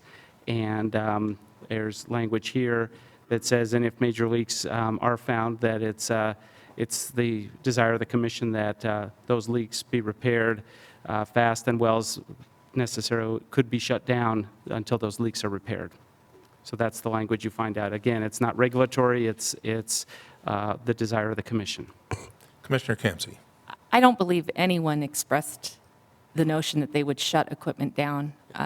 I never heard that in testimony. I never heard that as a wish of the commission. I did hear that that equipment would be put on a delay of repair list until the next shutdown to be repaired at that time. I think that's a misstatement altogether, to be honest. It's Commissioner Brown. It's not even, I mean, from the standpoint logistically, to put this in here, there's no way people can respond that quickly. I mean, some of these sites are out far away from central locations where the equipment be stored. If you even have it in inventory, you've got to, if you're going to have to replace it, it could take quite a few days to get that done. I mean, I never heard anybody say this. I'm also a little concerned about the 80%. Yeah, we had one company tell us they hit 80% of them, but that's not statistically valid at the moment. We don't even know. That's just one company's statement. We don't have enough information to even say that's accurate. I think minor leaks are addressed as soon as possible. But this really causes me a lot of trouble here. I'm sorry. Commissioner Coons. I'd make a suggestion. I hear what's being said here, that if this is to express our intent, and our intent is to get rapid rapid detection and correction of leaks, I think we're being unnecessarily prescriptive here, and that anything that gives specified dates or times or procedures needs to go into the rules, not into the statement of basis. Any other commissioners? I would concur with Commissioner Kuntz. As would I, and I suggest that, is there any part of this language that is acceptable to the commission or useful, viewed as useful to include?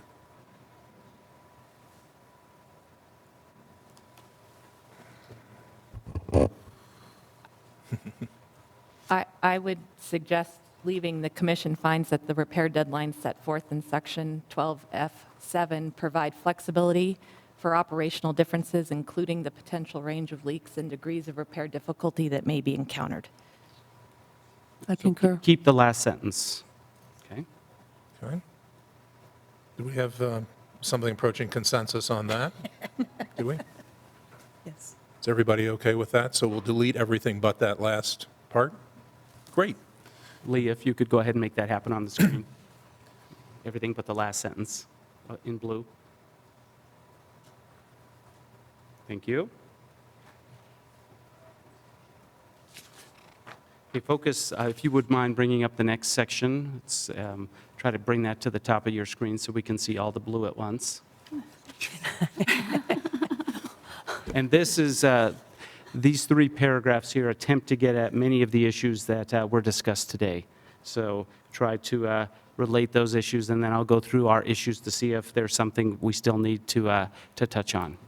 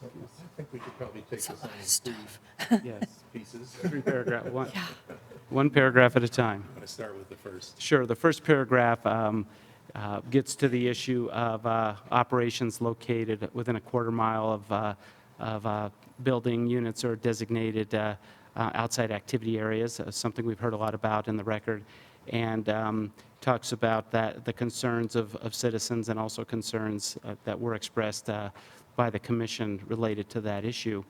And it essentially encourages that that operators perform LDAR in these areas on a more frequent basis than the regulation provides for. It's an encouragement, and it's, again, not a requirement. Commissioner Tour. Couple of thoughts on this one. While I took a somewhat different position on this, I do believe that this accurately reflects the position of the commission, of a majority of the commission. The one thought that I would have is, in this language, we have language about encouraging oil and gas operators to conduct at least annual instrument-based monitoring when they are located in close proximity. I wonder whether it also would make sense to encourage local governments to work with operators on this issue. You know, one of the interesting things about this particular issue is that, unlike many other aspects of regulation of oil and gas, local governments clearly do have substantial authority to both, well, they certainly have the authority to negotiate MOUs and to come to agreement with operators. They also have additional regulatory authority to regulate in this area. And I think it may make sense here to encourage local governments to make sure that they are that they are responding to the concerns of their residents and work with the industry to have additional controls within these areas in close proximity. Because it's really not just operators who we should be encouraging. We should be encouraging local governments also. And I haven't wordsmithed that.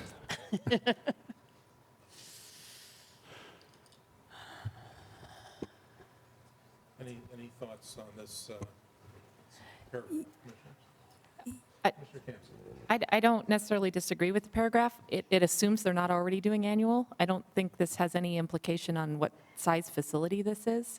So they could already be doing quarterly, depending on the size. So it's making certain assumptions that aren't really clear, is my only concern. Yeah, I have some similar concerns, and also towards Commissioner Tour's suggestion. I think it's great to encourage all parties to work together to work together to make for public safety and the things that work best in the community for those residents. I'm, again, a little bit concerned about trying to prescribe that within the intent. And so I guess I'm not sure that I can support putting in the additional language about the local government participation. I think if we're going to do that, we need to think of who else might be partners that we would need to encourage in addition to local governments, and I'm not sure that was our intent here. And I would like to suggest that we encourage the operators to, I'm trying to find the right place, this is so many words, to conduct increased site inspection, but I don't think I'd put a timeline on it, saying annual or quarterly or monthly, or, again, I think that's being too prescriptive. Because I think we're trying to get to intent here. Thank you. I think what we're going to do, excuse me, has been a request. We were having some technical problems in getting this draft up on the screen so other people could see it, and I think we've now learned that we can resolve that, but it's going to take a few minutes to do. So let's take a 15-minute break. It's there. Screen? Your magic, You John. heard us in the control room. Your magic. Thank you, control room. Let's take a 15-minute break anyway, just to have a time, think a little bit about wording, and we'll get back and get going on this. I'm ready to go home. Yeah. No kidding. Yeah, can we?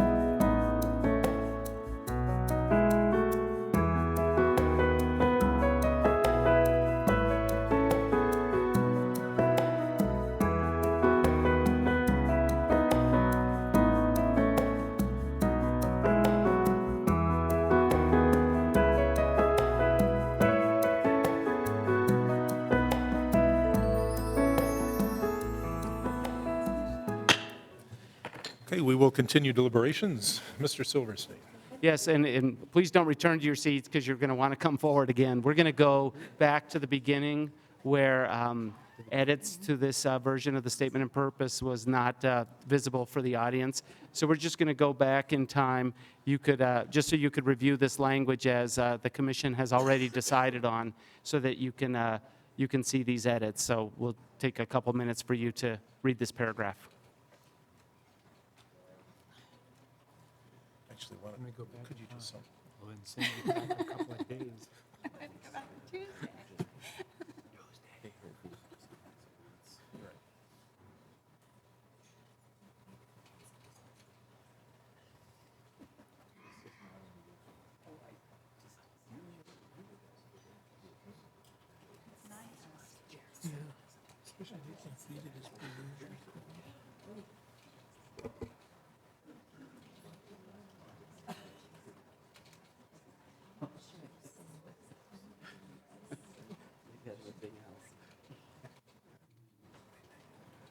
Oh, yeah.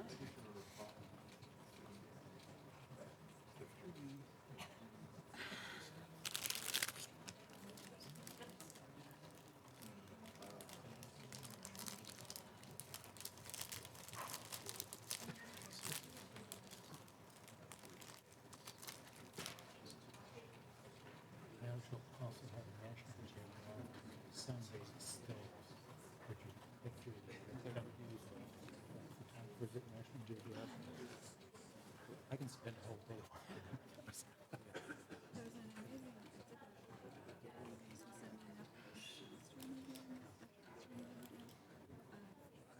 We do like Nature.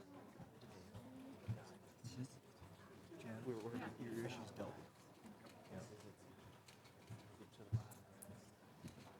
So nature.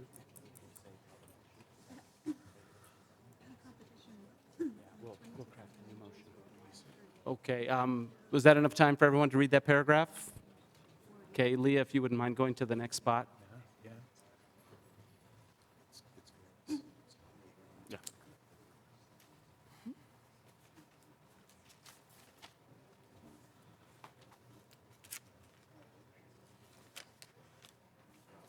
And again, the base document is the addendum that was submitted by the division.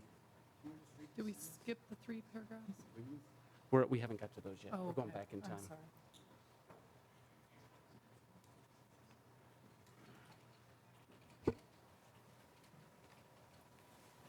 Okay, Leah, thank you. If you'll go to the next spot. Now we are where we left off. And so the desire was to take these 3 at a time, 3 different paragraphs. The first really discusses the inspection of facilities within a quarter mile of homes and designated outside areas. And commissioners, if you have comments. John, I will call on folks. Thank you. Now, after reflecting on this a little bit more, I'm going to propose something different than I suggested before the break. In particular, I think that the modifications that we make should most appropriately reflect the decisions that we've made in those areas where we've either come to a consensus or a majority of the commission has come to a position, and that this should largely support the positions that we have taken, and that there are areas that I believe we will come to later where we have specified that there is additional study that we would like to see. I think that should appropriately be reflected. So when I look at this first paragraph, I believe that up through the line, the commission supports such practices, that really probably does reflect a consensus of the commission. I think that last sentence perhaps goes beyond that and is unnecessary. So I would suggest that we end after the words, "The commission supports such practices." Okay. I think that's, I'm very comfortable with that. I am also. Everybody else? Everybody set? Great. Let's go to the next paragraph. Leah, did you capture those changes? The language, yep. Is that right? Yeah.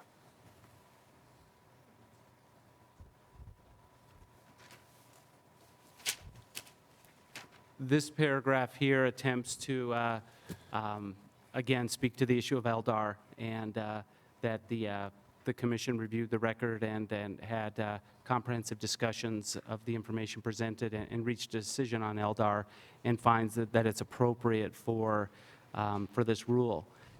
The language also asks that the division work with industry and other stakeholders to look at the technical issues in the LDAR program, including, says here, the range of type sizes and frequencies at well production facilities and natural gas stations. So to take an in-depth look at the LDAR program to see if there are streamlined efficiencies that could be made or other revisions to make it a better program. Commissioner Teague. I guess I would rewrite this and take out the part starting with the commission ultimately concluded in the scope, ... and strike all of the sentence down to including nevertheless, and then start again and say the commission recognizes that additional information would benefit the commission. And take kind of that middle part out that really is expressing judgment or consensus. I'd agree. The word convinced, when it refers to the commission as a whole, may be a little strong.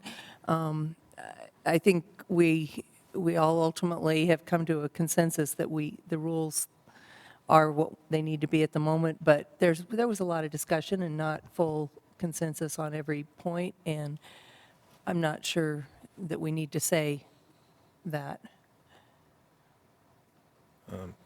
I agree with that deletion as well, but Commissioner Milford, you had comments? I had a question about what's coming. We talked about the compressors in the transmission and storage.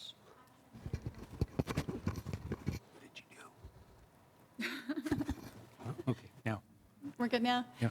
We talked about the compressors in the compressor stations in the transmission and storage segment, and is that going to show up later, or do we need to address that in part here? Mike, maybe you can, because I don't know what's coming. There in terms of is changes. general language coming that talks about other sources, but not specifically downstream natural gas compressor stations, But that might be a place to add that if we want to. if at Okay. the commissioner's discretion. Okay. Commissioner Tour. I'm wondering whether some additional specificity may be useful here. I believe that there were a number of different potential changes to the LDAR tiering and frequency that were discussed that included both the evaluation of the potential step-down approach and the potential for higher LDAR frequencies at the lower tiers. And I believe that the intent here is to ask the division staff to work both with industry and with other stakeholders, which I think perhaps could be made more clear that we would both be implementing a field study, which would necessarily be in conjunction with energy companies, but then a broad set of stakeholders would be involved in the evaluation of that, so that we would be able to incorporate other stakeholders and look both at the potential for enhanced frequencies and the potential for the step-down approach. Because I believe that we would like the division to do evaluation that would allow us to consider whether any of those changes make sense in the future. And I'm not sure that I would capture that from this language.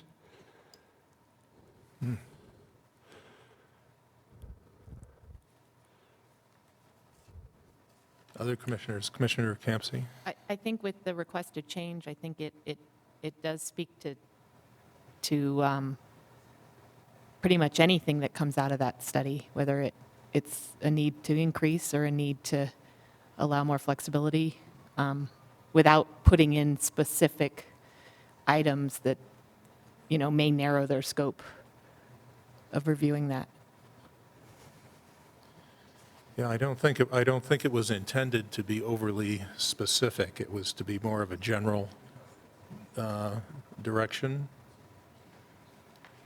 that can be worked out in the future between the commission and the division.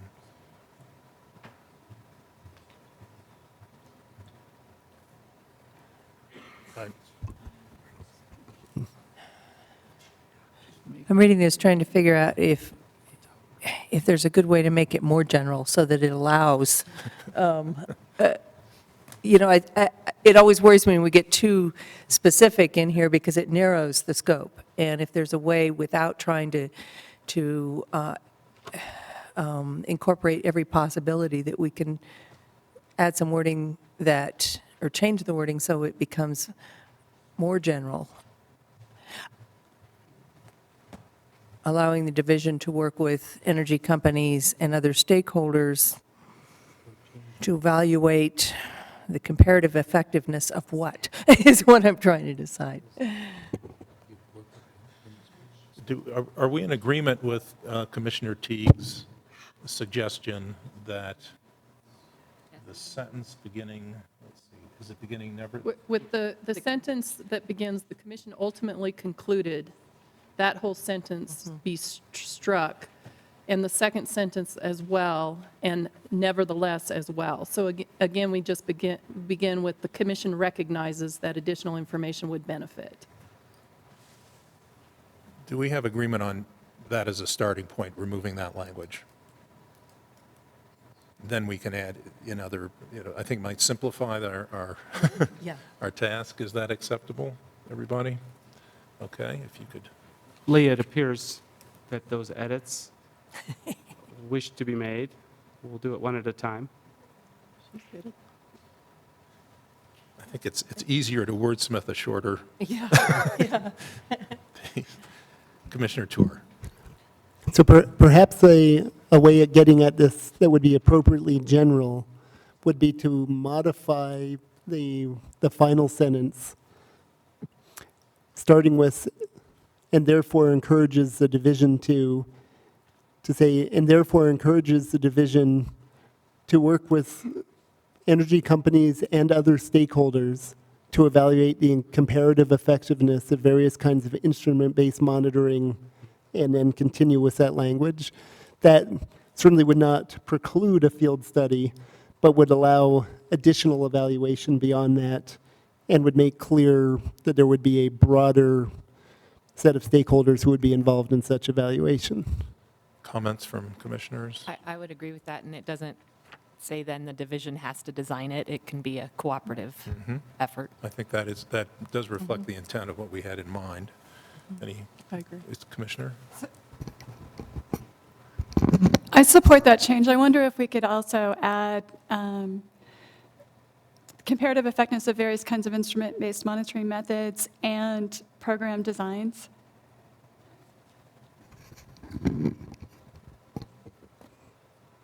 Could you You're- say that again? Is that modifying the language that Commissioner Tour just suggested? So it's all part of the same sentence? Okay. Do you need me And to? Jenny, your intent is then to look at not just technologies, but staging, that sort of thing? Exactly. And, yeah, okay. So it would just be where it says to evaluate comparative effectiveness of various kinds of instrument-based monitoring methods and program designs. Okay. Do you have, who is taking this language? Could you Leah, do you understand the revisions that have been requested? Okay. So is there support for for Commissioner Tour's addition supplemented by Commissioner Milford's language? Yes. That's okay? It's okay? Oh, great. Let's move to the next paragraph. Okay, let's see what her, work with, okay. And this last paragraph concerns the availability of information related to these proposed new revisions for the public. So language here is very much directed at the division to work to make the information collected as part of this program available to the public with various techniques at its discretion, and then to, in addition, begin to report back on how this program is being implemented and the results of the implementation back to the division, back to the commission on an annual basis. Excuse me, Mr. Chair, I'm not sure, I just want to make sure that we captured the change in that second paragraph. And maybe I misunderstood, I thought we were going to end the sentence at program designs and take out the last part of that sentence, at a range of types, sizes, frequencies, et cetera. Let's ask Commissioner Tour and Actually, think and Commissioner Milford. I don't think that was If you could take a look at the language that is. I has did. I changed. actually could go either way on that, but I think it's fine as it stands. Okay.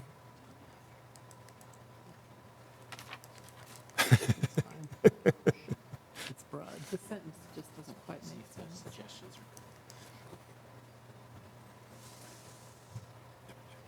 Do you have a better way to? No, I guess I was just worried that it was too specific but You're all if the right. rest of the commission is fine, I'm Okay. fine. So where were we? John? I have a- Okay. Commissioner Tour. a question on this last paragraph, and this would be a question for Mike.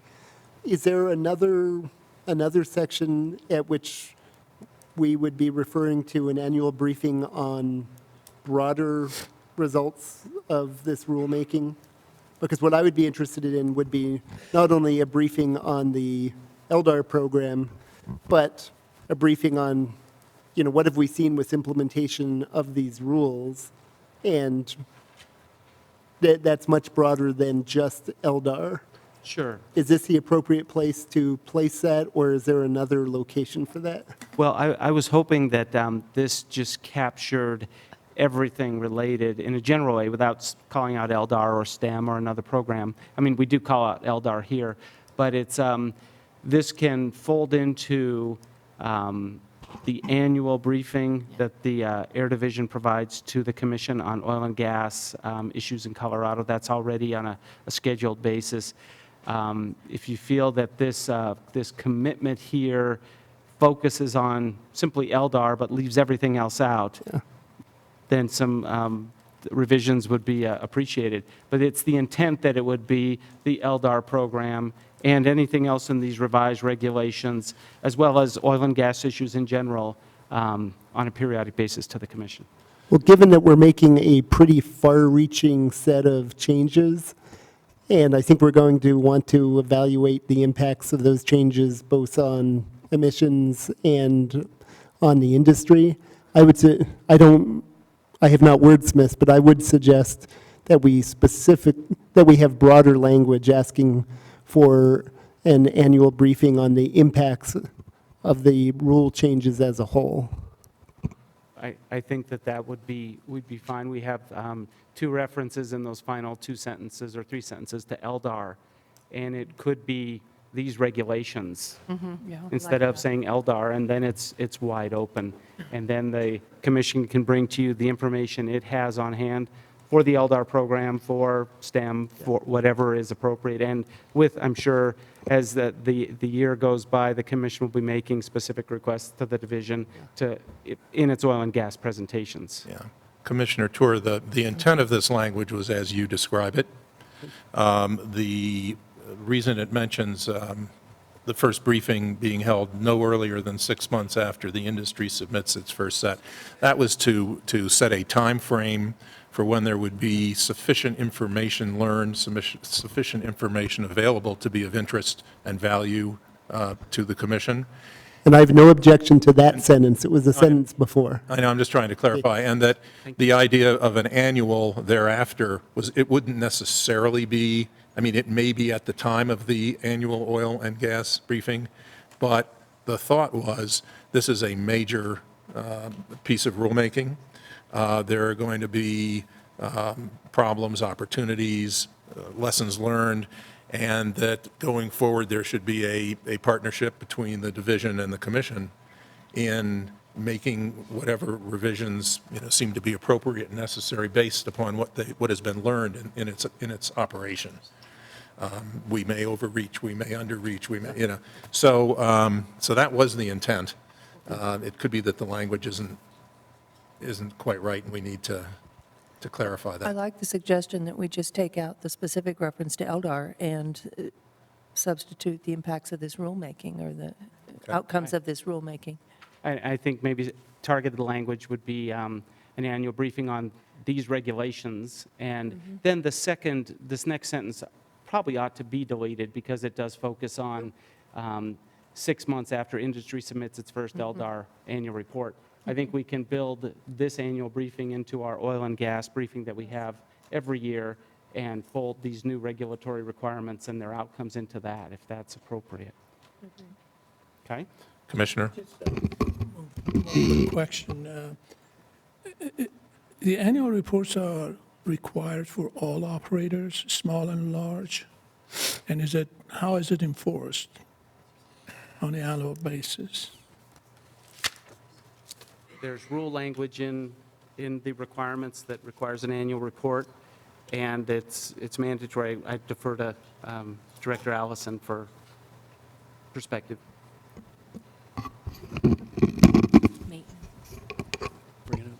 That's correct. There's a statutory requirement for an annual report. We also give, of course, the commission annual briefings just on oil and gas matters. It would be my expectation that whatever's adopted today could be wrapped into that, or there could be standalone briefings.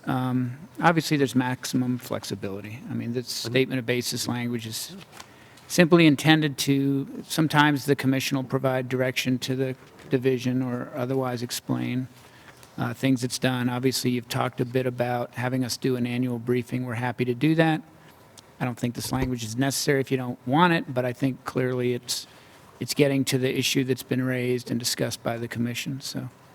Well, Is there a penalty if an operator didn't provide the annual report? Oh, I'm sorry. As part of this proposal, they are required to provide an annual report. There's no specific non-compliance issue any more than there's the broad non-compliance issue with respect to any regulatory program. Okay, thank you. Commissioner Brown?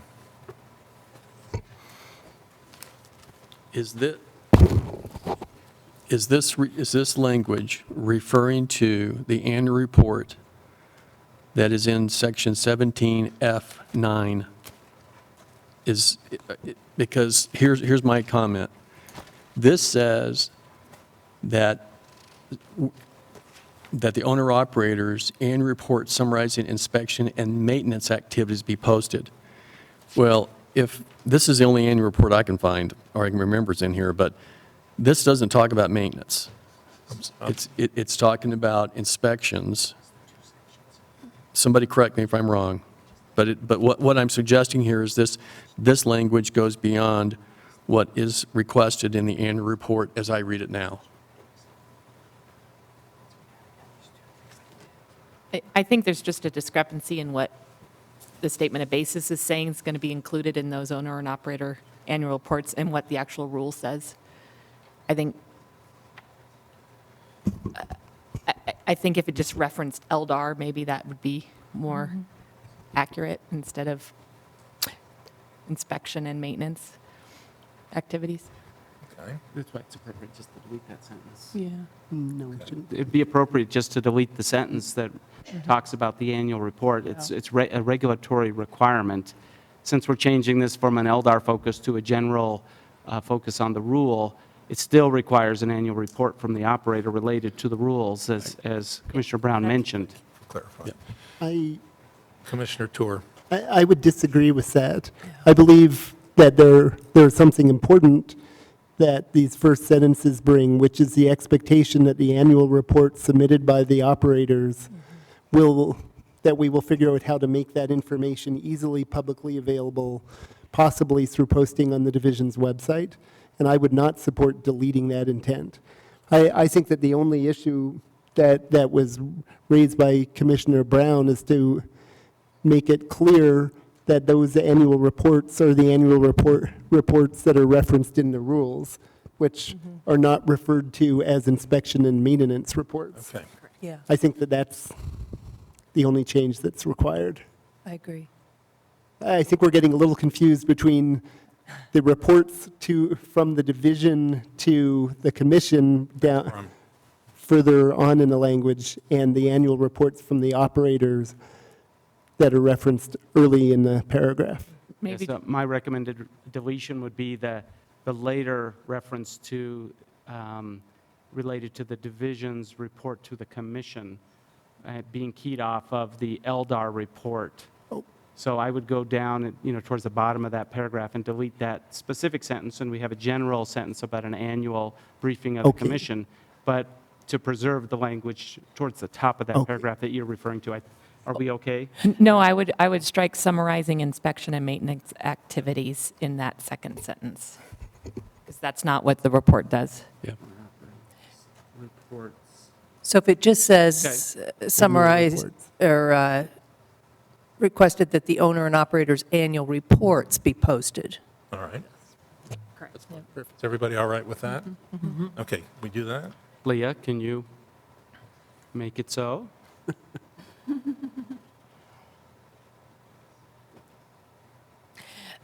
And the other, One of Go down to the first briefing sentence towards the bottom of the paragraph and delete that sentence.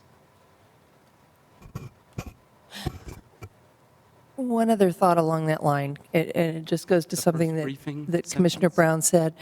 I'm wondering if we need to say, instead of just saying annual reports, say annual reports as required by these rules, so that somebody doesn't think we mean the annual corporate report, because that's not what we mean. great point. I'm thinking of something else. What was suggested? I think to follow from Commissioner Brown's statement, maybe instead of just ending the sentence in the top, at annual reports, we should say annual reports as required in these rules, so that it's clear that that we're not referring to the annual corporate report. Right, so it's annual report as required by these rules. So, Leah, it should say towards where your cursor is, annual reports as required by these rules. And then it matches what's in the regulation, and we don't have a difference of language. Okay, and then Leah, if you'll go down toward the bottom, in addition, the commission requests an annual, no, keep it. In addition, the commission requests an annual briefing on these regulations. Yeah. And then get rid of the next sentence. Just delete the sentence.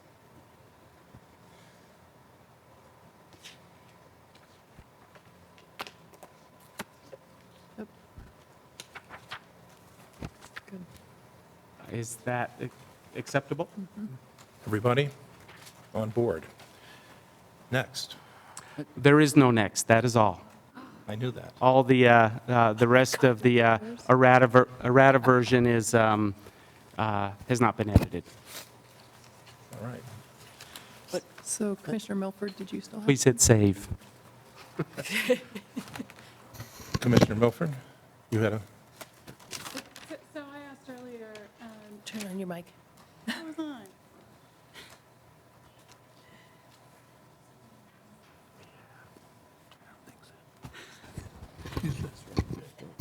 There it is.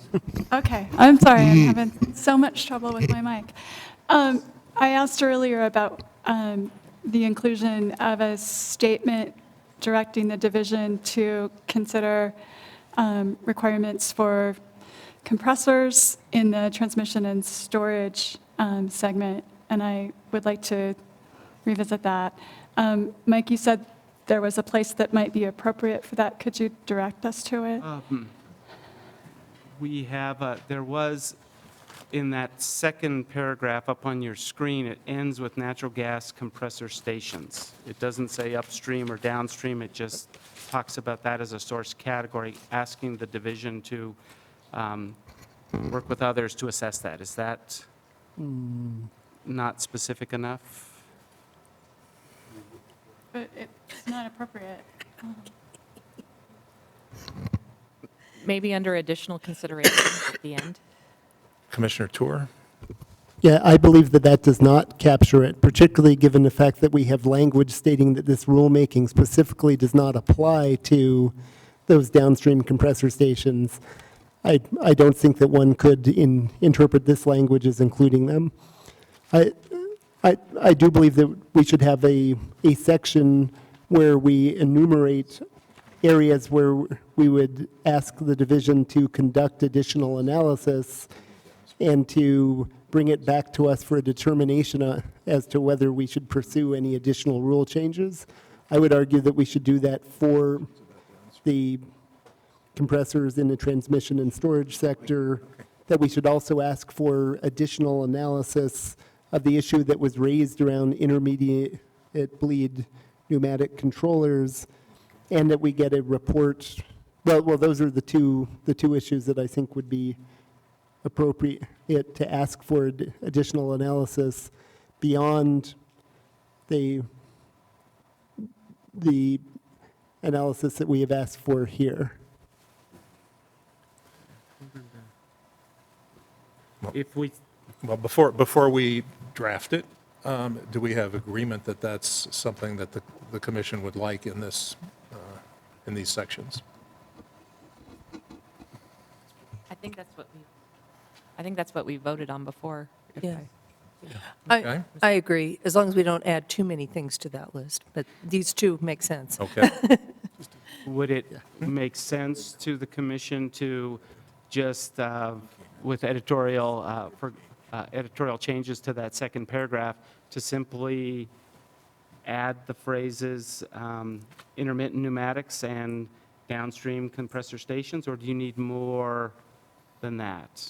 Because it talks about a lot of assessment in the text already. I think it needs to say more than that, because this text specifically refers to instrument-based monitoring methods and program designs, whereas I think that these are broader questions. It's a question of, are there control strategies that we should be looking at for those downstream compressors? And are there additional control strategies that make sense for the intermittent bleed pneumatic controllers? And I don't think that either of those could be captured by that language. So This isn't just about instrument-based monitoring. Yeah, so using parallel kinds of language, we could start it off by the commission also encourages the division to work with industry and other stakeholders to evaluate the emissions associated with downstream compressors and intermediate bleed pneumatic devices, and to bring back to, End it there. my brain is not working very well at this point. End it there. Well, the emissions and potential control strategies. I mean, I think we want to know what the emissions are and whether we ought to do anything about it. Okay. Let's see if she got it. I don't know if she's typing. You're not typing. She's waiting on you. No, you were supposed to have typed all that. I'm scribbling here. The commission, if you wouldn't mind typing maybe a brand-new paragraph, and then we could fit it in later. Okay. The commission also directs the division, or encourages the division, sorry, to work with industry and other stakeholders to evaluate emissions from, see the right phrase, downstream natural gas compressors and intermittent pneumatic devices. Control. Intermittent bleed, whatever the phrase is. Then we'll talk about, you had a language about recommending or bringing back To evaluate emissions and potential control strategies. emission, okay. Emissions from and potential control strategies for.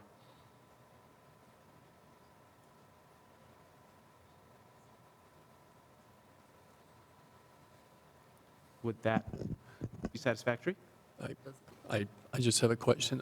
Are we being presumptive in saying that that this is going to develop control strategies? I thought the idea was to collect information. It almost sounds like we're coming up with control strategies, suggesting that there's some type of regulatory effort being made here. I thought we were just looking at getting groups together, stakeholder process like we had before.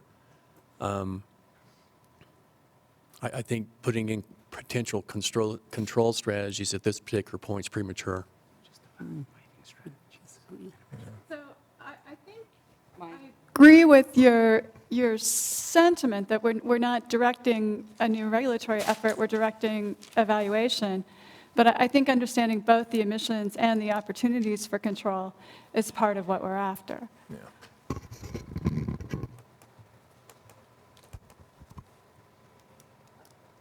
It has no regulatory effect. It merely results in an analysis and, reports that may be useful to the commission. Okay. Okay.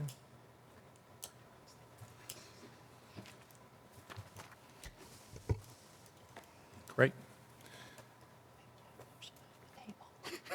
No, Tom, you need to feed your updated statement of basis and purpose language to Leah, because she's been editing the document. She's got it on what it was. We didn't change one, and then the other one, I just took the rebuttal and put it in.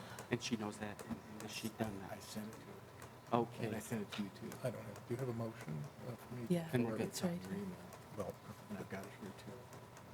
I'm not going to make the motion, I'm just going to ask for one. I'm going to. Got it, right? Yeah. You make the motion, you have it? Here, Okay. I can share the computer. This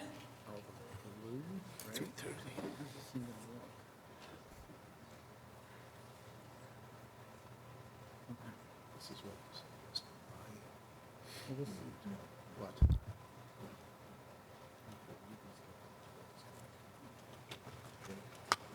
Okay, thank you, I thought so. Yeah. Oh, would be willing to entertain a motion at this time. Mr. Chair, I'd be happy to make a motion. I move that the commission approve the revisions to Regulation Number 7, including the statement of basis and purpose as proposed in the division's rebuttal statement and with Saturday's proposed errata, together with today's revisions to the errata, as well as the statement of basis and purpose. Second? It has been moved and seconded. Is there any further discussion? Hearing none.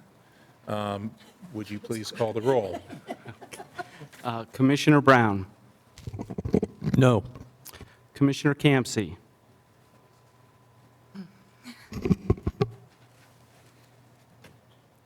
Yes.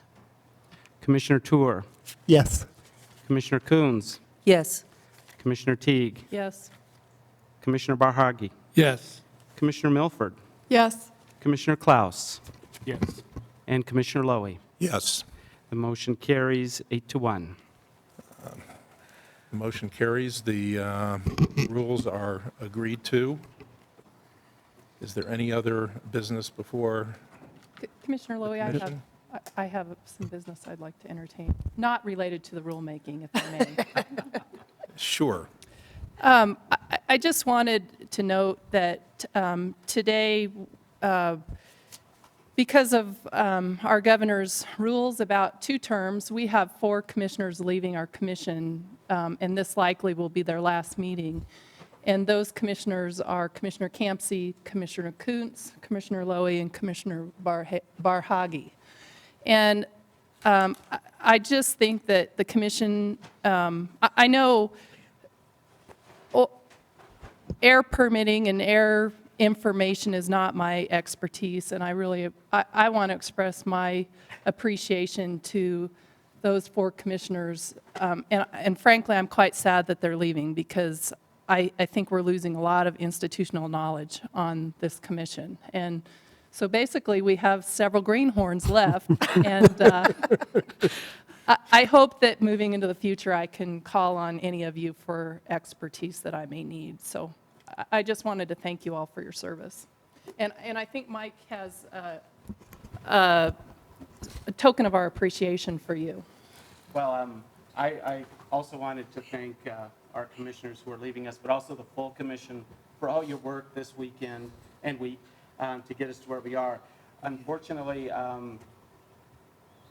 Commissioner Barhagi wasn't as certain in his desire to leave when I purchased a few gifts. So he doesn't get one today.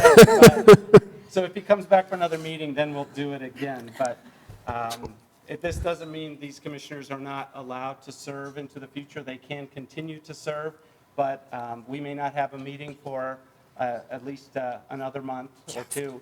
So there'll be a break, and if our commissioners choose to join us again, this will be a premature farewell. But I just wanted to give them a token of appreciation from me and say thank you very much. Appreciate it.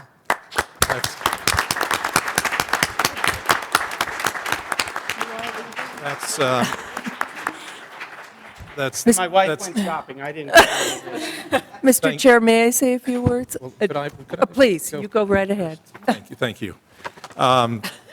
Because I don't want to dwell on that subject. I have a couple other things I wanted to say, but I would like to thank you very much for those thoughts.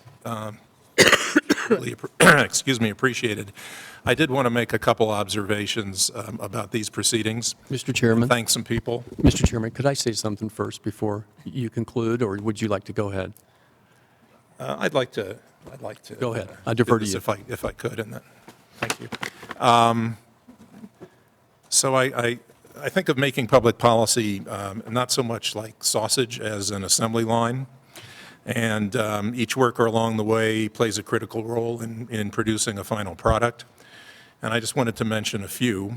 The first is the public of Colorado for the tremendous outpouring of interest in these proceedings. It's very heartening. It's not that often that a fairly obscure agency gets so much attention. And I think it's a tribute to the concerns that people have about these issues, but also the sort of quality of activism and interest in our populace. As I mentioned before, I think we had 125 comments just during this most recent period. We've had hundreds and hundreds of written comments over the last months, participation in stakeholder proceedings, live and in person. It's been really quite amazing. I also wanted to mention all the parties to the proceeding and just comment that I've observed an extremely high level of professionalism, very valuable presentations, and it's a real credit to everybody involved, to the parties, to their counsel, to their experts. I just thought it was very impressive. I wanted to mention the division staff that has been working for many months, most of them in the background, some of them in the foreground. I think government employees, probably like lawyers, get a bad rap. I would guess that all of us in this room who've had interaction with the division staff would be happy to argue that these government employees work very hard, very diligently, and are very talented. I wanted to mention the city of Aurora, of course, for providing us this facility, and for their staff, who I hope are listening, for the great service they provided to us to make this these 5 days comfortable and provide facilities that accommodated this work. I wanted to also mention, of course, my fellow commissioners, an immensely talented group of people with tremendous curiosity, and intellect and dedication, obviously. And then most particularly to Mike and Teresa for each taking care of their responsibilities with both grace and intellect and effectiveness.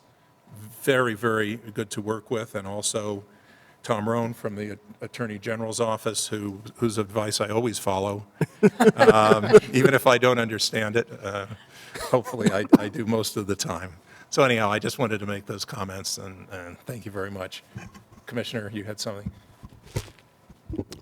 Since I was in the minority today on the vote, I'd like to say a couple of things.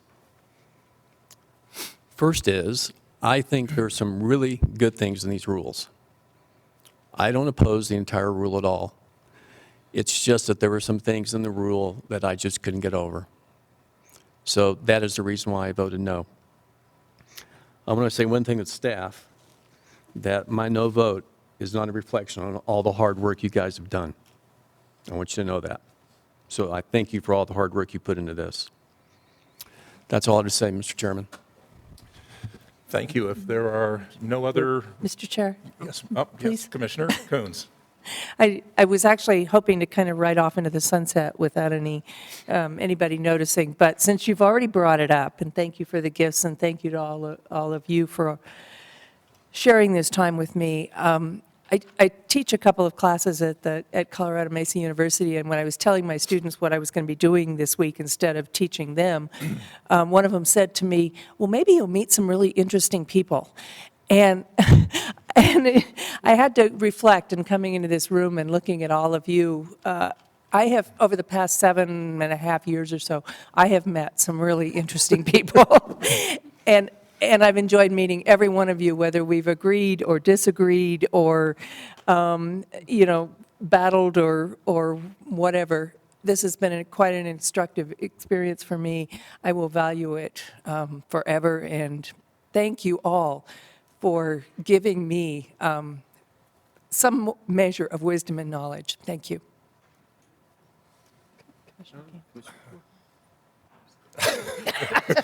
One last time, Commissioner Tour. But I just wanted to also offer my thanks to everybody who has worked on this from the wide variety of perspectives.